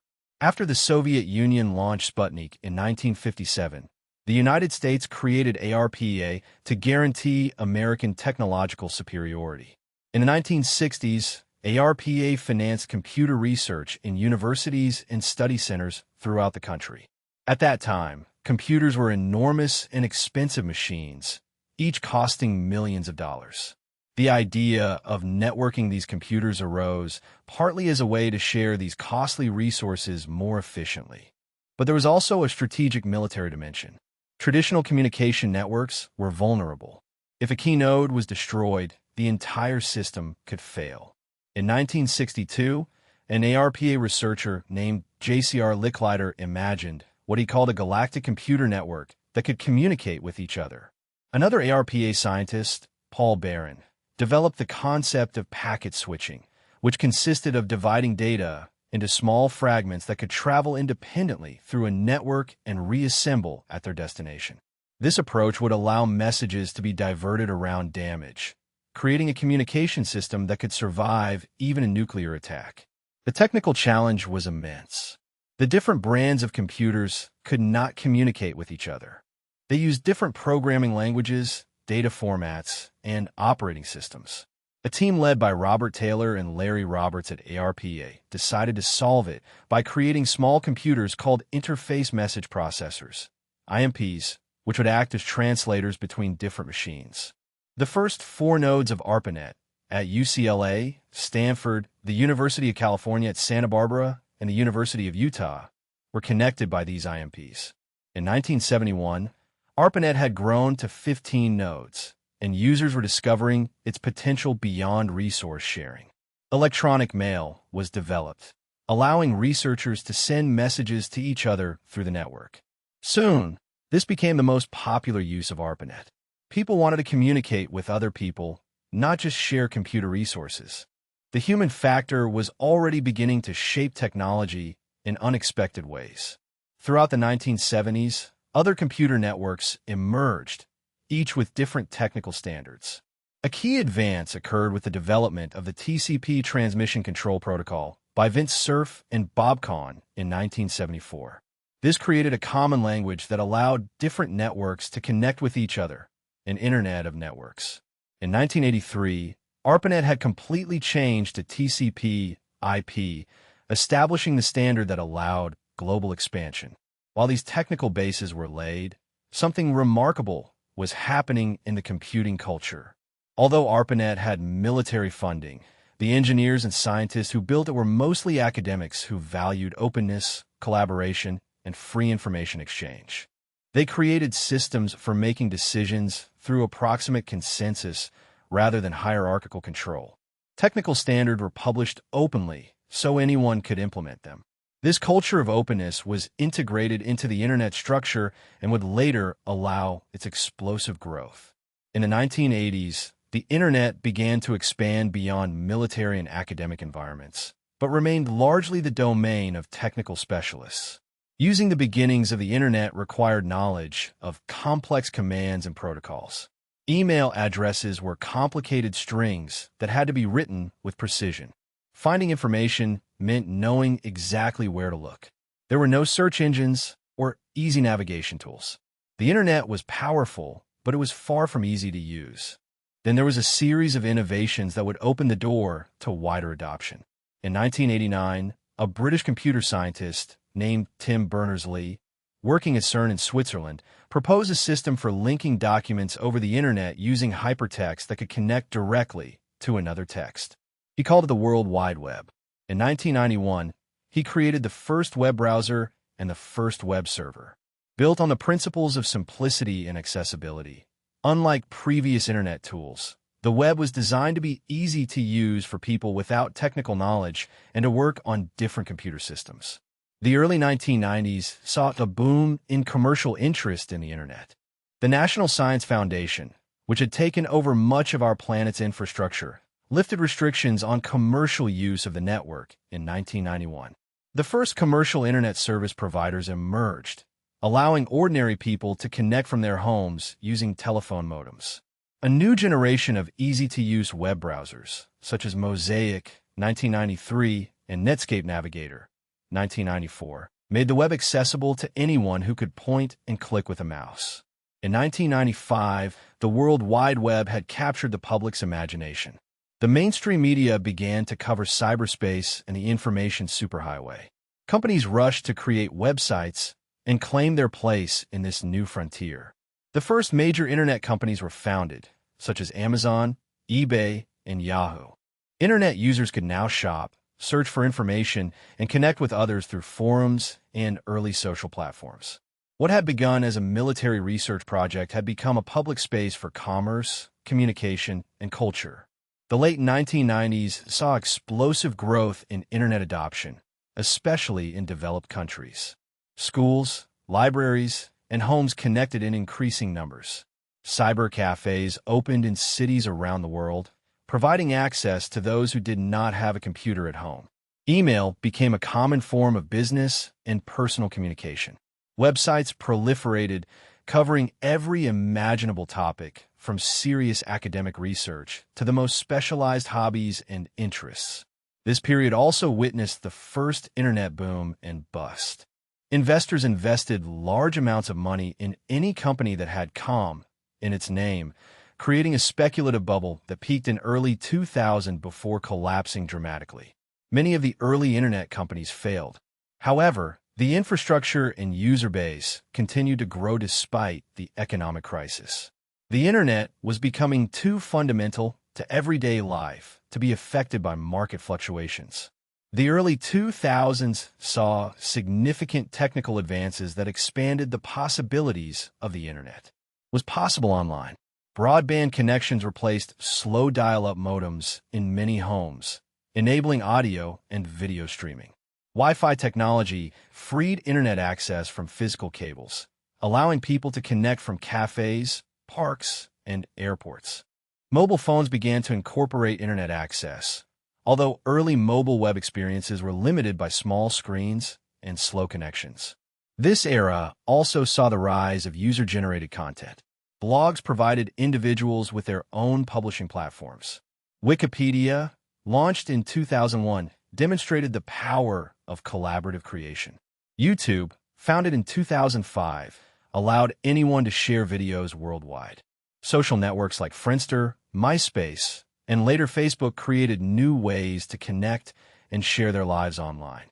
The internet stopped being something people visited to becoming something they actively contributed to and participated in. In the 2010s, smartphones became powerful enough to deliver a complete internet experience. The iPhone, introduced in 2007, and the Android devices that followed turned the internet into a constant companion for billions. The applications replaced the websites as the main way of access to the online services for many people. The cloud computing moved the storage and the processing from the individual devices to enormous data centers, which allowed that even the simplest mobile devices perform complex tasks by connecting to remote servers. Social media platforms became a global phenomenon, with Facebook reaching billions of users. They became the main source of news, a communication channel, and community space for many. They also revealed the power of the internet to influence human behavior, spread information and disinformation, and shape public discourse. The optimistic vision of the internet as an intrinsically democratizing force began to fade upon recognizing its potential to amplify division, enable surveillance, and concentrate power in new ways. The electronic commerce transformed the retail trade, and the online purchases went from being a novelty to becoming a fundamental part of the economy. The traditional companies struggled to adapt, since the native internet companies changed the expectations of the consumers regarding comfort, selection, and price. Physical stores closed, while department stores and distribution networks expanded. The way of advertising, selling, and distributing products underwent a revolutionary change in only a few decades. The impact of the internet on access to information and education was equally profound. The knowledge that previously required access to large libraries or consultations with experts went on to be within reach of anyone with an internet connection. Online courses allowed people to learn at the best institutions, regardless of their location. Scientific journals, historical archives, and cultural collections were digitized and shared globally. Information became more abundant than at any other time in human history. Although the quality and reliability of that information varied enormously, communication was transformed both on a personal and global scale. Families separated by oceans could video chat in real time at minimal cost. Long-distance relationships became more sustainable. Diaspora communities maintained stronger connections with their countries of origin.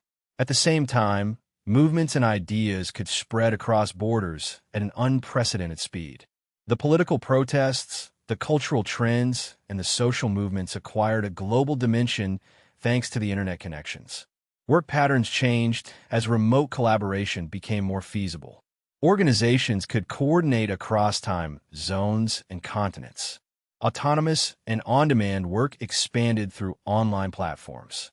New categories of employment emerged around the digital creation, the online marketing, the data analysis, and the platform management.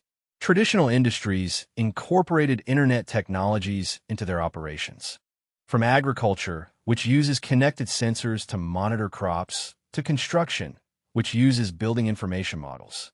Despite its global reach, the internet did not extend uniformly. A digital gap emerged between those who had fast and reliable connections and those who had limited or no access. This gap existed between countries, between urban and rural areas, and between economic classes. As more essential services went on to be provided online, from the government benefits to the job applications and the educational resources, this inequality of access became increasingly problematic for those who were left behind.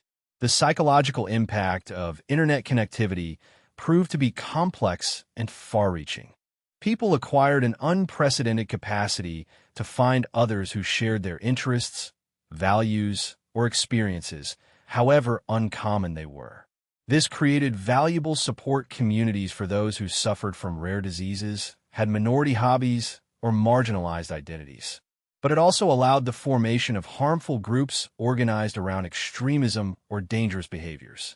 Constant connectivity could foster meaningful relationships, but also create addictive usage patterns and fragmentation of attention. Concerns for privacy increased as the internet evolved. The beginnings of the internet had a degree of anonymity that decreased as commercial interests developed sophisticated systems for tracking and data collection. Each search, click, and interaction became potential data to be collected. Facial recognition, location tracking, and other surveillance technologies raise questions about the balance between convenience and privacy. The internet was revealing itself not only as a communication tool, but also as a vast system to supervise and influence human behavior. Meanwhile, technology continued advancing. The artificial intelligence and the automatic learning algorithms became more sophisticated, driving everything from the search engines to the content recommendation systems and the voice assistants. The Internet of Things connected everyday objects, thermostats, refrigerators, and cars to the global network. Virtual and augmented reality promised new ways of experiencing digital content. Blockchain technology suggested possibilities for the decentralized control of online systems. In the 2020s, the internet had been integrated so deeply into daily life that its absence was more notable than its presence. When the connections failed, the work stopped, the communication was interrupted, and many basic services stopped being accessible. The COVID-19 pandemic accelerated even more this dependence, since the telework, the distance education, the telemedicine, and the online purchases went from being optional to essential for many. The internet demonstrated its resilience and importance during this global crisis, allowing the continuity of education, business, and social relationships when physical proximity became dangerous. Looking back from this perspective, the transformation that the internet brought rivaled or surpassed that of electricity and aviation. The light bulb extended human activity beyond daylight hours. The airplane physically connected distant places. The internet did something more profound. It created a global nervous system that transmitted ideas, emotions, knowledge, and culture at light speed. It not only changed what human beings could do, but also how they thought, formed communities, and understood their place in the world. For individuals, the internet brought both liberation and restrictions.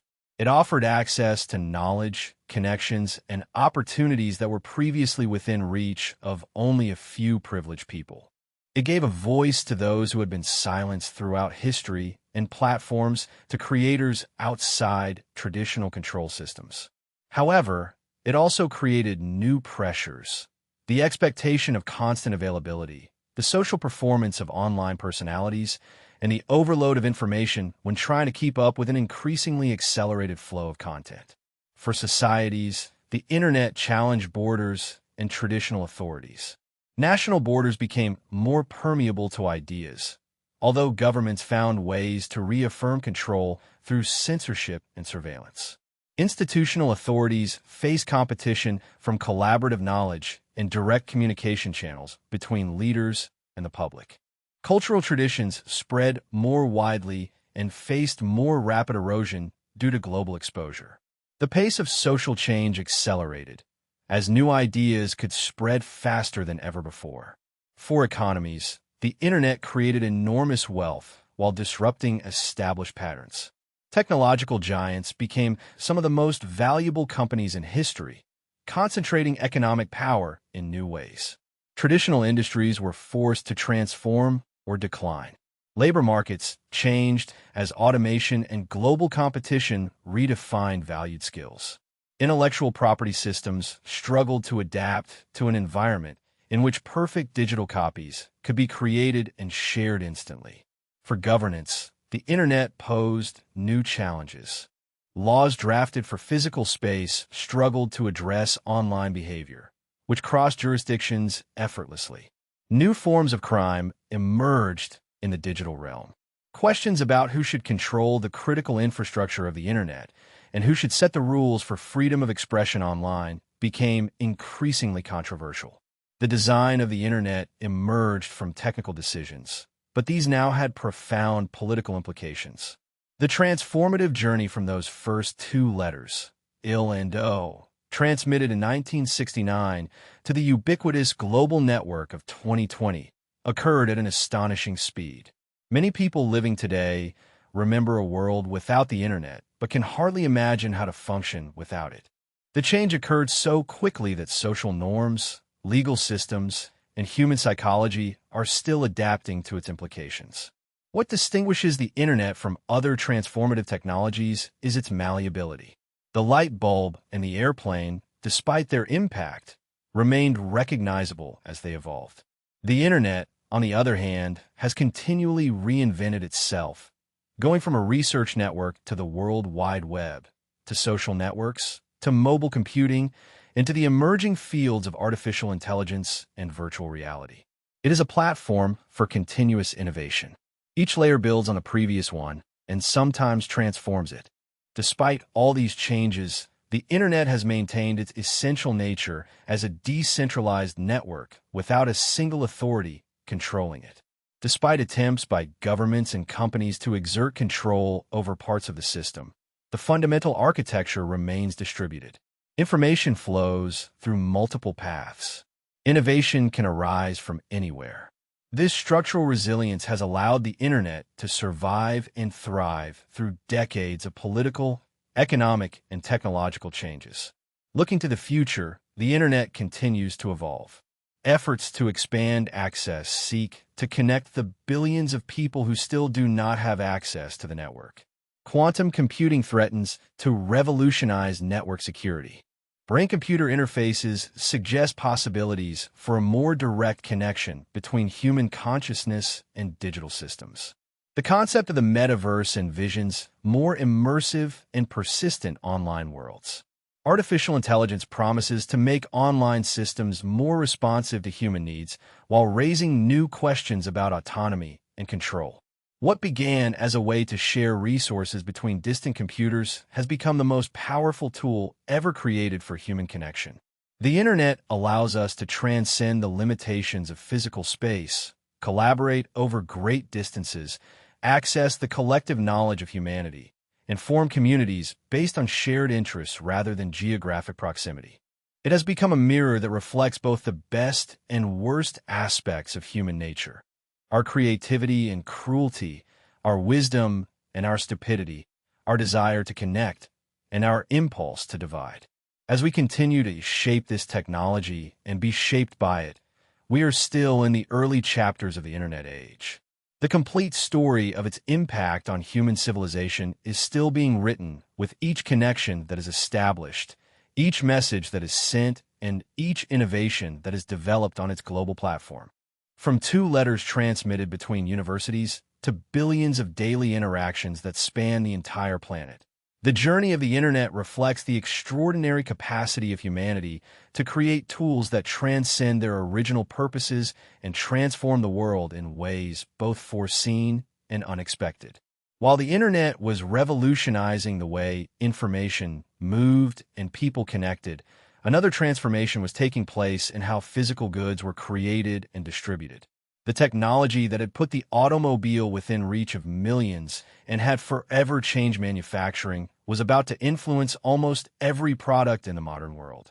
While bits flowed through the digital pathways of the internet, atoms were assembled with unprecedented efficiency on assembly lines that were reshaping the global economy and daily life. On a cold winter morning in 1913, workers arrived at the Ford plant in Highland Park, near Detroit, and found their workplace had completely changed. Instead of gathering around a fixed automobile chassis, as they had done for years, they discovered a new and strange arrangement. Overnight, a rudimentary transport system made of wooden planks had been installed.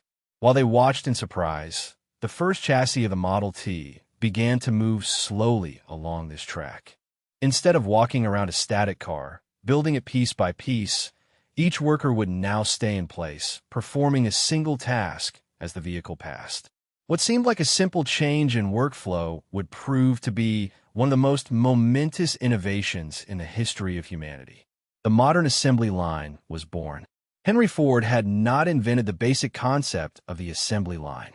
Throughout history, human beings had sought more efficient ways of making things. The ancient Romans had created specialized workshops to produce ceramics and weapons. The medieval guilds had divided the work between masters, officers, and apprentices. The arsenals of Venice built ships using standardized parts and sequential construction as early as the 16th century. Even in the American manufacturing system developed in the early 19th century to produce firearms with interchangeable parts, we can see precursors to Ford's innovation. What made Ford's version revolutionary was its scale, its speed, and its comprehensive reorganization of human labor.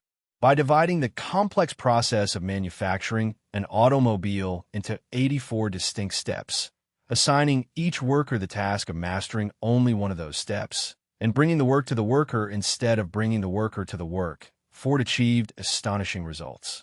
Before the assembly line, it took about 125 hours to manufacture a Model T. After its implementation and refinement, this time was reduced to just 93 minutes. Production skyrocketed from 82,388 Model Ts in 1912 to 585,388 in 1916. The cost of the car was reduced from $850 to $360, making it possible for millions of ordinary Americans to own one. Ford himself was an unlikely revolutionary. Born on a farm in Michigan in 1863, he was fascinated by machines from childhood and disassembled clocks to understand how they worked. After working as a machinist apprentice and later as an engineer at the Edison Illuminating Company, he began experimenting with gasoline engines and automobiles in his spare time. His first forays into the world of the automobile failed, but in 1903, he founded the Ford Motor Company with the vision of creating a car for the common citizen, not just for the wealthy elite who until then had exclusively enjoyed car ownership. The road to the assembly line began with Ford's desire to standardize production. Early automobiles were essentially handcrafted, with parts custom-made for each vehicle. Ford insisted on precise specifications so that the parts would be interchangeable, which would allow for faster assembly. This standardization was the necessary basis for the assembly line. Without identical parts, the continuous flow of assembly would be impossible. The inspiration for the moving assembly line came from many sources.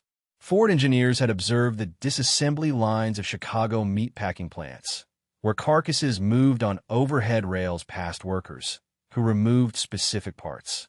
Ford himself had seen transport systems in flour mills and canning factories.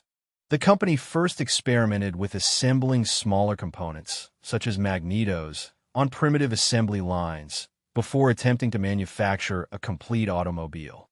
When the complete chassis assembly line premiered in 1913, it was the culmination of years of experimentation and refinement. The impact on workers was immediate and profound.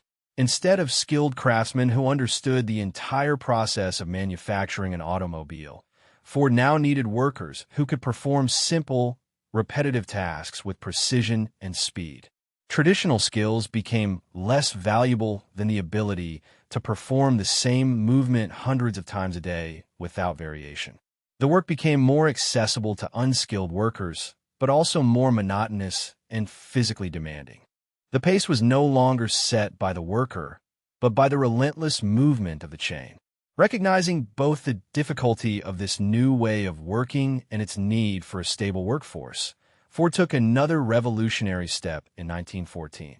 He doubled wages to $5 a day, an unprecedented amount for factory work at the time, and reduced the workday from 9 to 8 hours.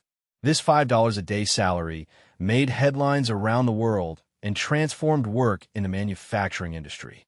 Workers could now afford the same products they manufactured, creating a new model of mass consumption along with mass production.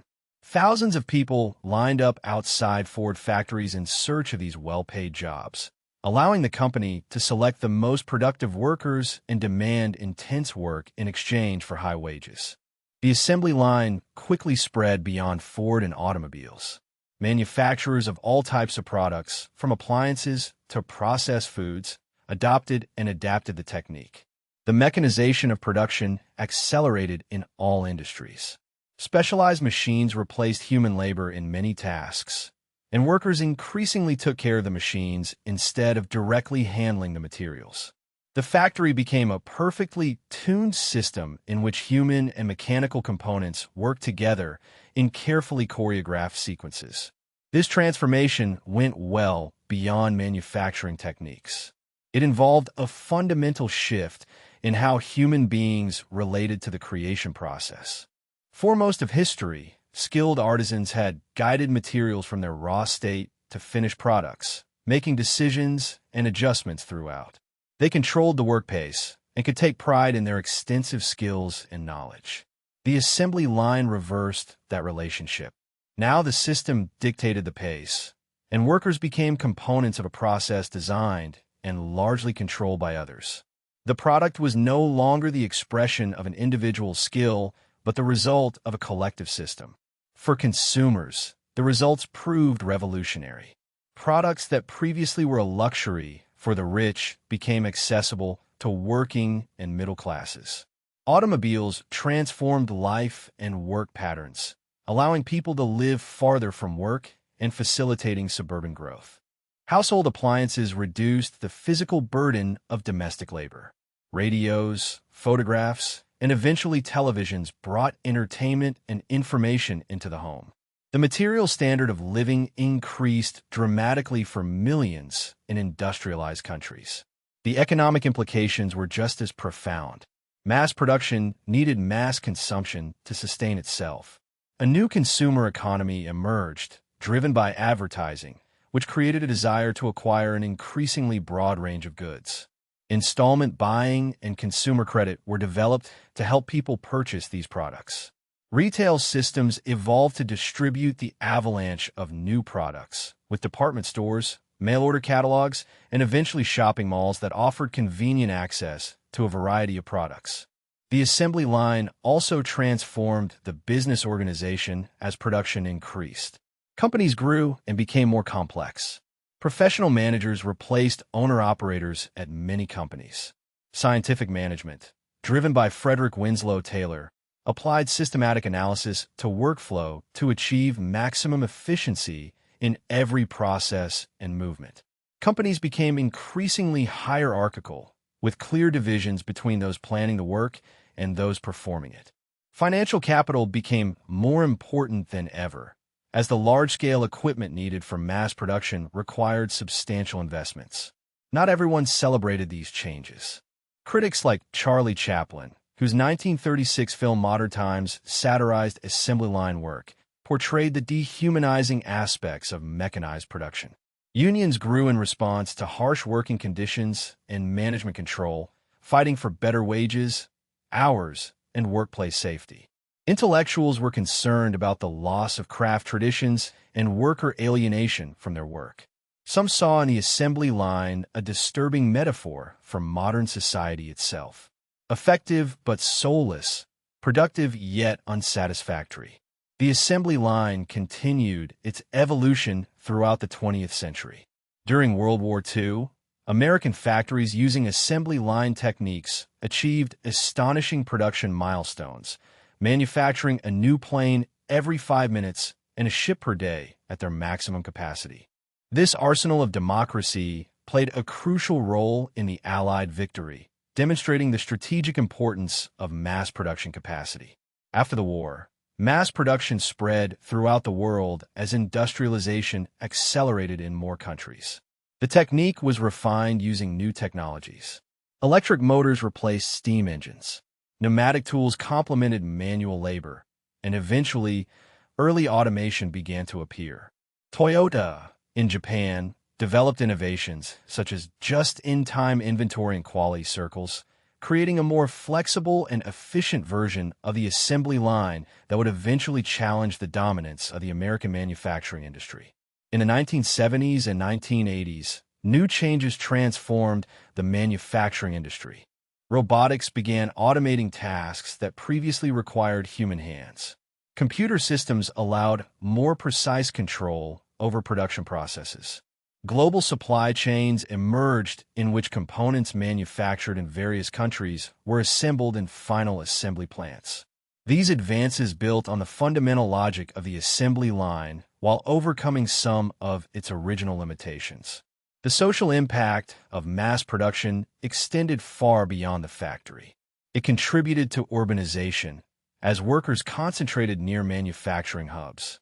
It accelerated the movement from rural agricultural work to industrial employment. It changed family structures, as wage labor replaced family production. It altered the nature of skills and education, as formal education became more important than apprenticeships for many jobs. It even influenced how time was experienced, as the rhythms of the clock that governed work in factories replaced the seasonal patterns of agricultural life. Chain thinking spread to sectors far from its manufacturing origins. Fast food restaurants applied these principles to cooking and service. Medical care adopted aspects of assembly line efficiency in clinics and hospitals. Office work became routine and more specialized. Even education began showing influences from the assembly line, with students going through standardized curricula in age-based groups. The concept of dividing complex processes into simpler sequential steps performed by specialists became a dominant organizational paradigm. This way of organizing production also had significant environmental consequences. The efficiency of mass production led to greater resource consumption. As more products became affordable for more people, energy use increased dramatically to power the factories and the products they created. Waste from production and discarded products accumulated. The scale of human impact on the natural world grew with manufacturing capacity. At the same time, the resource efficiency in manufacturing many identical articles often surpassed that of individual artisanal production, leading to complex environmental trade-offs. For workers, the legacy of the assembly line has been mixed. The jobs it created lifted millions out of poverty and into middle-class prosperity, especially in the mid-20th century, when manufacturing wages were at their peak. It created employment for people with limited formal education or specialized skills. However, the nature of the work itself remained difficult, physically demanding, repetitive, and with limited autonomy. As assembly line jobs increasingly moved to lower-wage regions or became fully automated, communities built around manufacturing faced painful transitions. The globalization of chain production created new patterns of international dependence and development. Countries industrialized in stages, often starting with labor-intensive assembly jobs before developing more advanced manufacturing capabilities. Global inequality was reshaped as production moved across borders in search of lower costs and less stringent. Nations competed to attract investment in the manufacturing sector, sometimes at the expense of worker protection and environmental standards. By the beginning of the 21st century, chain production had evolved far beyond Ford's original innovation. Flexible manufacturing systems allowed greater customization without sacrificing efficiency. Advanced robots worked alongside humans in collaborative environments. Digital technologies enabled precise tracking and coordination of complex supply chains. However, the basic principle of dividing work into standardized sequential steps to achieve maximum efficiency remained fundamental to the production of most physical goods. The psychological and cultural impact of the assembly line may be its most lasting legacy. It embodied both the promise and the danger of industrial modernity, providing material abundance through systems that sometimes diminished human agency and creativity. It raised fundamental questions about the purpose of work, the relationship between efficiency and personal fulfillment, and the proper balance between human needs and economic productivity. These questions continue to resonate as we navigate the transitions of the digital age.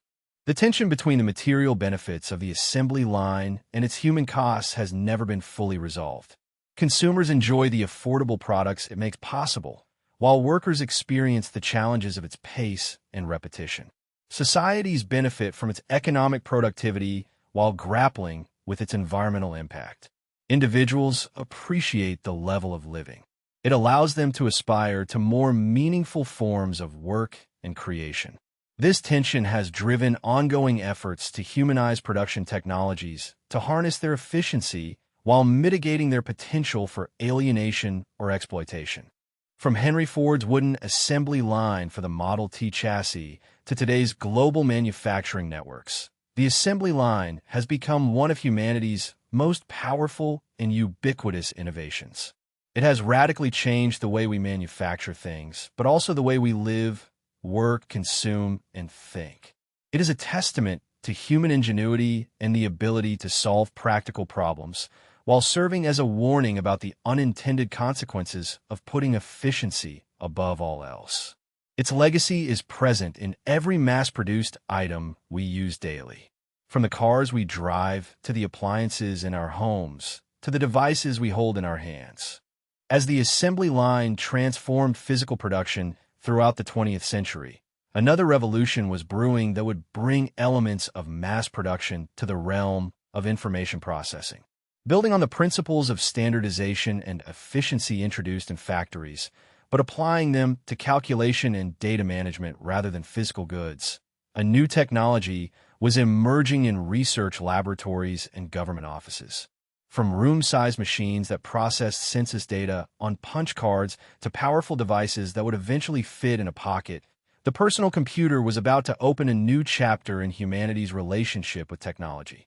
One that would combine and amplify the transformative effects of electric light, flight, the internet, and the assembly line in ways that no one could fully foresee. The endless steppes of Central Asia stretched out like a sea of grass under a vast blue sky. In this inhospitable landscape, where the summer heat scorched the earth and the winter winds cut like knives, a child was born in the late 12th century who would grow up to command the most feared military force the world had ever seen. His name was Tujin, but history would remember him as Genghis Khan, ruler of the largest contiguous empire ever created. The story of the Mongol horde does not begin with great armies, but with survival. Life on the Mongolian plateau was brutally difficult. The nomadic tribes moved constantly with their animals, following seasonal patterns, and lived in round felt tents called yurts, which could be assembled and disassembled in an hour. From their earliest days, Mongolian children learned to ride horses, shoot with a bow, and endure extreme conditions. At 3 years old, they could safely ride a horse. At 8, they could hit targets while riding at a full gallop. It was not a sport or pastime. It was preparation for life, in which skill with the bow and horse often meant the difference between starving and eating. Tujin's childhood reflected these harsh realities. After his father was poisoned by a rival tribe, his family was abandoned by his clan and forced to survive on roots, wild berries, and small game. The young man quickly learned about betrayal, hardship, and the need for absolute loyalty. These formative experiences shaped his worldview and his later military philosophy. Trust had to be earned, alliances had to be meaningful, and enemies had to be decisively defeated. What transformed these scattered nomadic tribes into history's most efficient military machine? The answer lies partly in the revolutionary organization of Genghis Khan's forces. Traditional Mongolian society was organized around family and clan loyalty. But Genghis broke this system and reorganized the warriors into units based on the decimal system. 10 warriors formed an arban. 10 arbans formed a jagan of 100. 10 jagans created a mingan of 1,000. And 10 minghans constituted a tumun of 10,000 horsemen. This structure allowed orders to flow quickly from the highest commander to the lowest soldier without being filtered by tribal politics or family interests. This military organization reflected something deeper about Mongolian society under Genghis Khan.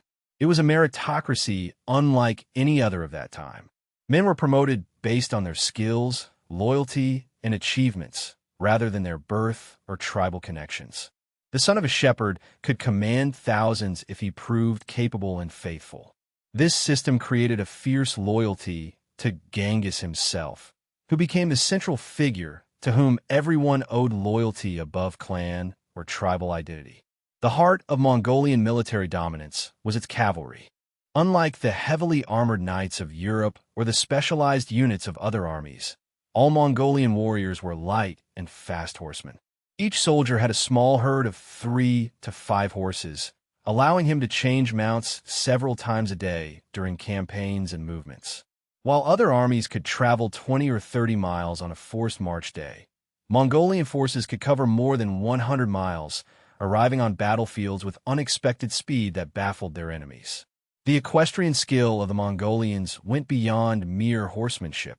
The deep connection between rider and horse allowed Mongolian warriors to shoot arrows with lethal precision. While galloping at full speed, their specially designed composite bows, made of layers of wood, horn, and sinew, could pierce armor at distances of over 200 yards. When a Mongolian army of thousands of soldiers launched a rain of arrows, the sky darkened and death fell on their opponents before traditional armies could even get close to combat range. The tactics employed by Mongolian forces showed a sophistication that military historians still study today. One of their favorite maneuvers was the feigned retreat, in which Mongolian units pretended to flee in disarray, luring enemy forces to pursue them. When the enemy formation crumbled in the enthusiasm of apparent victory, the Mongolian forces suddenly turned and surrounded their opponents, now disorganized, before destroying them with arrows and in hand-to-hand combat. Again and again, larger armies fell victim to this tactic, unable to resist the temptation to pursue what appeared to be a defeated enemy. Communication on the battlefield was another Mongolian innovation. Using a system of flags during the day and torches at night, commanders could coordinate complex maneuvers at distances that in other armies would have required messengers. Their discipline in battle was unmatched. Units moved with precision according to predetermined signals, allowing them to execute complex flanking movements or sudden changes of direction that left their enemies confused and vulnerable. Perhaps most terrifying to their opponents was the Mongolians' use of psychological warfare. They understood that fear could be as powerful a weapon as any bow or sword. Before attacking major populations, they often massacred the inhabitants of smaller settlements in the surrounding area, allowing refugees to flood the target city with accounts of Mongolian brutality. Cities that surrendered immediately would be spared. Those who resisted faced annihilation. Engineers, artisans, and skilled workers were identified and sent back to Mongolia, while everyone else could be killed or used as human shields in the next battle. These were not random acts of cruelty, but calculated policies designed to minimize Mongolian casualties by encouraging surrender. The expansion of the empire began in 1206, when Genghis Khan unified the warring Mongol tribes. Instead of resting after this achievement, he immediately turned his attention outwards.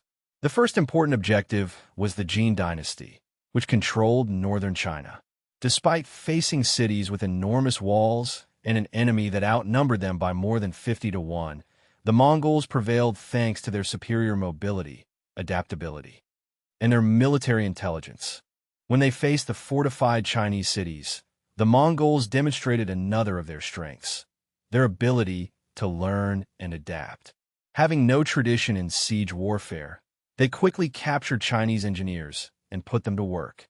They learned to build and operate catapults, trebuchets, and other siege machines. They diverted rivers to flood cities or cut off their water supply. They spread diseases by throwing infected corpses over city walls. No technological advantage remained exclusive to their enemies for long. After subduing northern China, the Mongol war machine headed west. The rich Muslim kingdoms of Central Asia fell one after another. Cities like Samarkand and Bokhara, jewels of Islamic civilization with their magnificent mosques and madrasas, faced the same choice as all Mongol targets: surrender immediately or be completely destroyed. Many chose poorly and paid for it with their blood. The slaughter in these cities was so complete that, according to reports, in some places a rider could ride through the ruins without his horse's hooves touching ground. It was so covered in bones of dead people. The famous trade networks of the Silk Road fell under Mongol control, and, with them, access to goods, ideas, and technologies from all over Eurasia. The Mongols did not just destroy, they connected. Under their rule, merchants could travel from Korea to Poland in relative safety, protected by the Mongol Peace or Pax Mongolica, which would end up encompassing the largest contiguous empire in history. The expansion to the west continued relentlessly. In 1222, Mongol forces under the command of Generals Jebe and Subutai embarked on a reconnaissance mission that became one of the most remarkable military expeditions in history. With a force of about 20,000 men, they circled the Caspian Sea and defeated armies much more numerous than they were. They crushed the Kingdom of Georgia and then annihilated a combined force of Russians and Cumans in the Battle of the Khalkha River. This was only an exploration force, testing the military capabilities of these western lands before the main Mongol army returned years later. As they advanced westward, the Mongols encountered increasingly diverse terrains and fighting styles. The European knights, with their heavy armor and powerful charges, posed a new challenge. However, the Mongols maintained their advantage thanks to their superior mobility and tactics.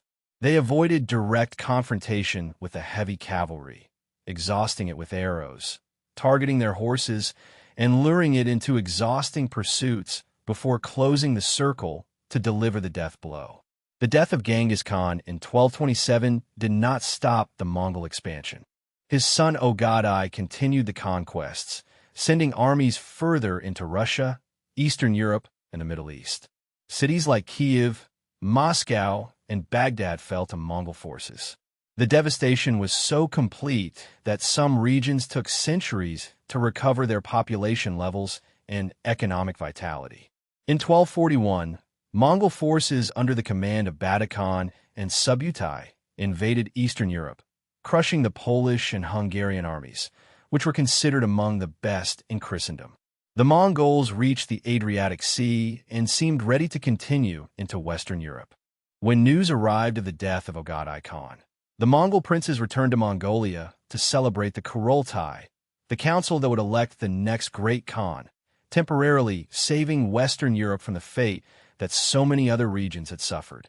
What made the Mongol hordes so effective was more than just their innovative military tactics, as their administration of the conquered territories demonstrated remarkable pragmatism and adaptability. Although they could be brutally violent during the conquest, their actual government was often characterized by religious tolerance, support for trade, and a meritocratic approach to governance. They adopted practices and technologies from the conquered peoples, incorporating into their empire Chinese administrative systems, Persian literary traditions, and Arab mathematical knowledge. The Mongol military machine was backed by an equally impressive intelligence network. Before invading any new territory, they sent merchants and spies to gather detailed information about geography, fortifications, political tensions, and military capabilities. When the arrows began to fly, Mongol commanders often knew more about their enemies' weaknesses than the enemies themselves. The legendary toughness of the Mongols came from having spent their entire lives in one of the most hostile environments on Earth. The warriors could ride for days with minimal food and sleep. They could drink blood from their horses' veins when water was scarce. They endured extreme temperatures without complaining. This physical and mental strength gave them a crucial advantage over sedentary peoples accustomed to a more comfortable life. The equipment for both horse and rider was designed for maximum efficiency. The Mongol saddle, with its raised front and back, provided a stable platform for shooting in any direction, even straight back at full gallop. The stirrups allowed warriors to stand while firing, increasing power and accuracy. Their deal, a traditional garment similar to that of a kaftan, was designed to keep them warm at night and cool during the day, with a special construction that prevented chafing during long rides. One cannot overstate the legacy of fear that the Mongol conquests left. For generations after their invasions, fathers in Russia, Persia, and parts of Europe calmed misbehaving children with threats that the Mongols would return. Cities surrendered at the mere rumor of the Mongol forces' arrival. This fear was a strategic asset that amplified the effective strength of the Mongol armies. However, despite all its military brilliance, the Mongol Empire contained the seeds of its own transformation. As they conquered established urban civilizations, the Mongols themselves began to change. The sons and grandsons of native warriors became administrators, merchants, and patrons of the arts and sciences. They built palaces instead of objectives, wrote laws instead of living according to unwritten traditions, and gradually adopted many of the customs of the peoples they had conquered. The empire that Genghis Khan founded would end up dividing into 4 great khanates: the Yuan dynasty in China, the Ilkhanate in Persia, the Chagatai Khanate in Central Asia, and the Golden Horde in Russia. Each developed its own character, influenced by local traditions and challenges. The Yuan emperors adopted the Chinese style of government. The Ilkhans ended up converting to Islam. The Golden Horde adopted aspects of Turkish and Slavic culture. What began as a purely Mongol enterprise became something more complex and varied. This evolution demonstrated another trait of the Mongols: their remarkable capacity for adaptation. Unlike some conquerors who blindly imposed their customs on the subjected peoples, the Mongols were pragmatic and took what worked from each culture they encountered. This flexibility allowed their influence to endure long after their direct political control diminished. The military innovations of the Mongols had a lasting impact on war throughout Eurasia. The emphasis on mobility, the coordination of different types of horse archers, and sophisticated command structures influenced military development from China to Europe. Future empires would study and adapt Mongol tactics, although few would match their speed and coordination on the battlefield. As the 13th century progressed, the world continued to feel the effects of the whirlwind that had emerged from the steppes of Mongolia. They connected east and west like never before, facilitating exchanges that would have profound consequences for the history of humanity. While the Roman Empire had united the Mediterranean world, the Mongols connected regions that had previously had minimal contact, creating networks that would survive their political control. This pattern of conquest, connection, and transformation would be repeated in the following centuries. Other empires would emerge with their own fearsome military forces, developing new tactics and technologies of war. As the influence of the Mongols began to fade in some parts of the conquered territories, a military machine of another type perfected its strategy of domination, one that was not based on lightning mobility, but on discipline, engineering, and the relentless advance of infantry formations that could conquer and hold territories for centuries. On the other side of the Eurasian continental mass, the Roman legions demonstrated that an empire could be built in a very different way than that of the nomads, but with equally transcendental consequences for the world. Long before the thundering hooves of the Mongol horses swept through the Asian steppes, another military force had already perfected a different approach to war and empire building. While the Mongols conquered with speed and terror, this previous force expanded thanks to relentless discipline, its brilliant engineering, and its methodical progress. The Roman legions did not represent the savage fury of the steppes, but the ordered power of civilization, creating an empire that would last for centuries instead of decades. The history of the Roman legions does not begin with a great conqueror, but with a small city-state on the Italian peninsula. Around the 8th century A.D. in Roma, C. was only one of many settlements competing for survival and influence. What distinguished the early Romans was their adaptive approach to war and government. From the Etruscans, they borrowed the combat techniques in formation from the Greeks. They learned about phalanx warfare, but it was their willingness to improve these borrowed methods that would eventually make Rome exceptional. The primitive Roman army was a reflection of the society it protected, a citizen militia in which wealth determined social position. The richer citizens, who could afford the best equipment, were at the front of the battle line. Those of moderate resources formed the middle ranks, while the poorest citizens served as skirmishers. This disposition reflected the belief that those who owned the most property had the most interest in defending the Republic. A fundamental transformation began around 387 B.C. when the Gallic tribes sacked Rome, revealing serious deficiencies in the city's defenses and military organization. The Romans, always practical, did not stop at the defeat, but they learned from it. They began a series of military reforms that created the most effective combat force in the ancient world. The most significant change came with the introduction of the system of maniples, in which the legion was organized into smaller, more flexible units. Arranged in the form of a chessboard, this formation allowed greater tactical flexibility than the rigid Greek phalanxes. If the enemies broke the first line, the second could advance to fill the gap. The maniples could maneuver independently, adapting to changing battlefield conditions in a way that previous formations could not. At the end of the Republic, new reforms under the command of Gaius Marius created the professional legions that would conquer the Mediterranean world. Mario abolished the property requirements for service, opening the ranks to landless citizens who would seek their livelihood and their future in their general and in the army. These career soldiers served for 25 years, developing skills and experience that the part-time militia could never match. The standard legion was now made up of approximately 5,000 men divided into 10 cohorts, each containing 6 centuries of about 80 men. This structure created a clear chain of command from the legion commander to the centurions who led the centuries. Unlike the Mongol system, based purely on decimals, the Roman structure balanced mathematical precision with practical battlefield needs. The training regime of a Roman legionary would seem brutal according to modern standards, but it created soldiers of unparalleled discipline and endurance. New recruits spent months learning to march in formation, often traveling 20 miles in 5 hours while carrying equipment weighing up to 60 pounds. They practiced with weapons for hours each day, developing skills through repetition.